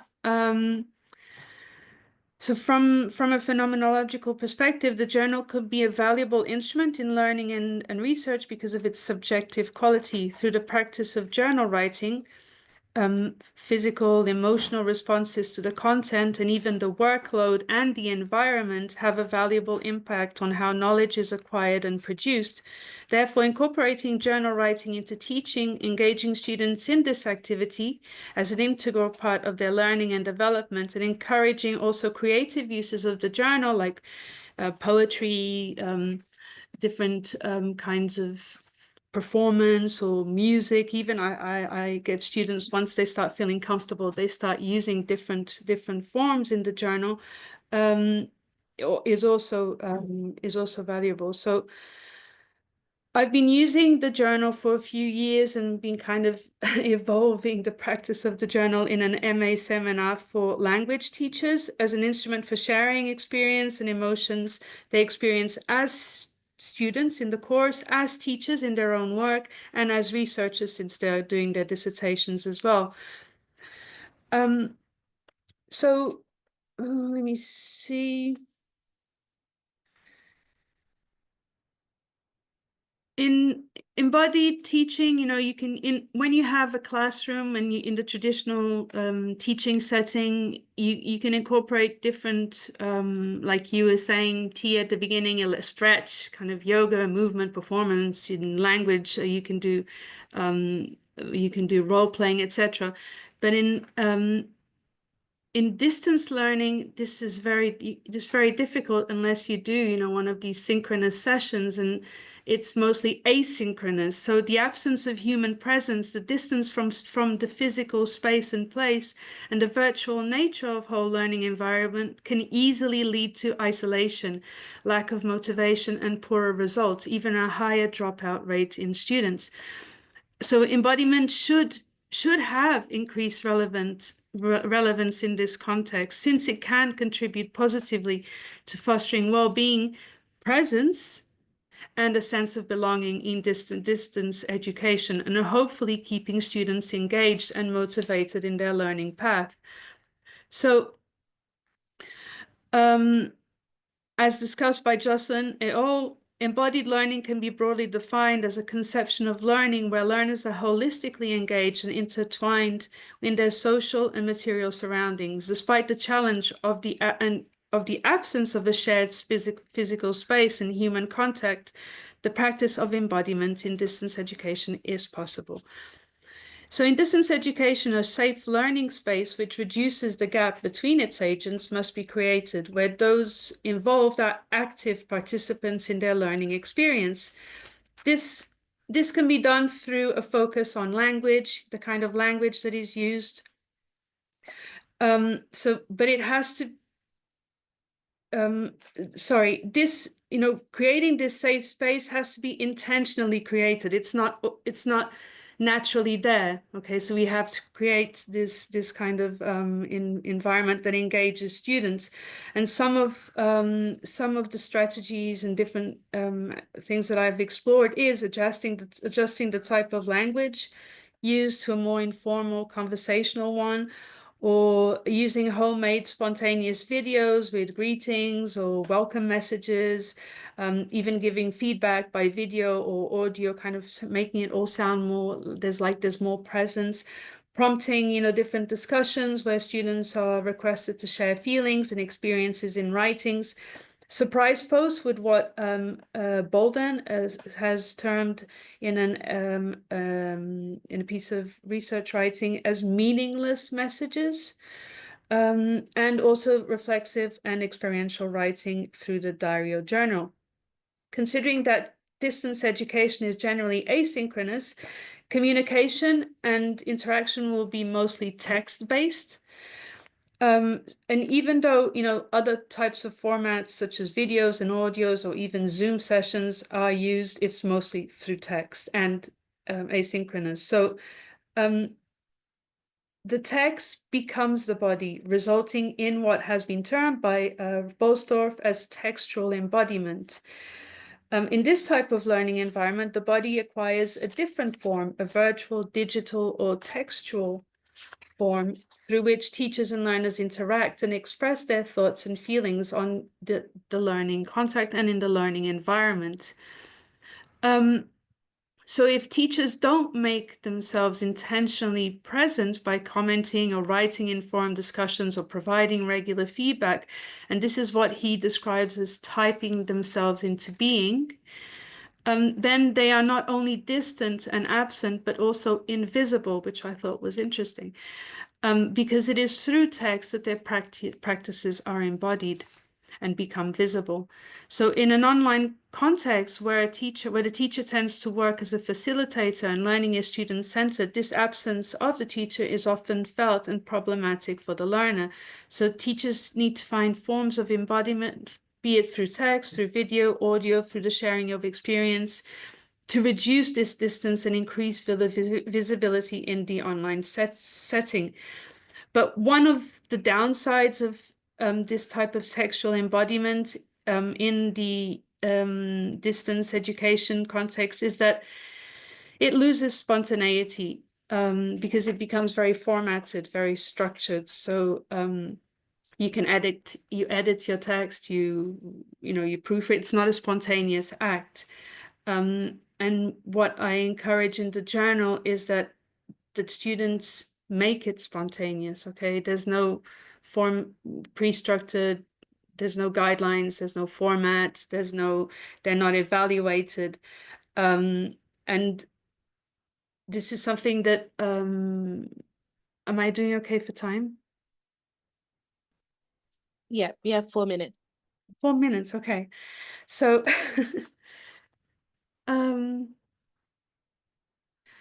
so basically students, what I originally did was that the journal was personal, it was private, it wasn't shared. But this semester, and all the students agreed, we decided to have the journal as a public kind of shared, not public, but it's in the class, it's a shared activity.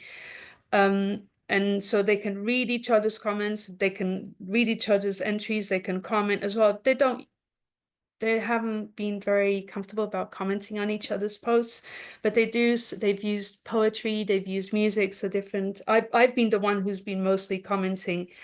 At first they were a bit confused because they couldn't understand what kind of, was it an essay? What was this, a presentation? Were they going to be assessed on it? And I had to tell them that no, this was simply for them to kind of even say how tired they were, how exhausted they were, anything that they wanted in the journals.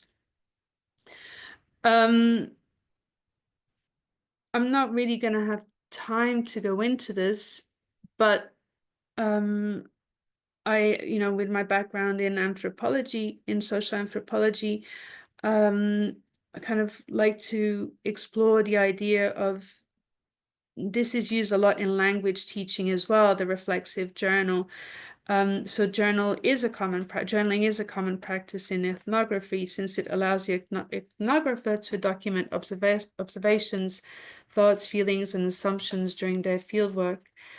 And so, you know, as argued by Clifford Geertz in his introduction to his book, Thick Descriptions, if you want to understand what a science is, you should look in a first instance, not at its theories or its findings, and certainly not at what its apologists have to say about it. You should look at what practitioners do of it. So this is not an easy, analogy. I don't really have time to go into this, but as I say, this is still an exploratory paper. But he also says that culture is located in the hearts and minds of humans. So then we can think of culture as an organic, embodied process. And like ethnographers, students note down observations, thoughts, feelings, even physical reactions they have to the teaching or to the materials. And this act fully involves them with the learning culture, but also contributes to a deeper understanding of not only the subject being taught, but also how to increase their knowledge productions. Their descriptions add more to the learning culture than my own will, because mine are just interpretations, whereas theirs, it's actually coming from their own experience of the learning. So just to conclude, thank you. When physically present in the classroom, teachers can apply embodiment to their teaching strategies. The mind and the body work together in the sense that cognition and emotions are interworked in the teaching process.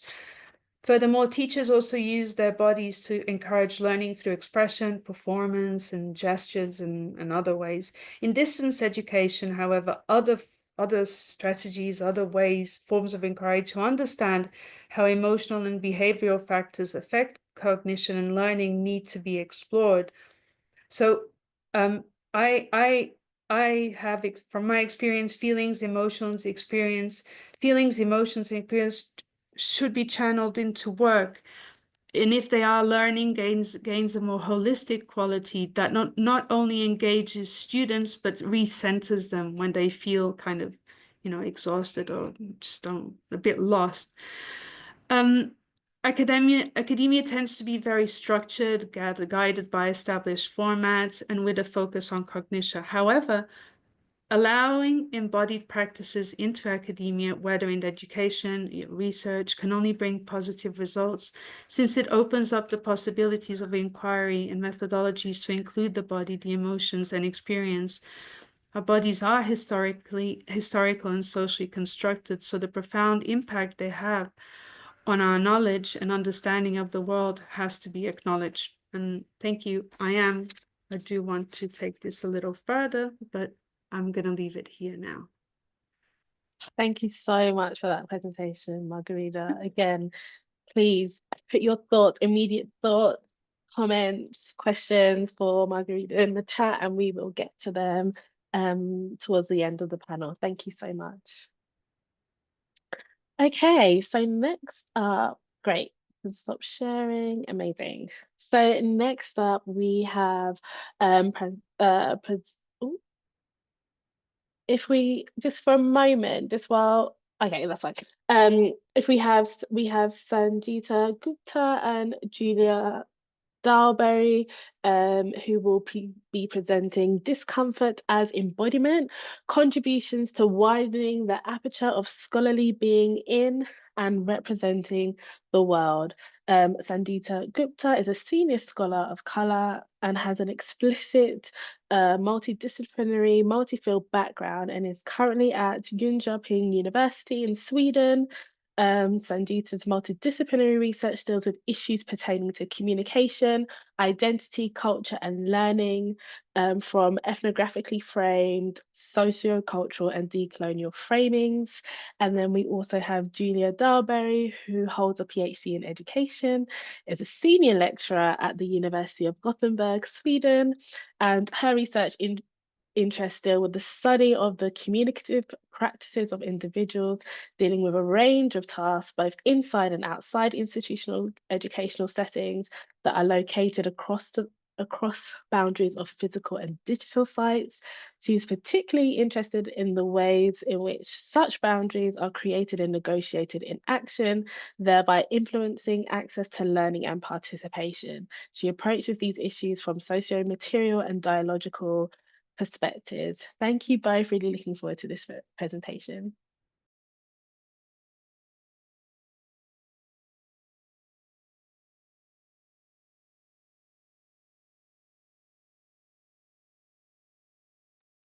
Can you both unmute just to do a quick mic check, maybe? Do you hear me now? Yes, and can you hear me? Yes, okay. Great, thank you. Great, thank you. Okay, so thank you for that presentation, Tia.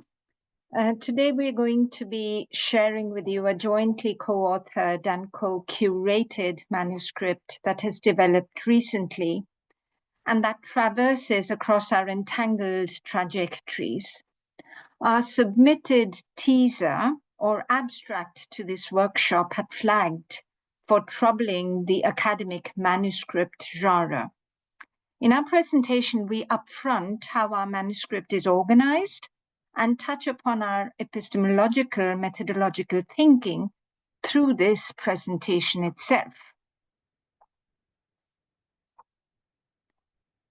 Our developing manuscript invites participation both vertically and horizontally. While our writing is displayed on the white spaces of the pages, it also pushes the reader to engage with us horizontally by moving out of the white space to the commentary boxes on the side of the page. Furthermore, we invite the reader to move their gaze vertically to the bottom of the page to engage with our thinking. This is an invitation to both intellectual and physical mobility, an embodied dance in a reader's engagement with us. The developing manuscript is organized in 3 parts. Using the heuristics of a theatre manuscript, where our positionalities are framed through the presentation of some explicit and implicit case studies that unfold in 3 acts, we upfront the entangled, supporting, embodied, crucial cast members of our contribution in terms of our relived and living mobilities, 2, our mobile gaze, and 3, our loitering, wandering stance. A mobile gaze is analytical in nature as compared to how we understand the third cast member. Our loitering, wandering stance has a methodological flavor that points to the physical act of being here and there without purpose. These are issues that the previous presenter highlighted very interestingly. A mobile gaze is these 3 cast members are entangled and can only be tweezed out to remind us, the ideators and scriptwriters, and to remind you, our audience, of the agentic existence of these cast members that are in fact co-agentic with one another. Our aim is to push the agenda of doing science by spotlighting a sustainable epistemological methodological scholarship that is enabled through a widening of the aperture of scholarly being in and representing the world.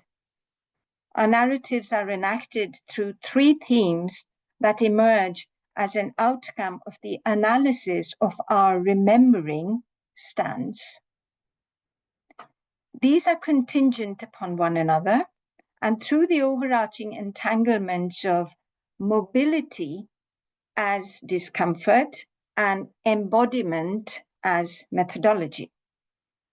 We argue that an imaginary of writing nodes and texts in the making are the very rituals that constitute and stabilize scholarly habits of being.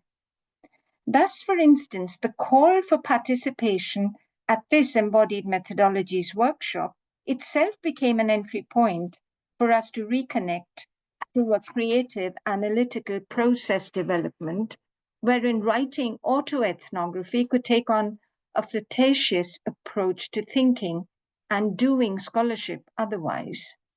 This enables exploring our histories as beyond a fact-finding expedition whose purpose is to reconstruct memories.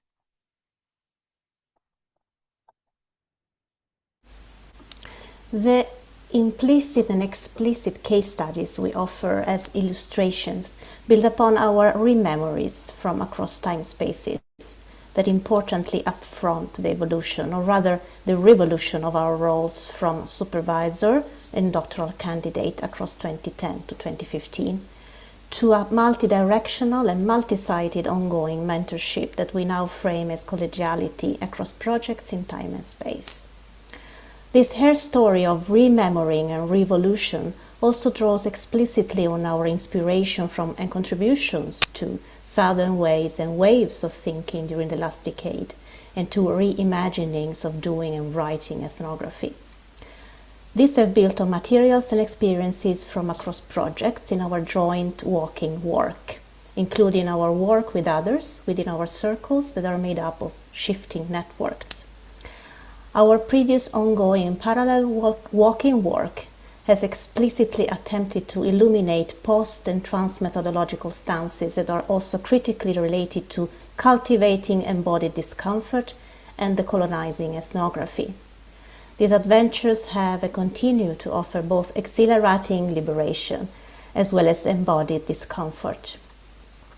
We trouble mainstream North-centric academic regimes of epistemic work by unpacking the universal antiseptic ethos of linear representation on paper or screen and incremental trajectories of knowledge development, where oral and written languages are privileged in explorations of being human being. We push for rethinking and unlearning spaces that decenter coloniality through global-centric ways of knowing and representation. We argue that staying with discomfort as embodiment requires acknowledging existential foundations of what it means to be human. This involves both connecting with a gamut of emotions and recognizing the transient but crucial need for safe spaces. Ignoring such human concerns constitutes both a fundamental myth of objectivity, neutrality, and other fabrications, and confounds the task of the social scientist embedded as she is in the social cosmos of being and becoming herself. Our sharing of rememories of times before 2010 creates a timeline that oscillates back and forth. It is a meshwork that can only be mythicized if it is narrated in a linear fashion. The meshwork disintegrates if we allow mainstream academic genres to take over.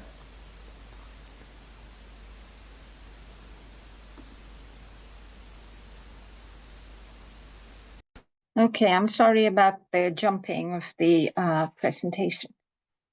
The individualized neoliberal habit of situating oneself within mainstream academia runs ironically parallel to scholarly acknowledgements, not least in monographs, volumes, and dissertations, of our debt to living and ancestral inspirators and other significant humans who have kept us going during our scholarly expeditions across time spaces.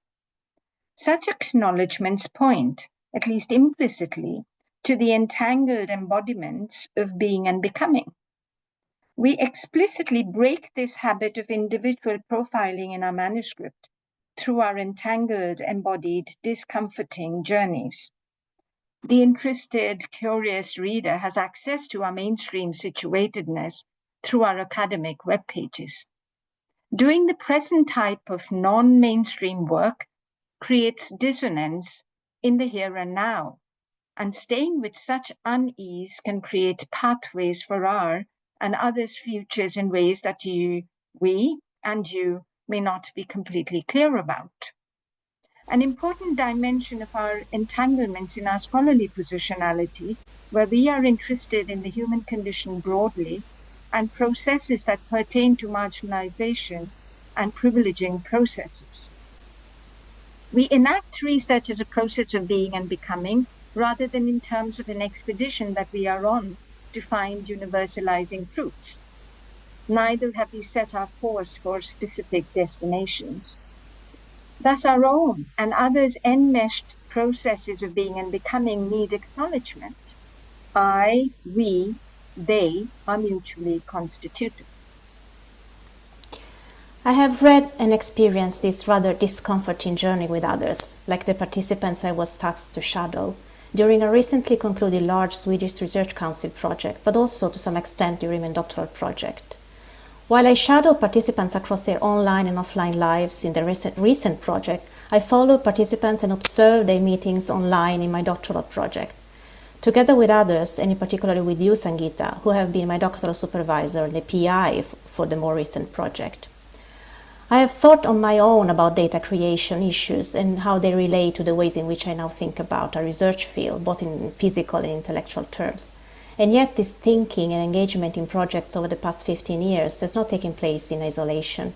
Such intellectual and embodied work needs acknowledgement in terms of the entanglements of my being together with others, and not least with you, Sangeeta.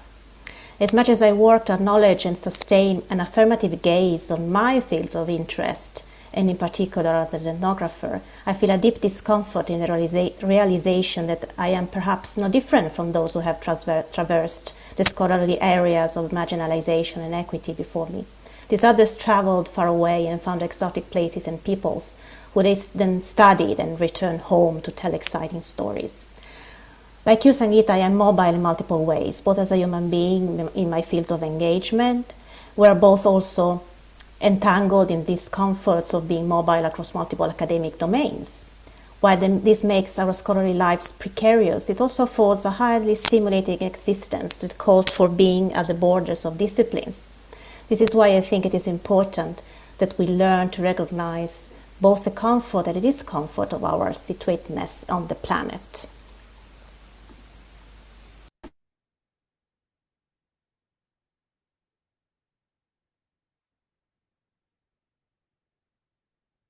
A key issue that you, Julia, raised is a scholar's need for cultivating their mobility. This critically calls for becoming aware of and nurturing one's mobile gaze. Physical travel, for instance, to conferences, meetings, or field sites of research engagement, are perhaps not enough for doing dynamic epistemic work.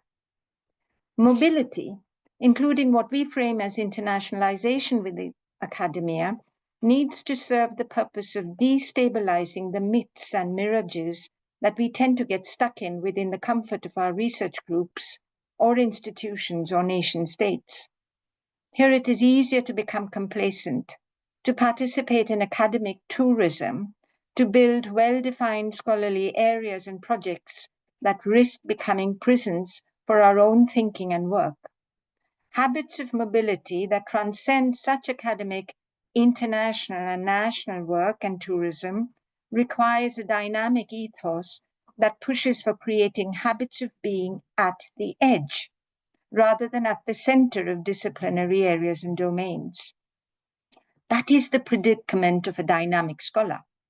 Aligning with and paraphrasing Stefan Svalfor's ideas regarding academic work, the light of a center of knowledge itself can be blinding to the epistemological enterprise. Such thinking lies at the heart of epistemic democracy and sustainability. A gaze can only be mobile if and when it is not fixed.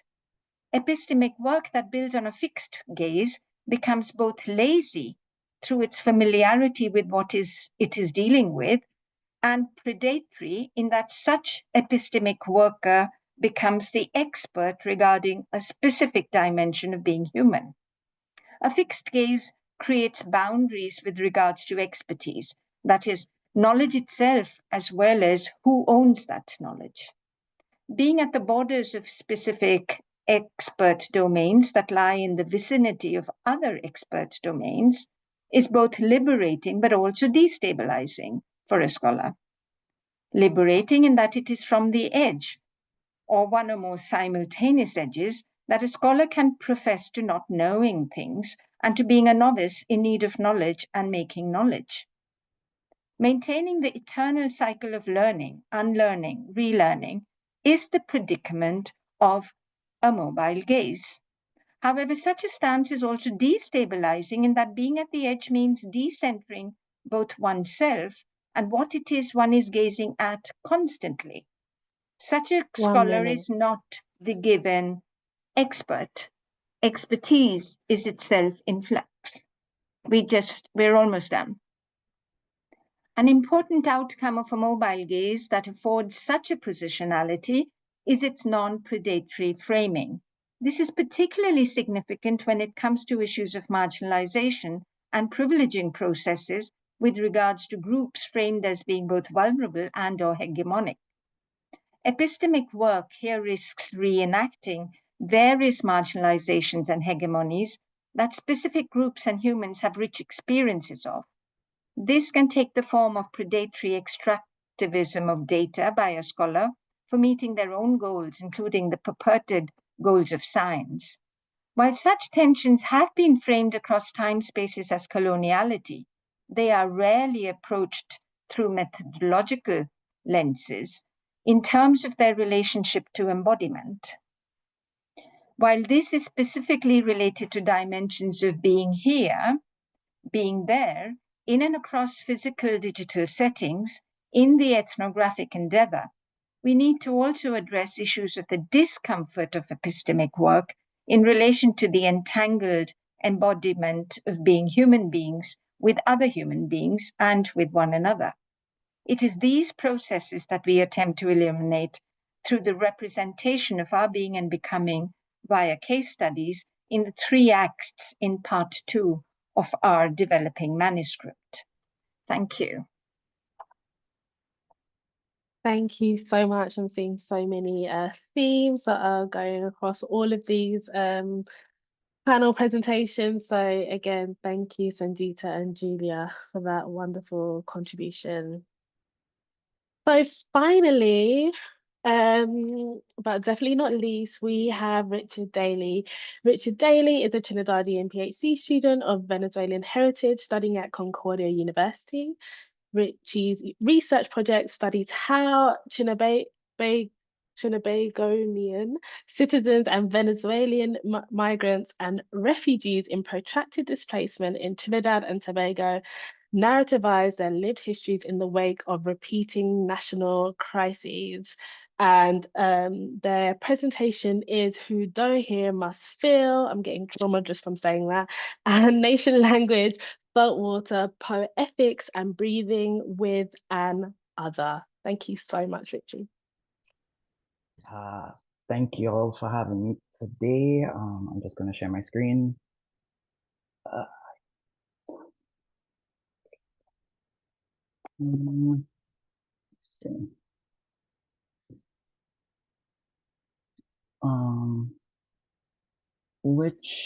Okay. Okay, great.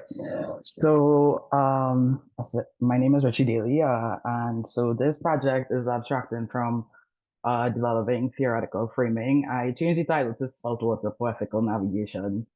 And so these are a series of ideas. I have my qualifying exams in January, so some of these things are still in the process of cohering.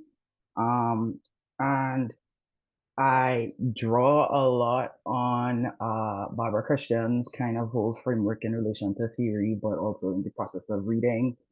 And so I find myself, so this is like a series of reflections on texts that I'm reading that have been very influential in terms of shaping my outlook, not just as embodiment, but more broadly. And so there's a lot of the artwork here from Afro-Cuban artist Maria Magdalena Campos Pons.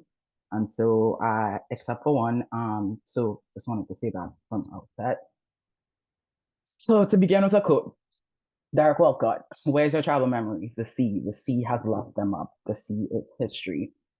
And so towards a black feminist poetics, the question of blackness towards the end of the world, Denise Ferrara asks, would the poet's intention emancipate the category of blackness from the scientific and historical ways of knowing that produced it in the first place?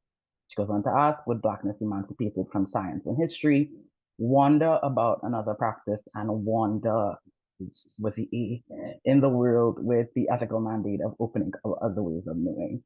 And so she states that poetics of Blackness would announce a whole range of possibilities for knowing, doing, and existing. And so in her analysis, she concludes that born into the world, it cannot claim as its own. The subject participates in the eternal presence, the oscillating, vibrating, as if stuck in/to the world. And the time of the subject becomes a here, a position, a context that all but ignores the story of change and progress. And so this ongoing mistrust of time is something that I am very familiar with. And so in this introductory, she introduces certain guides of the imagination, drawing on like Black speculative fiction. And so she describes them as the following. So she says, there is traversability, which is about moving across different temporalities, creating breaks in the near time. Transversality, which is about the crossing of physical and emotional lines of separation, real and imagined, indenting the fabric of space-time. And transubstantiality as the shifting or changing of form or category or genre, and the potentiality or the latent potential for these possibilities. And so I was immediately struck with the many ways that the works of poetry and lyrical prose have buoyed me throughout not only my life, but also through this PhD process. And so I don't think of them as supplementary, additive, but they're metaphysics and alternative onto epistemologies. And so today I'll be focusing primarily on Kamau Brathwaite's Nation Language and Jackie Alexander's Sacred, and as always, Dion Brand's Map to the Door of No Return. So beginning with Brathwaite. So in History of the Voice, he introduces Nation Language as a distinct language born through the violently imposed colonial language, engaging with the sociocultural plurality of livingness in the Caribbean. So the inaugurating communities were either stranded for their capacity to labor, indentured laborers and enslaved peoples, or subjugated peoples used for labor, or rather displaced for the expropriation of valuable resources, indigenous peoples. So these relations are central to the emergence of nation language. And so he states clearly that nation language is not a broken or flawed form of expression just because it fails to conform to dialectic rhythms of the colonial language. He deliberately, in this instance, utilizes the processes of exclusion and alienation as a protective force, which he calls the submergence. And so this protective submergence facilitates the continuation and even the revolution of what he calls various semantic and stylistic forms. And so nation language derives elements from, I quote, submerged languages brought to and excluded from the world. So nation language is both through the submerged surrealist experience and sensibility, which he is expressively reiterates has always been there.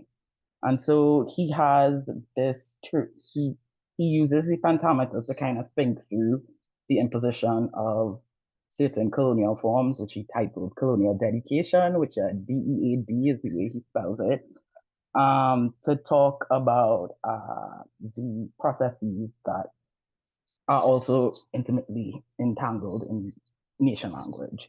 And so there's submergence and then there's surfacing, which he uses to distinguish. And so for Brathwaite, pentameter kind of lacks the syllabic intelligence to describe the hurricane, which is experience study term. And so the hurricane does not roar in pentameter, which he says very famously. And so he encourages us to break the pentameter since it lacks the tone, the tenor, the tone, the rhythm needed to speak with and of hurricanes. And so he talks about nation language not unfurling, rather it is a sound explosion, highlighting the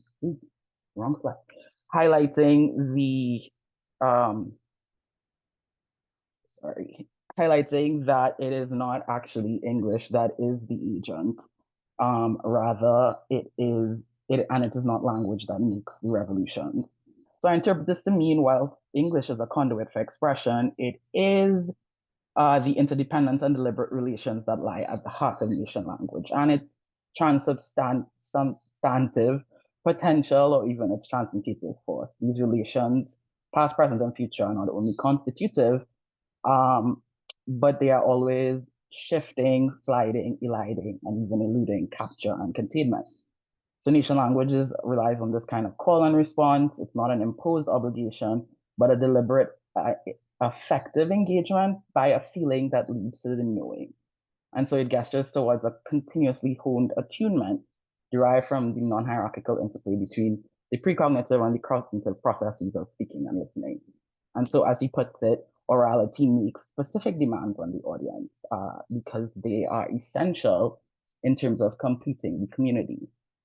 And so he talks about immanence, speaking about the ways in which certain communities had to rely on orality, but also their own breath patterns due to poverty, and what Mimi Scheller terms the dominance of crisis ontologies born through unceasing extractive and exploitative economies and ontologies. However, for Brathwaite, this reliance on the breath as a source of immanence is preferable to these technologies that are essentially external to the self. And so this nation is really about intimate, interdependent relations that forge communities that facilitate our survival, but also support the fusion of some kind of pleasurable knowing. And so the necessity of the audience, of the voice, of the noise, and the dynamic interplay between audience and poet, it's always traversing physical and emotional lines. The audience, like the poet, is always shifting and always in flow, so much so that sometimes and oftentimes the emotions are shared, but also sometimes deliberately abandoned. And so he uses this term submergence, and I found myself really affected by that term because I have been repeating to my very patient friends often, like, submerged truths sound different. And so when I read the article, I was like, oh, submerged, submerged. And because submerged essentially would signal a drowning or an incapacity for aspiration, referencing Christina Sharp's term when she talks about aspiration as the process of violently keeping breath in the body. And so we often say in the Caribbean, who do hear this feel, as a reprimand or reproach, meaning that if you can't hear the cautionary words, you will feel the consequences. But perhaps it is also a tacit acknowledgement of a complex web of submerged processes piercing through that colonial dedication. And after all, I felt the inadequacy of specific modes of expression to contain the rolling sensorium swirling within my own internalized space of otherness. And so, however, the fear that the crescendo of crashing waves or howling winds were warning signs rather than clarion calls has ordered my life for far too long. So I learned to develop an affinity for the noise, for the brine, for the salt. And so in M. Jackie Alexander's Pedagogies of Crossing, Meditations on Feminism, Sexual Politics, Memory, and the Sacred, she ends with a beautiful chapter called Pedagogies of the Sacred, Making the Visible Tangible. And she takes us through this journey and her awakening to other religious practices that survived and transformed in the wake of the transatlantic slave trade. And she begins her reflections with a thought to the door of no return, wherein, and I quote, "There's grief until today, an indelible imprint of the crossing, fastened by a space since no passage of humankind could absorb." But it also travels within the whole of the ship. This speaks to that traversability, transversality, but also even that transubstantiality that Ferrer was talking about. The sea also looms large in Maps to the Door of No Return by Dion Brand. And her fragmented prose, which you can take as shards of history, take us back to the door, that structure in Elmina, Ghana, but remains grounded in the present. The door for Brand is more about what onto epistemological ruptures lie in its wake. And if you consider that Trinidad and Tobago is a post-colonial country created by successive waves of migration, and in essence kind of emerges out of that rupture, it's a country essentially built on ossified strandings. And so Brand, I like to think with Brand's door as this kind of like nervous temporariness in the existential dilemma. So essentially those strandings, we get more strandings, much like myself. Brand migrated from Trinidad to Canada. And so she understands transience and how it plays a role in migrant identity. And so for Alexander, migration highlights the constant decompositional forms, both cosmological and ontoepistemological, and collapsing ultimately the rigid demarcation of the prescriptive past, present, and future of linear time. Ultimately, for Alexander, the sacred is not a transcendent process. It's still circumscribed to the enclosures of the world, but it is also a way for rejecting somatophobic readings of a self that is individuated or secularized. The sacred and its practices necessitates a communal engagement, not only with living persons, but also your ancestors, and even beyond that, with forces that are themselves moving through and within nature. So most saliently, Alexander situates the sacred as mediating processes of interdependence.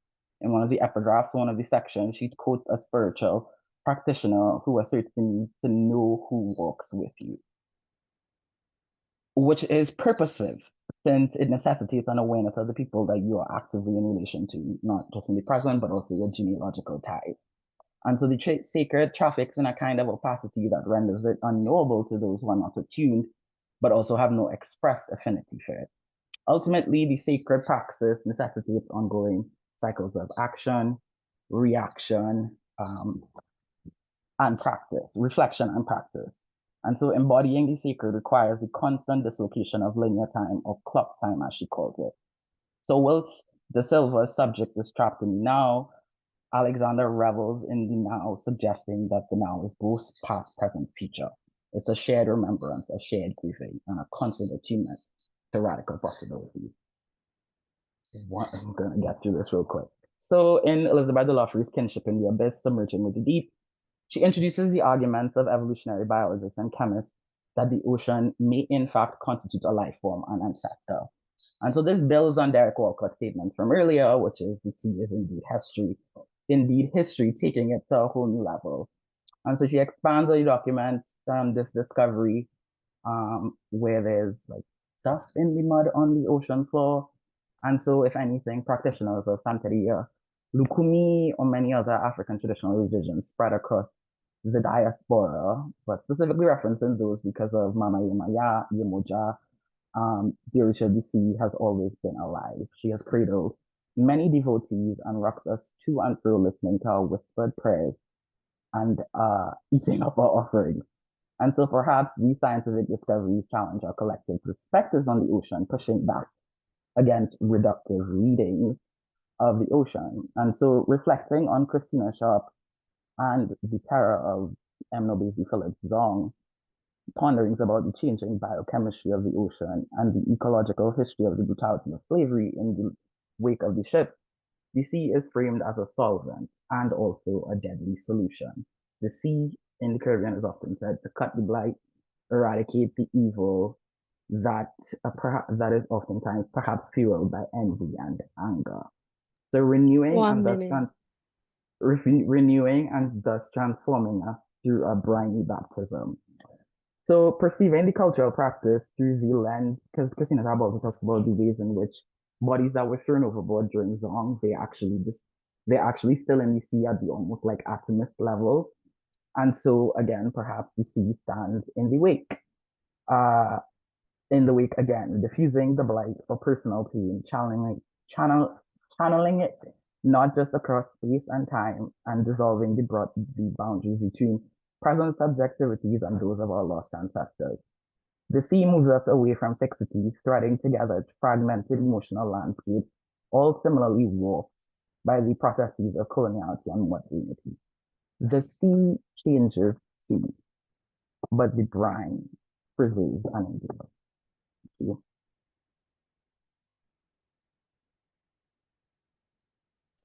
Well, thank you so much, Richie. And may I invite all our panelists back up very briefly. We are over time, but thank you for those gorgeous presentations. So many overlaps, so many crossovers, and yeah, I really enjoyed this provocative. I'm thinking a lot for me, this idea of intimacy that was introduced first by Sky, intimacy as a framework, intimacy as a teaching practice, intimacy as a space, kind of stuck with me and has gone all the way through as we think about intimacy with the soil, intimacy of our bodies, intimacy of our earth, and not splitting those things. Coming into Margarita and thinking about the kinds of environments and the space, acknowledgement that the digital, the environmental, the distance learning space is completely different. And so you're creating intimacies in new ways in those classrooms, and in a way that almost is not occurring in the physical classroom. You're asking for a kind of vulnerability, a kind of cultivation that is completely different from a kind of regular classroom in person. Then moving on again into the intimacy between and entanglements between supervisor and supervisee, and those kind of power dynamics that happen there, and acknowledging and refusing the structures that we as academics we exist within, that force us into particular kinds of positionalities, but actually what does it mean when we all come together?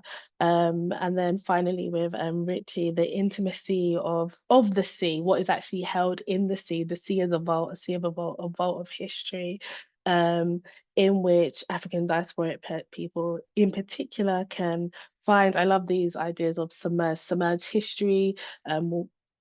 Either Glisson or Brathwaite talks about submarine unity specifically, and thinking about how those connections move across, those connections and entanglements continue to move across through the elements of the earth. I suppose I will be quiet, and I would like you guys to, if you had any questions for each other, but also I want to open it up to the broader audience, anybody who has anything to add, to offer. There are a few comments in the chat, but yes, please.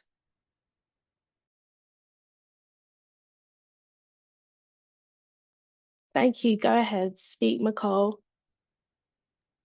And Hello. apologies if I'm not pronouncing it. Yeah, no, you pronounced it right. Thank you to all the speakers. And I want to just thank also Sky and Richian as well for bringing the elements into the space, highlighting the connection between ourselves and the wind and water and the ocean. And it made me think about, folk tales, African folk tales that speak on how hurricanes, they originate from the western coast of Africa, and oftentimes their trajectory kind of goes along the same lines as the slave ships, and then kind of land within the Caribbean, Central America, and North America in plantation geographies. And it's not necessarily a question that I have, but I just wanted to bring that kind of idea into the room, and that thought, and just show the connection between your work in the academic space and connect it with the land, and also like folk tales and myth and beliefs and stories. Thank you so much, Nicole. If anyone has a response to that, please do. Yeah, thank you for that comment. It's actually, that's why I lean very heavily on Jackie Alexander, because she like literally brings like folktales, religious practices as like valid pedagogies in and of themselves. And so putting her in conversation with Brathwaite, who quite frankly says the hurricane does not roar in Pentameter, that the idea of these natural energetic forms having both like protective and destructive capacities is something that I think very heavily with. So yeah, I appreciate the comment. Thank you. Any other comments from panelists? Let me check the questions.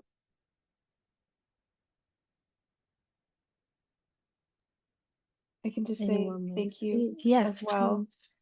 And to Richie too. I went to Concordia too, so hey. But yeah, Alexander actually also influenced a lot of my own work and thinking around intimate pedagogies and the sacred as well. So, and the Wind Project does follow exactly these so-called trade winds. They're literally called trade winds because of this history. And yeah, the increase of hurricanes, and it's all so intertwined and intertangled within this project for sure. Thanks for drawing those connections with mythology and folklore. Just one thought before we wrap up. One of the things that I've been, on my academic journey, been grappling with is, we're thinking about different ways of doing pedagogy, different methods of pedagogy, but in particular thinking about like the power dynamics that you may hold, whatever your position is, and how the work that we might be doing is trying to dismantle all of these systems, but those systems in turn continue to reassert you in a particular position, so you're constantly in this battle. And I was wondering, and anyone may respond, just how exactly with these kind of these methodologies of pedagogy, how you're navigating the reassertion, that kind of violent reassertion actually by the system into these positions of hierarchy.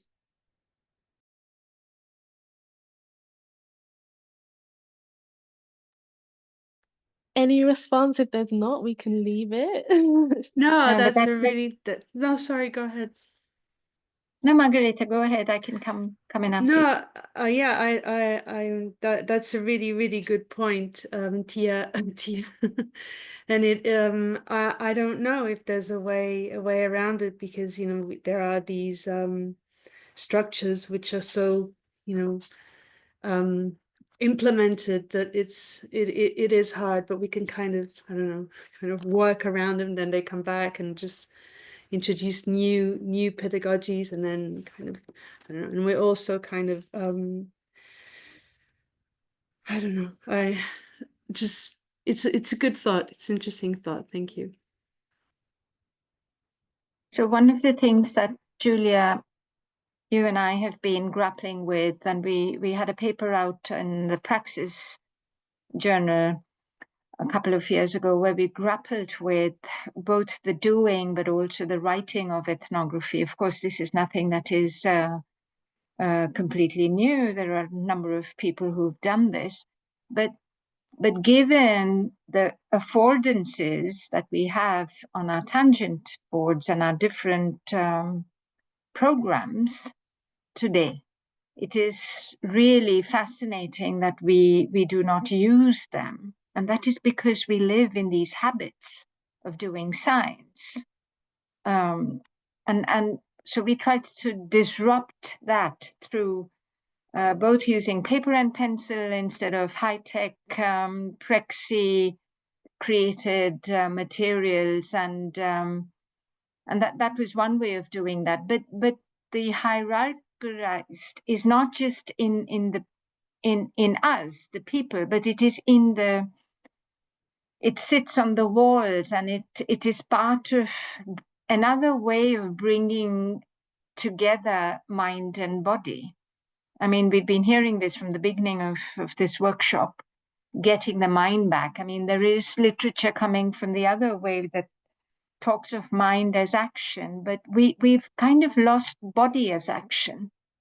We as scholars are not particularly reflecting on ourselves and what we are doing. To this taken for grantedness, the need for destabilizing that decolonial thinking allows for, we need to kind of bring that gaze into our own work. And I think that is what you are kind of alluding to, Tia. Julia, do you want to jump in?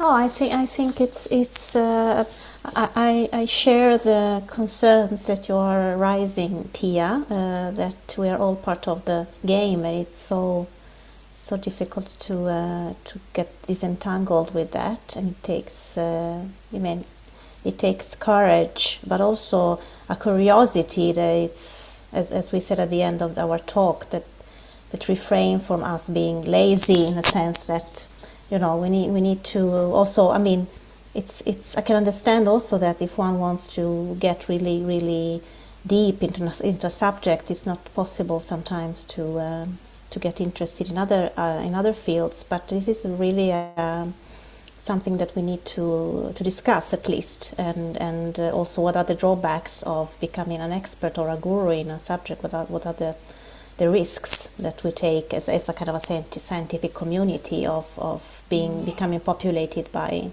gurus.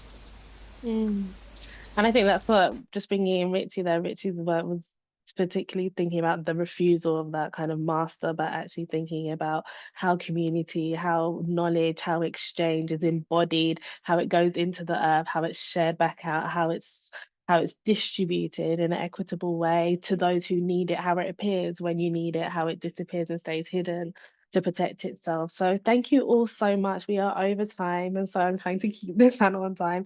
Thank you all so much for such evocative, thought-provoking. I wrote 6 pages of notes, so thank you so much. Yes, hopefully we can all meet offline and continue the conversation. Thank you all. Bye. Thank you very much. Thank you so much.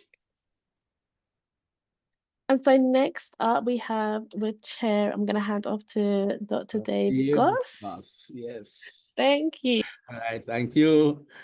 Thank you. Good afternoon. It is afternoon in Jamaica. So welcome to this next panel. And let me just bring it up. Right, this panel focuses on, is panel 5 on embodiment, somatics, race, and gender. I'm going to be introducing the persons at this time. First, we have Nathania Atkinson from the University of East Anglia.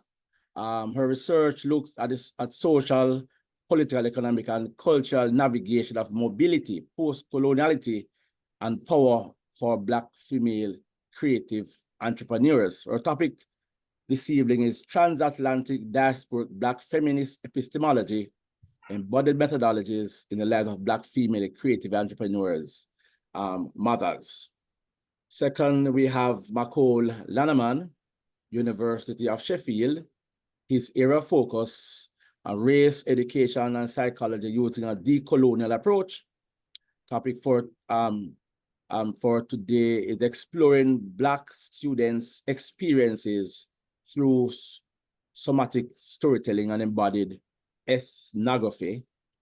And third, we have Sha Wen Lee, I think is today Leslie, from Goldsmith in London.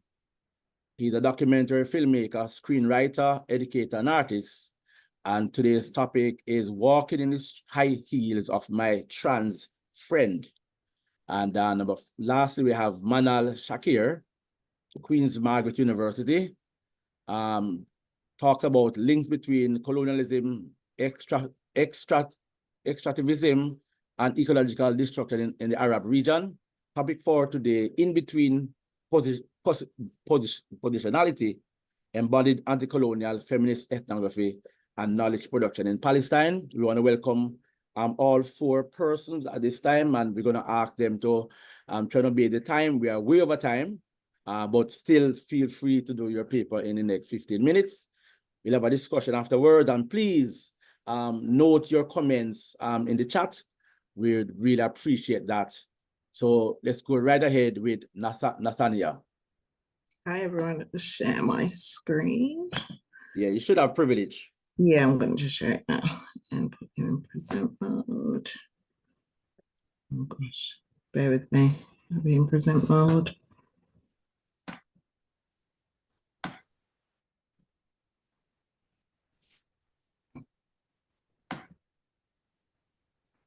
Okay, so I'll try and get through it as quickly as possible.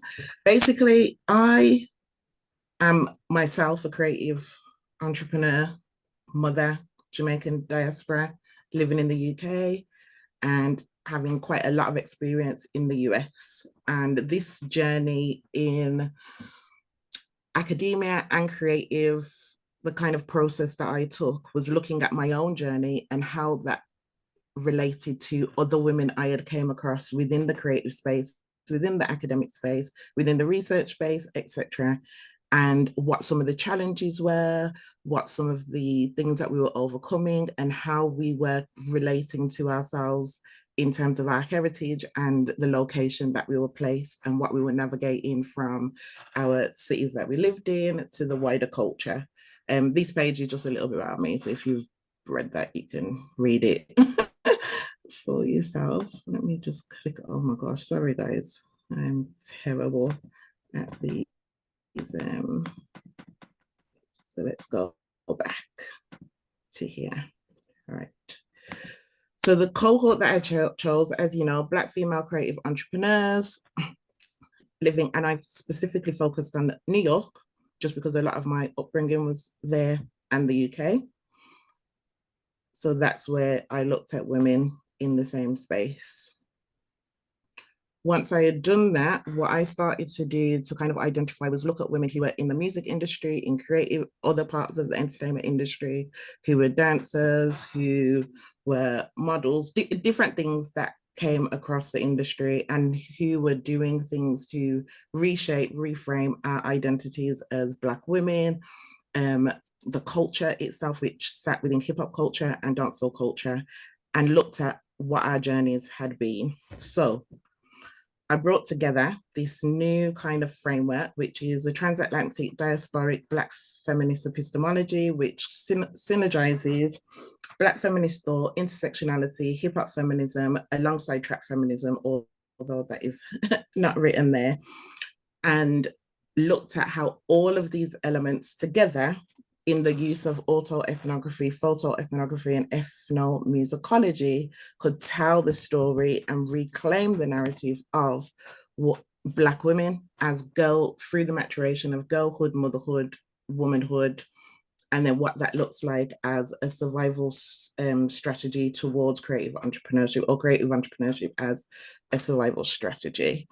In order to do that, I kind of had to unpick what these things, these elements meant to race independently, gender independently, the intersectionality of all of that, class, location, and then the creative industries, and where we would be positioned individually in all of those things, and then what that looks like when you bring them all together.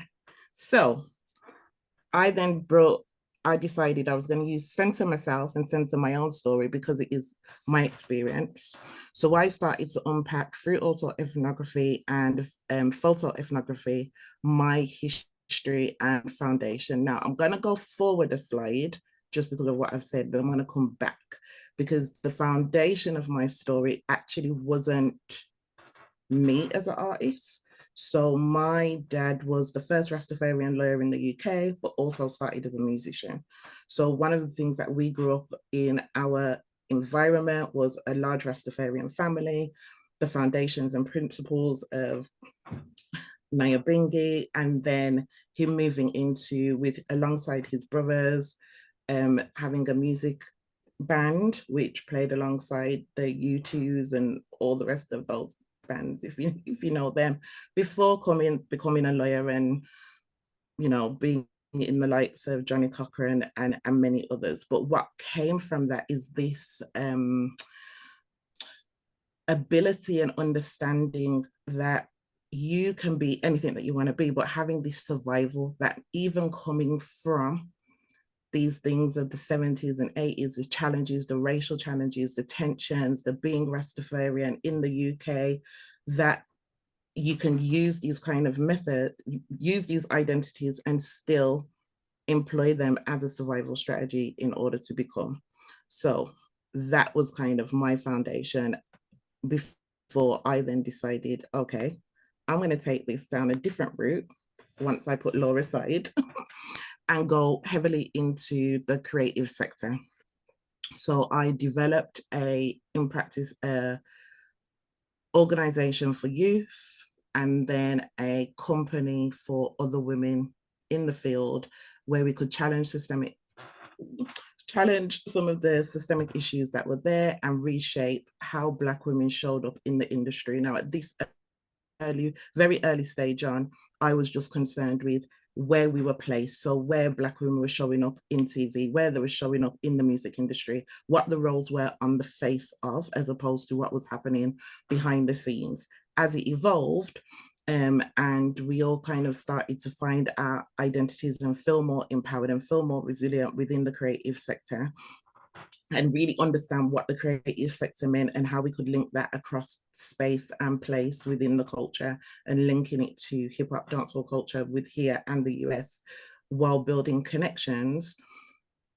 I then kind of decided to look at like what can creative entrepreneurship do? How can it reshape where we are? How can it take me from the place that we are and the class that we're in and look at mobility, if that was at all possible, while navigating the tensions of empowerment within the space, but also hypersexuality and misogyny within the space.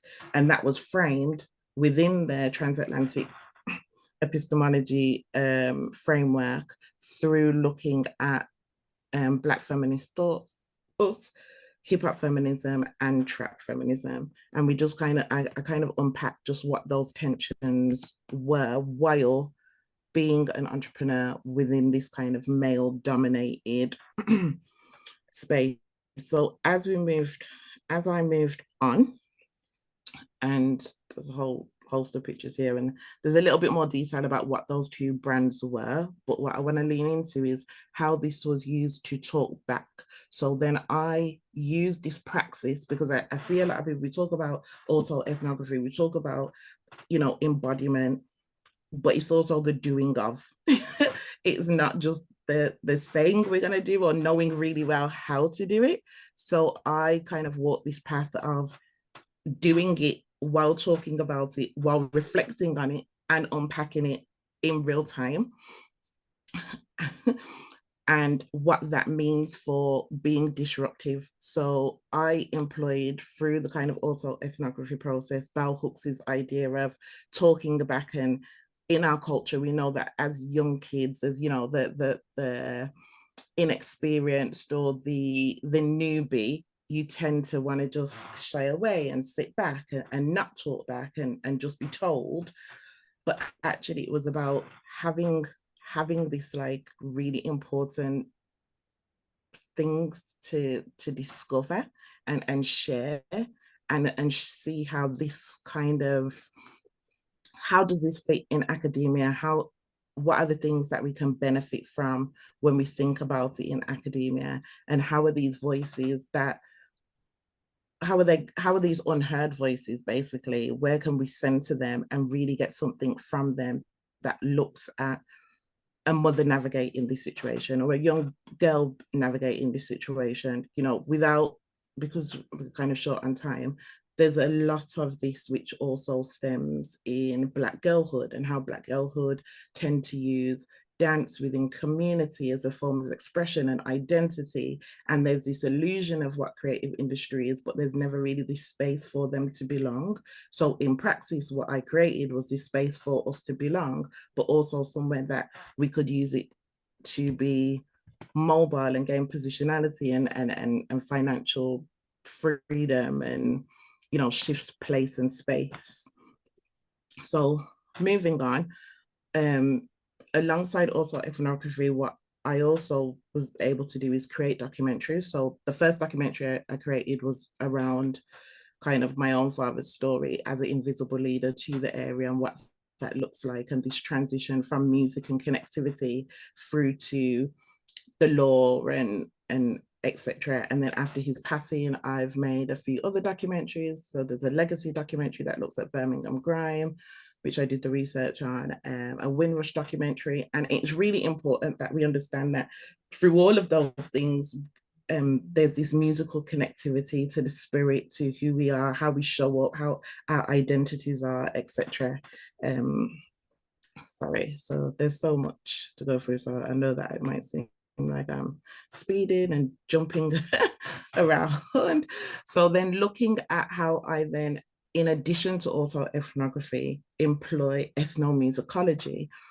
I tend to work alongside a playlist. So in real time, a lot of my work, you read it alongside a playlist. So there'll be prompts for you to play music that means something to that particular moment.